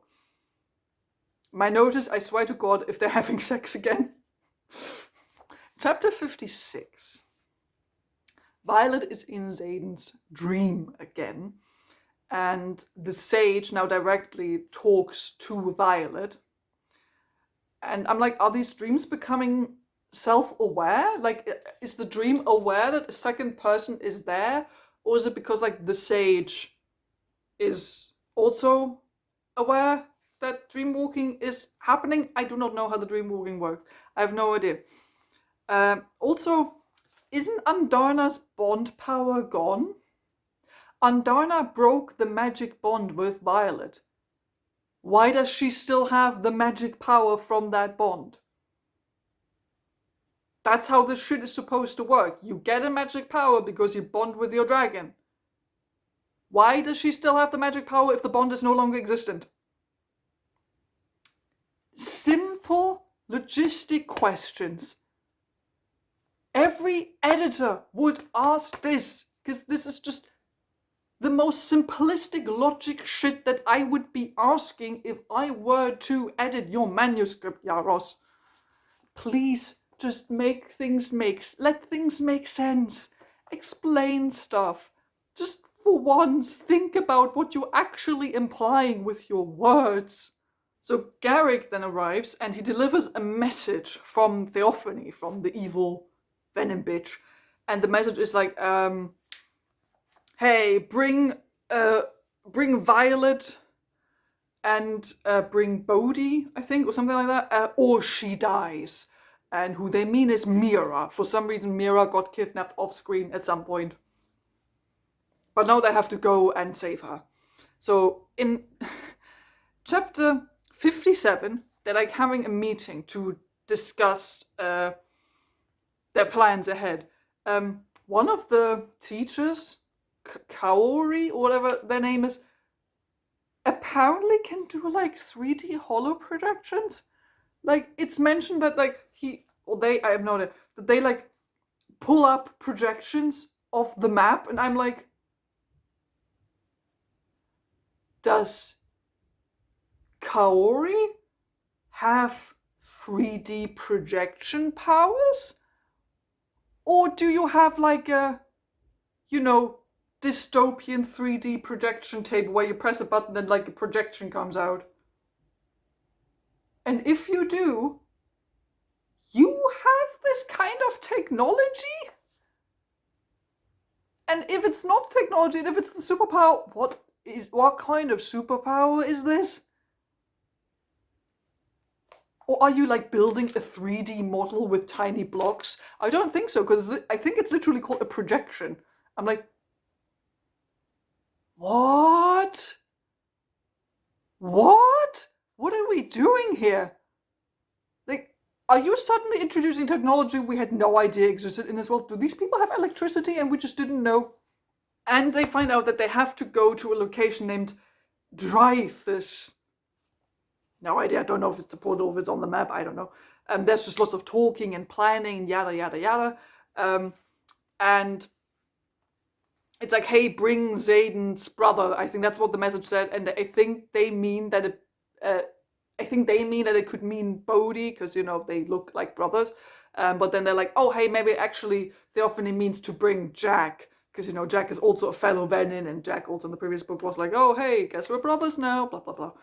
So they're like, oh, maybe we have to bring Jack, not Bodhi.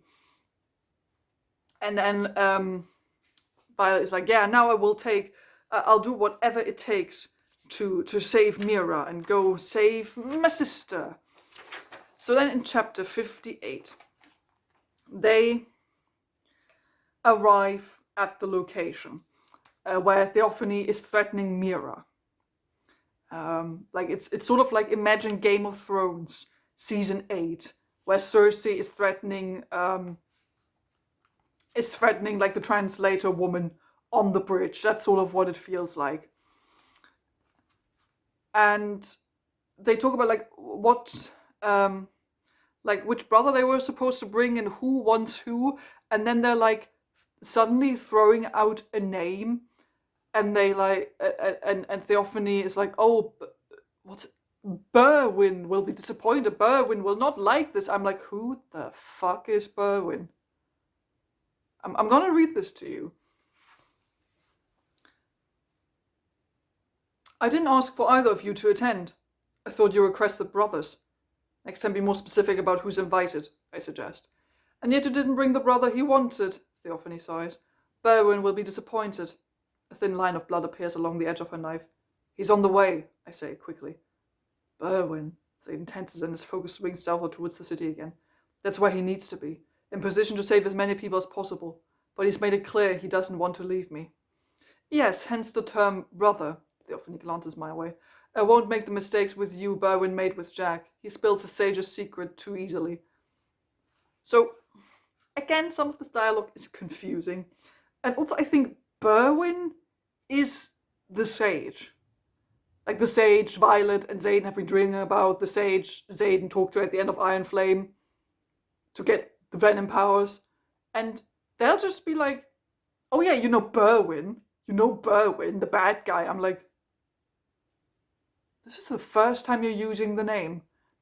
He's only been called the Sage up until this point. And now it's just like, oh yeah, by the way, Berwyn doesn't like what you're doing. I'm like, who the fucking hell is Berwyn? Give me fucking context. So I was like confused about like who do they mean with brother, and is this like a weird family thing, and did they bring Jack or not? I don't know. I'm confused. And then Theophany has enough of the discussion, and then she like cuts Mira's throat. Everyone is really upset. And I was like, oh yeah, of course, like an important secondary character is dying again, who's related to Violet. Like, saw that one coming, not a big surprise. Chapter 59. Mira lives. Yeah. She makes it. Brennan like hurries to her and tries to mend her.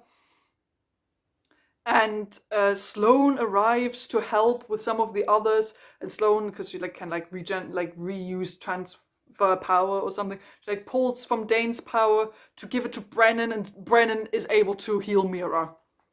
And Mira's fine. Like,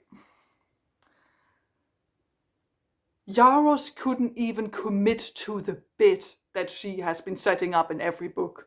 She couldn't even commit to the bit to actually kill off an important secondary character that would have an emotional impact on Violet. In book 1 it was Liam, who a lot of people like. In book 2 it was literally her fucking mother. And now I was like, oh, it's Mira. Like her sister, who's been there since day 1, who's always been supportive of Violet, even though she's barely been in this book. No! My doorbell just scared the shit out of me because it's currently being repaired, so I just got scared by a 1-minute doorbell ring. Let's just hope it's not happening again. So where were we? Yeah, complaining about that Yarros can't even kill off secondary characters at this point. She's not committing to the bit. She's just no. At this point, we're so far in it that not only can't we have any actual serious consequence or conflict, no, we can't even have one of the important second characters die. We can't have them die. It would just be too much. So we're not doing that in this book. So the fight is continuing. Violet and Xaden are like splitting up for like escape and fight reasons. Bodhi, who is with Violet, says there's some kind of problem. And with that we go into chapter 60. In chapter 60 there's like a herd dragon or 2 herd dragons or riders I have never heard of, like Kur and Teen. I'm not gonna bother to pronounce these correctly because I know they're based on Scottish Gaelic, but Yarros can't be bothered to pronounce them correctly and actually teaches people how to pronounce them wrongly, so I'm not gonna be bothered to pronounce her characters' names correctly. So yes, apparently there's like dragons are herd who I've never heard about, and Violet like sends off Taryn to like go pick up the dragon, and I think it's like Bodhi's dragon and Mira's dragon or something like that. And it's like Bodhi's dragon looking very upset at Mira's dragon. Then suddenly Theophany is back, and her and Violet start fighting.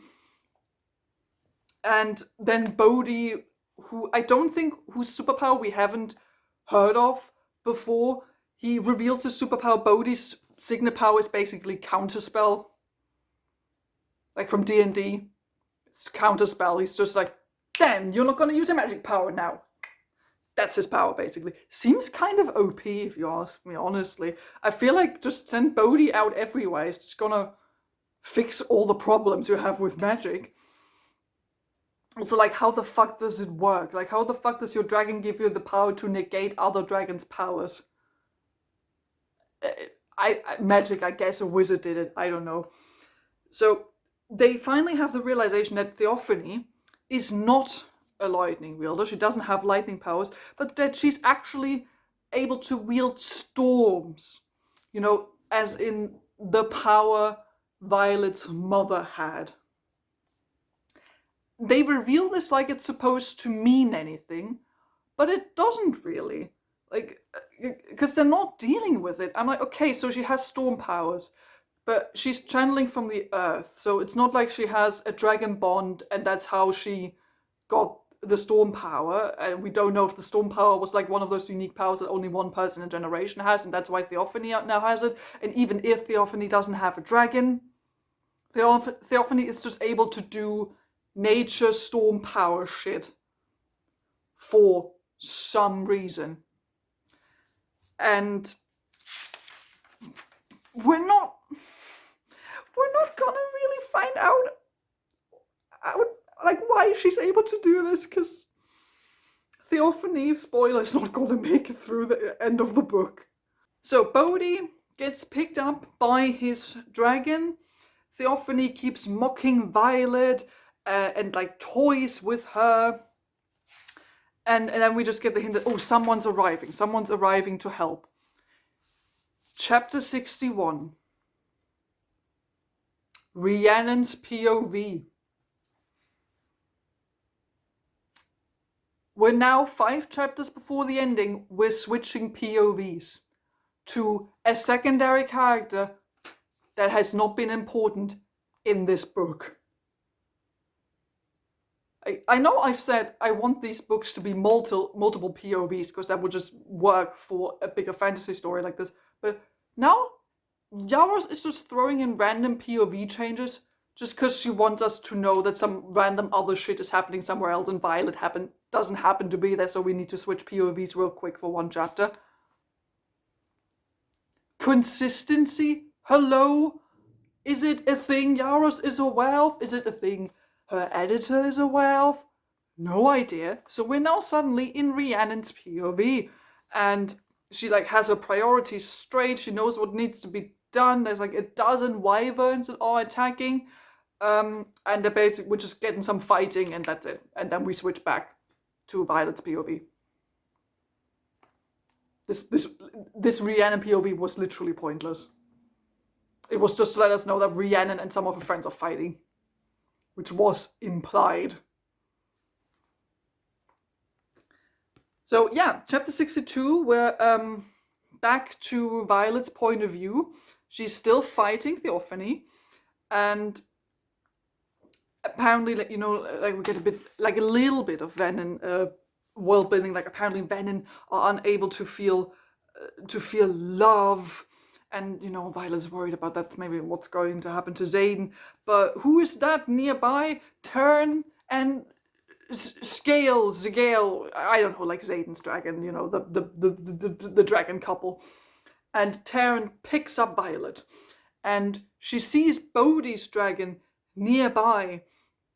And then Violet like takes out a bunch of wyvern together with Terran. They're like breaking necks and striking lightnings and all that. And then they decide to like go after Theophany. Don't let her get away. Next chapter, we're switching POVs again. Now it's Imogen's turn. Imogen is the person with pink hair.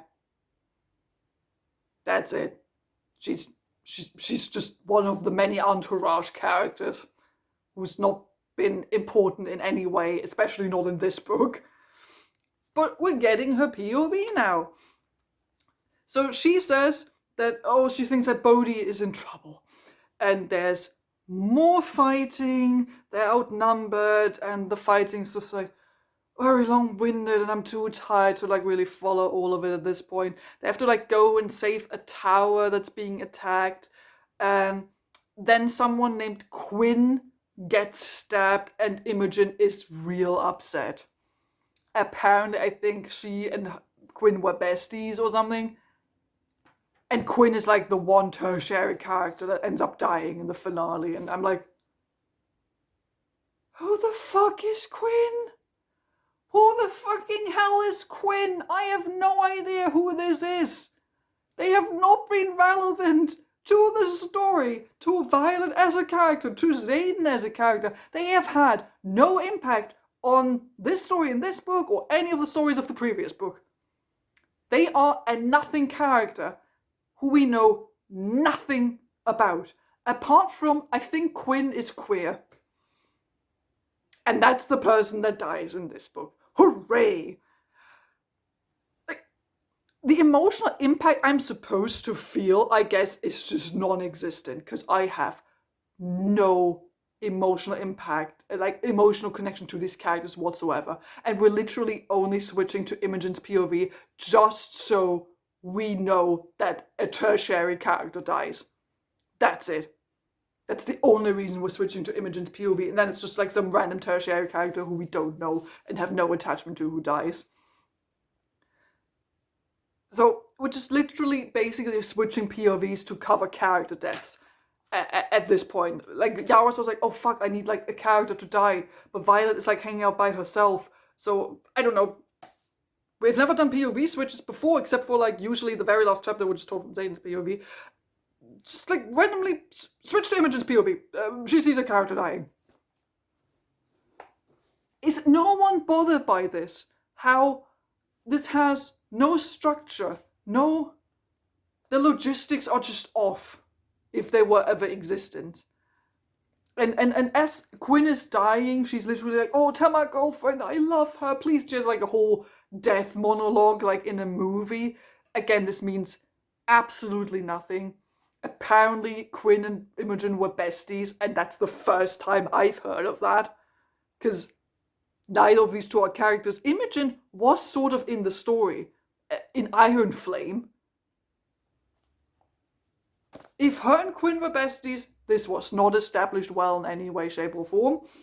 And now we're apparently supposed to care about this.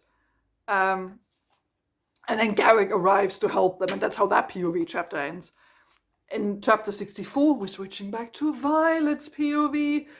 There's like a tornado attack, and Violet's like flying with Terran through it, and Violet has to like aim with like her lightning. She has to aim her lightning without the help of her conduit, and her conduit was like this little magic little ball thing that helped her to like concentrate her magic.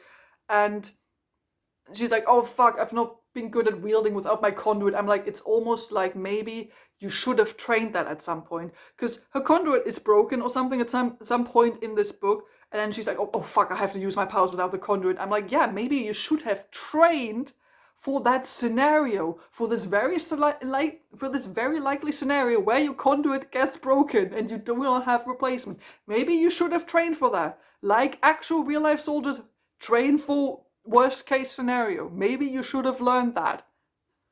So yeah, she's like, oh fuck, I have to do it. I have to like do a lightning. And then she hears a scream, and it's Scale. It's like Zayden's dragon. She's screaming, and Terran falls because Terran is connected to Scale because they're mates. So Terran is in pain, and he falls to the ground, but only temporarily. And then is caught in a giant fishing net. I'm not making this up, by the way.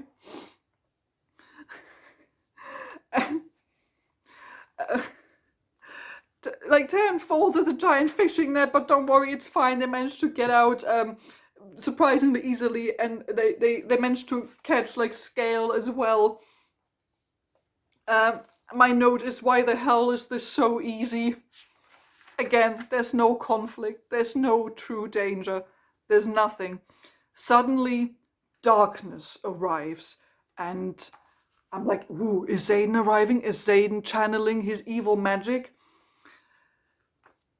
Then we meet up with Eric, and Eric reveals his signet. He finally started to channel his power, and his signet power is true precognition.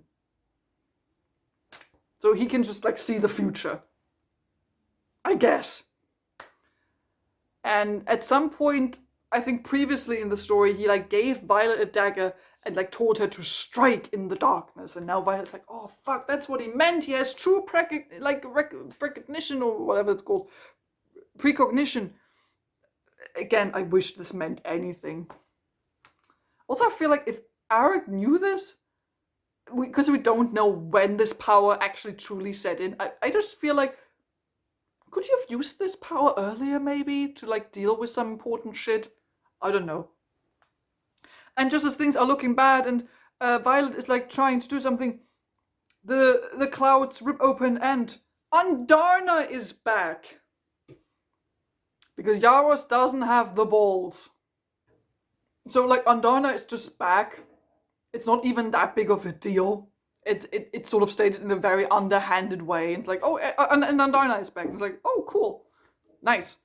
And then Violet, in order to defeat Theophany, she describes that she like fully gives into her lightning power and like burns up, and that's sort of where the chapter like fades to white, so to speak.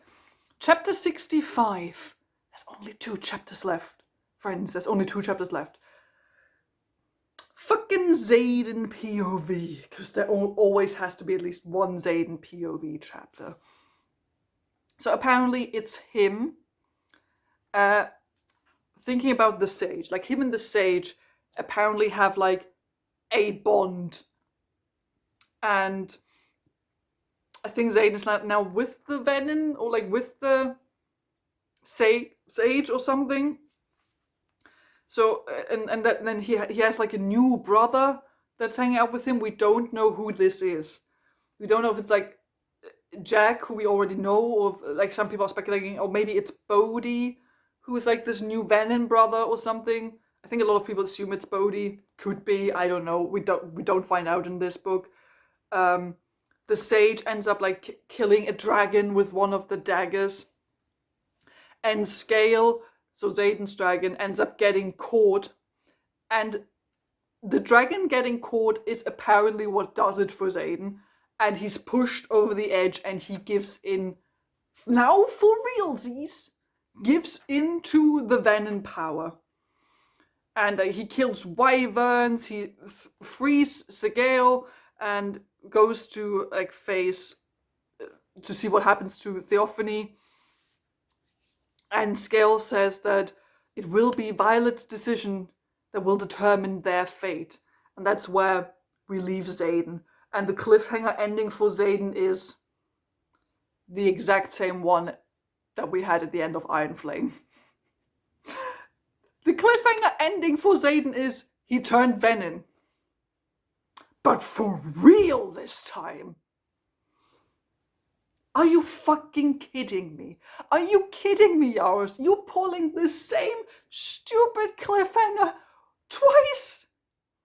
Like, Yarros was like, oh no, Xaden turned Venin, and now we have to deal with that in his book, but don't worry, he's mostly fine now. But at the end, he's Venin for real this time.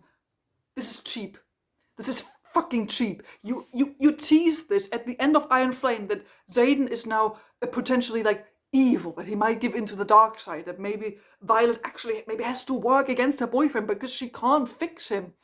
But then he's mostly fine throughout the events of this book.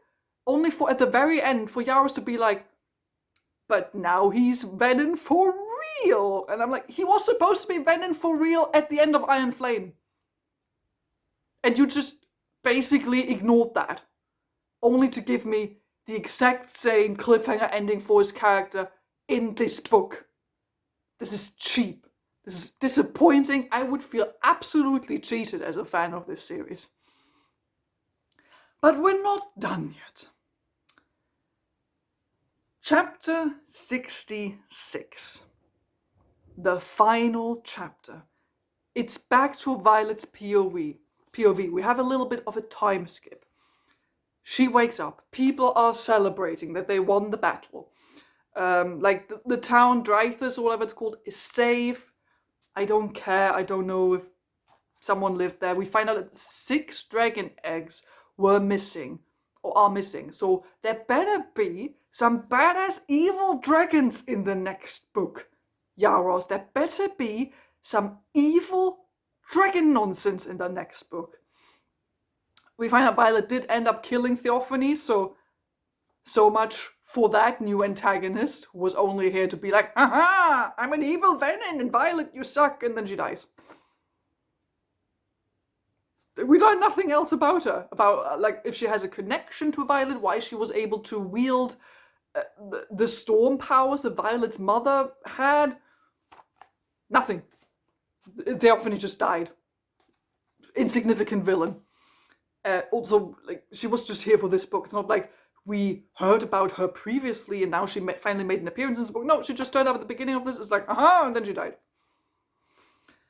So yeah, Violet killed her. We're just burning through one of villains is what I wrote down.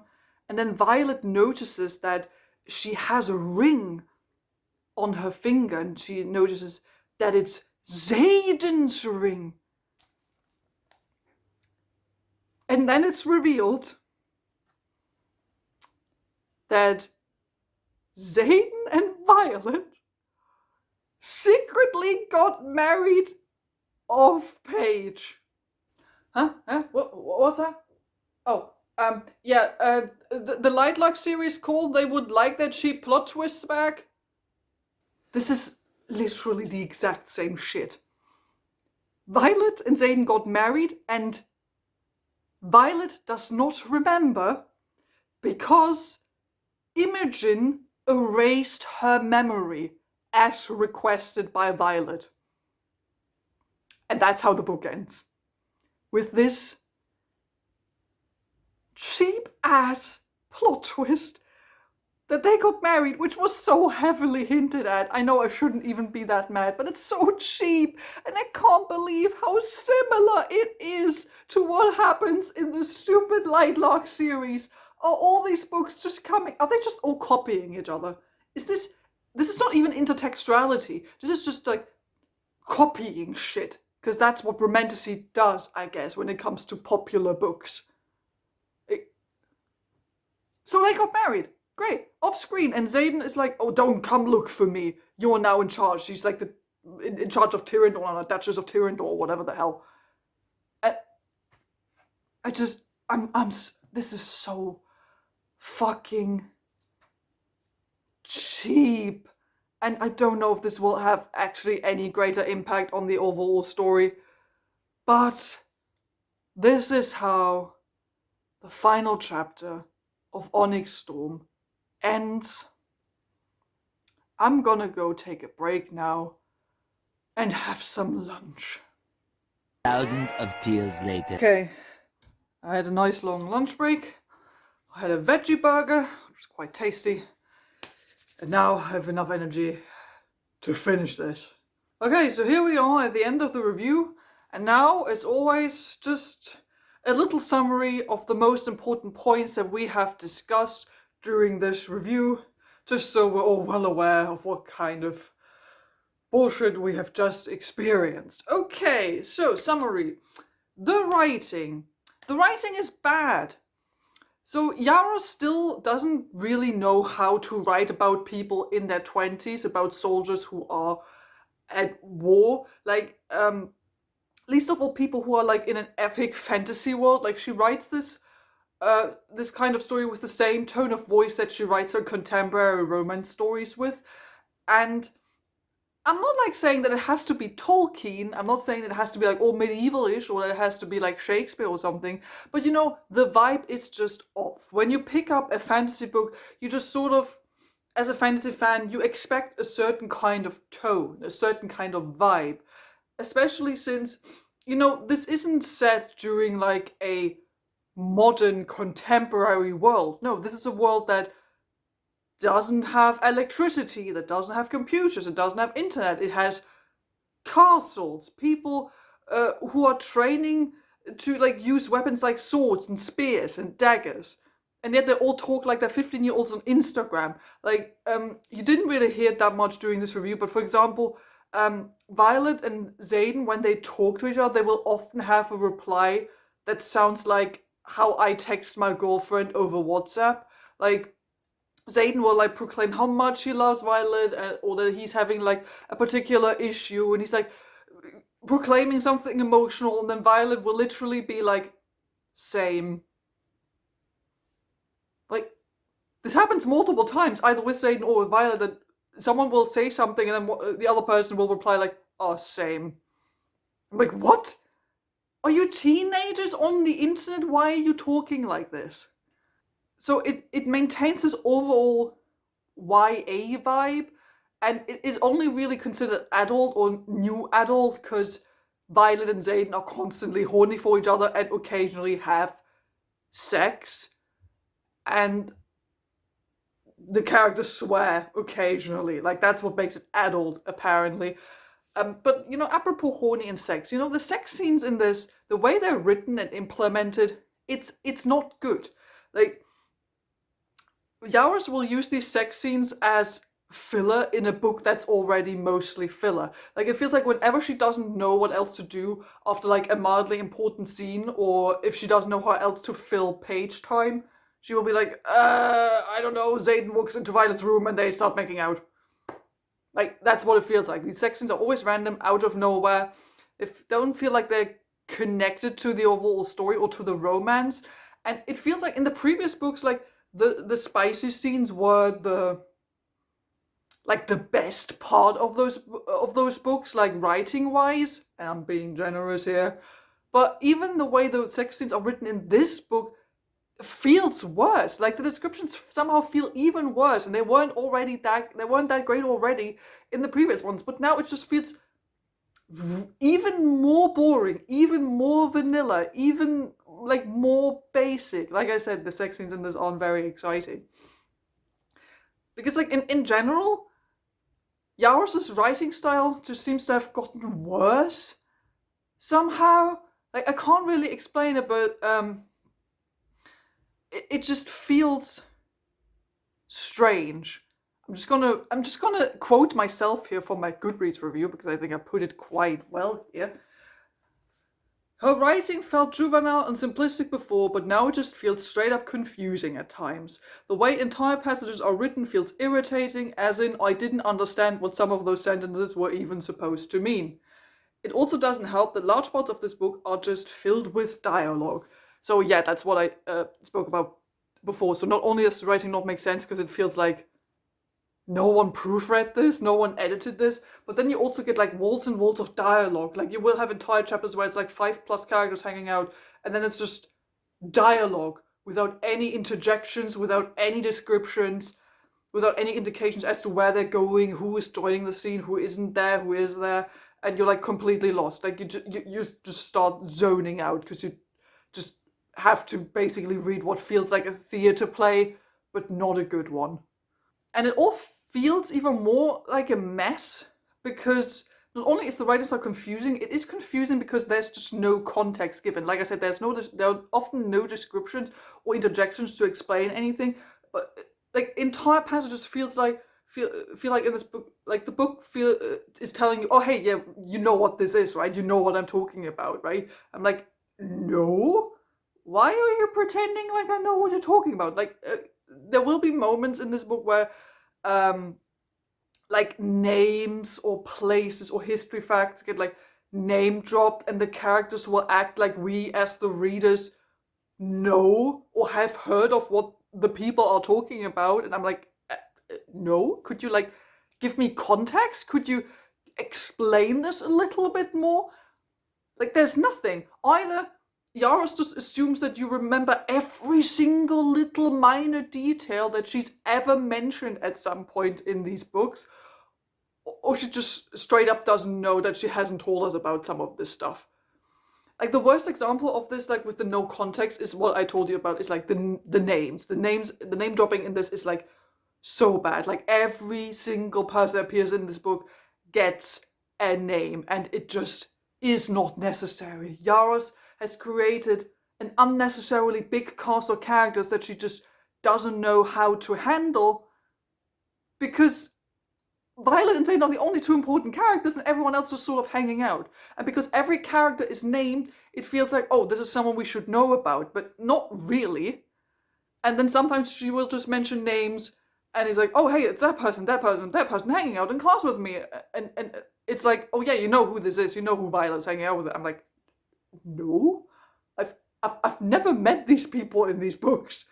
Like, you maybe name dropped them once in the previous book, but I don't fucking remember who these people are, and you can't expect me to remember who these people are, because they're not important and do not have personality.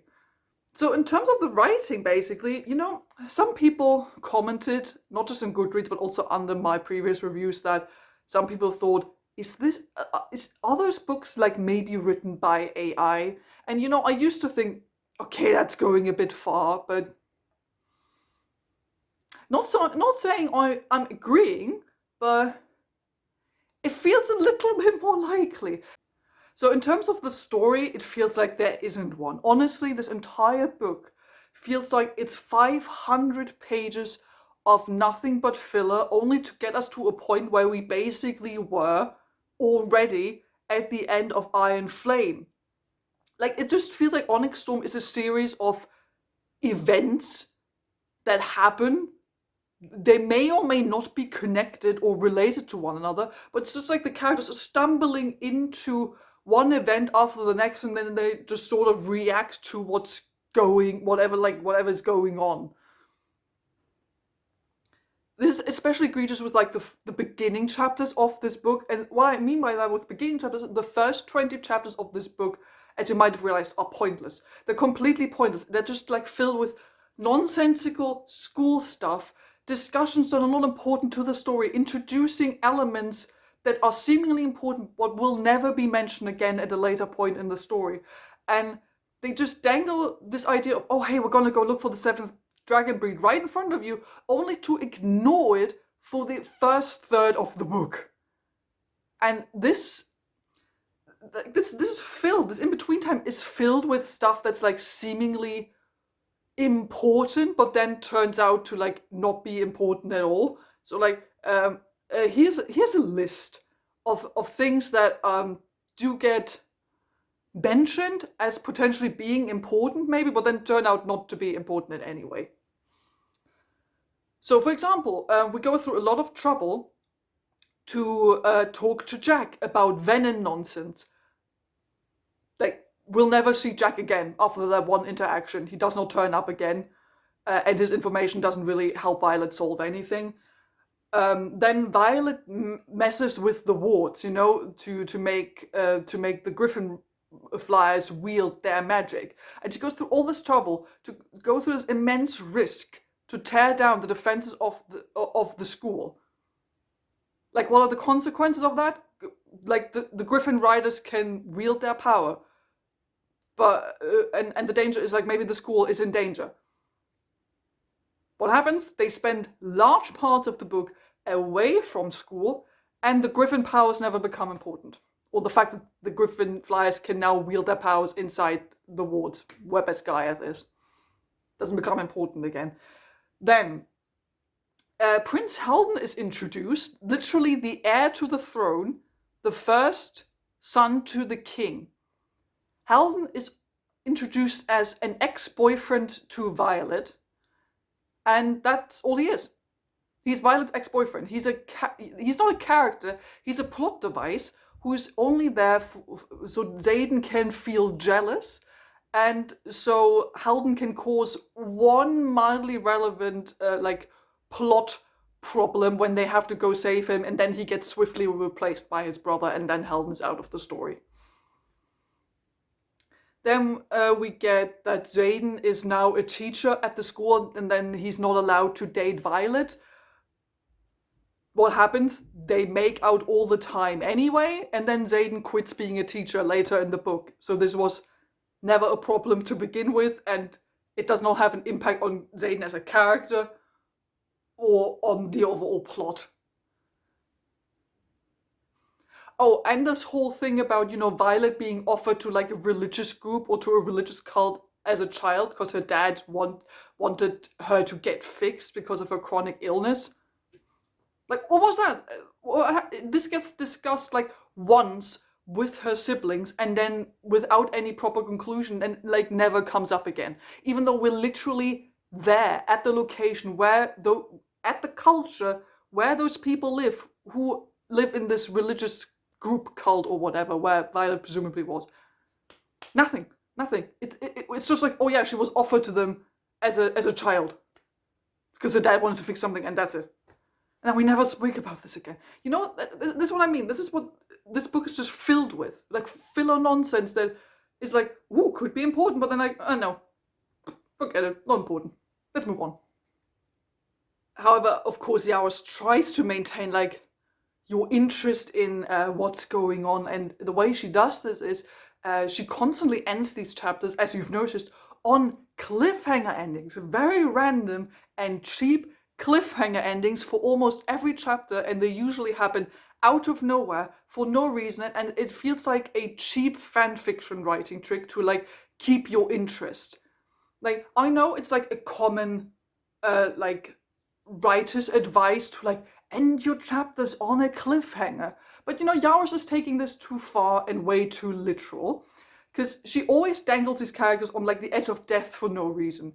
Like, when people say, yeah, like, end your chapters on a cliffhanger, it doesn't always literally mean that, oh, someone is dying, someone got poisoned. No, it can also be, like, an emotional cliffhanger, a question that's being asked of the characters or the reader, just something that is a mystery. It doesn't always have to be, like, literal cliff-hanging danger. But Yarros in this book will be like, oh, the characters are hanging out and everything is mostly fine. Oh no, we're suddenly being attacked. And that's how so many of these chapters end, just Yarros suddenly being like, oh, attack, or big plot reveal. And then this reveal or this issue of the cliffhanger will get solved immediately at the beginning of the next chapter. Like, I mean, you've noticed this, like, someone getting stabbed or the whole group's getting poisoned. Immediately, the next page, oh no, they're fine. And this is so cheap. This is such a cheap trick that Yarros is using here. So, and then we get, like, this whole island hopping adventure that we've noticed, where we get very the world building in this is only surface level, as you've noticed. Like, we managed to visit so many new places, but the world building is so bare bones. She usually just throws in, like, one or two facts about the new culture they're visiting. It's like, oh, this culture is based on knowledge and peace. And that's it. It's not even really shown how it's based on, how this culture is based on knowledge and peace. It's just like Violet or Dane will know about it because they read about it in a book, and then they announce it to everyone in the group. And that's it, but we don't actually see it. We don't actually get to hang out with these new people in these new cultural realms. Because Yarros is just way too determined to like get through all of these islands because she wants to like, broaden the world building, but without any actual serious detail. Like what she should have done is she should have limited herself to actually only visiting like maybe 2 new places, and then actually have the characters experience those new settings, actually go into detail. Sure, then maybe you don't get 4 new locations, but that's fine. I'd rather have only 2 or 3 new locations, but those are explored in detail and I actually get to learn something about the culture. But no, what we're doing instead is that the story is skipping through all these things and then introduces things along the way which are meant to be interesting but then get glanced over quite quickly. It's like, oh, a character dies. It's fine, we forget about it like literally 3 pages later. It's like, oh, literally Zayden's freaking mom turns up. And then we never talk about her again once they have left his family behind. You know what I mean? Like, this all feels so cheap and like it's not at all important, even though it really, really should be. And we all know what the reason is for why Yarros doesn't like dwelling on these kinds of things, those big reveals or those emotional big hits, because Yarros hates engaging with actually interesting plot points that deal with consequences, that deal with conflict or emotional impact. She like refuses to engage with those moments. She always like hits those moments and then it's like, oh, we skip right past that. And we skip right to the aftermath. We never get to see or feel or read the actual emotional impact of any of these potential conflicts. There aren't even real, like any real potential conflicts, because every time like some kind of consequence or potential conflict comes up, there will be an immediate solution. There's never like anything that really troubles our main characters. It's always just like, oh, how will they get through this? Oh, like that. Like it's just always immediately resolved right away. And I just find that so not only cheap, but also very dissatisfying as a reading experience, because we never get to see our characters truly struggle, and we never get to like really sit with them and like experience the problem or the emotional conflict with them together. No, they just always immediately work through it, and it's just like, oh hey, there's a thing we could actually be into, oh, and it's already gone. Something else, that's like a minor note, but I will note it every single time because it bothers me to no end about the stories of these books. You know how this series is called The Empyrean, as in the big important dragon council? We know nothing about the Empyrean. The Empyrean, we have not seen the Empyrean at all in any way, shape or form. We basically know nothing about them. We have heard of none of their decisions or political influence that they have on the realm. There's like no impact the Empyrean has on this story. I'm not even sure if the Empyrean was even mentioned in this book. Like, why is the series called that? We're on book 3 out of 5 and the Empyrean hasn't done shit. So why the fuck is the series called that? In terms of characters, we all know that Violet and Xaden are like the only 2 important characters in these books. Like we've seen that there are secondary and tertiary characters, but they're all not important. Like, and some of them like are like written out almost entirely. For example, Rhiannon was like Violet's best friend in the first book and sort of in the second one. Now she's like mostly disappeared in the third one. My theory is, which I've also heard on some other reviews, that you know, some people will complain that Rhiannon is a stereotype because, you know, she's the black best friend and she's also a black woman who's very like sexual and a promiscuous bisexual. And some people were complaining about that this is necessarily not really a good like a bad stereotype. And Yarros maybe fix that by just being like, okay, Rhiannon is not really in the story. So like that. And yeah, we have Rydog and Sawyer and Imogen and blah blah blah, but they're all the same and they don't do anything. They all have the same sense of humor. They all make the same joke. They're literally just there to have hashtag banter with Violet. The only one who resembled sort of a character development is Sawyer because of the leg he's missing, and we see him like become better and better again at being a writer throughout the book. That's like the only mildly interesting character development we see in this book. It happens very sporadically throughout the book, and it's not important to the story, but that's the only thing we got that I can actually point towards and be like, that is a character journey. Because apart from that, we only have Violet and Xaden. And Violet and Xaden's personalities are like, they're only there for each other. Violet's personality is like thinking about Xaden 24/7. Her entire deal in this book is fixing her boyfriend. There's no other goal she has. Like, even finding the 7th dragon breed is sort of still related to fixing Xaden. And there's nothing else she really thinks about. All she can think about is how much she loves Xaden and he would never hurt her, and that we have to find a way of like fixing him because he could potentially turn evil, but he's not really at all, like, he's a shadow daddy and he would never, like, that's it. That's Violet's entire personality in this book.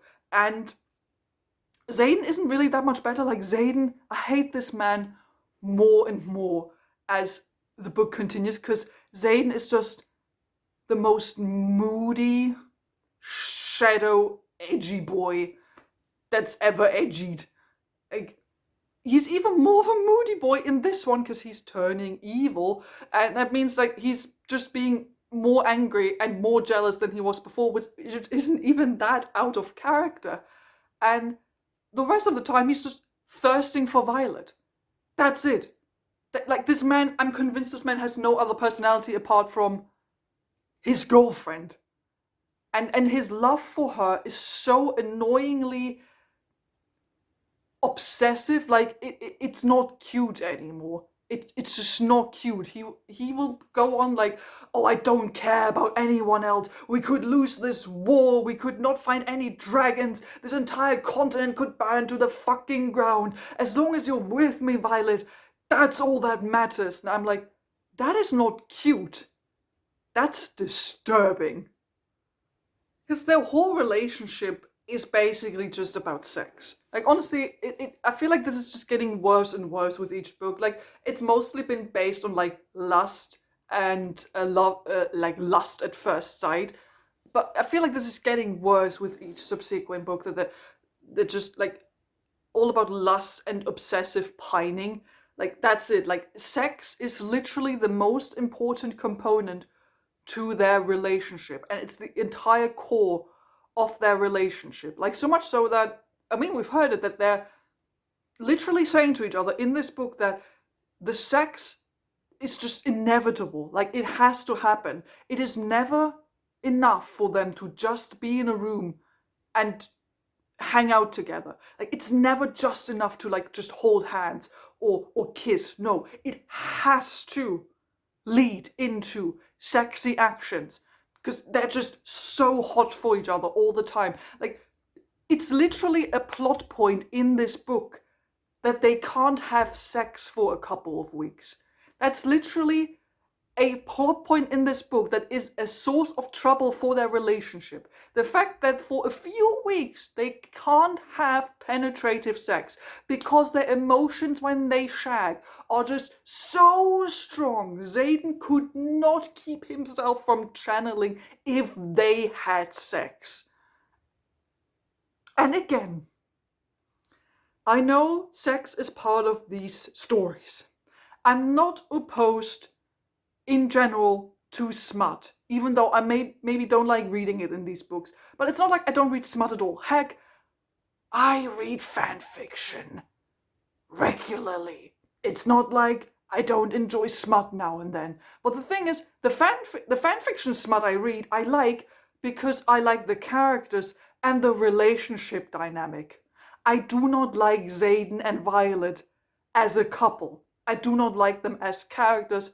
Therefore, I do not enjoy their relationship or the sex they're having. It's just not fun to read about because it's all just based on lust and pining. Okay, we're done. We're so absolutely fucking done. I have no idea when the next book's going to come out. I know that Yarros has said that she wants to take a bit of a break before the next book comes out, which, I mean, good for her. If she feels burnt out and feels like she needs to take a break, please go and do that. Please take your time, and maybe this short break is what she needs to actually focus on properly writing a sequel, even though I'm not getting my hopes up, but who knows? I'm prepared to maybe get positively surprised. Also, by the way, they're planning on making a TV adaptation based on these books. I don't know what the updates are on that. I think the show recently got like a showrunner. I don't think there's like any casting or stuff like that. I think they're just starting to like maybe get into pre-production soon. Yes, I will probably watch it when it comes out. Because I'm just doomed to engage with this series forever. The series is now my nemesis. And there are 2 more books that we have to deal with. Okay, that's it. This took a really long time, and this is probably my longest book review that I've ever done. If you've made it up until this point, thank you for suffering through this with me.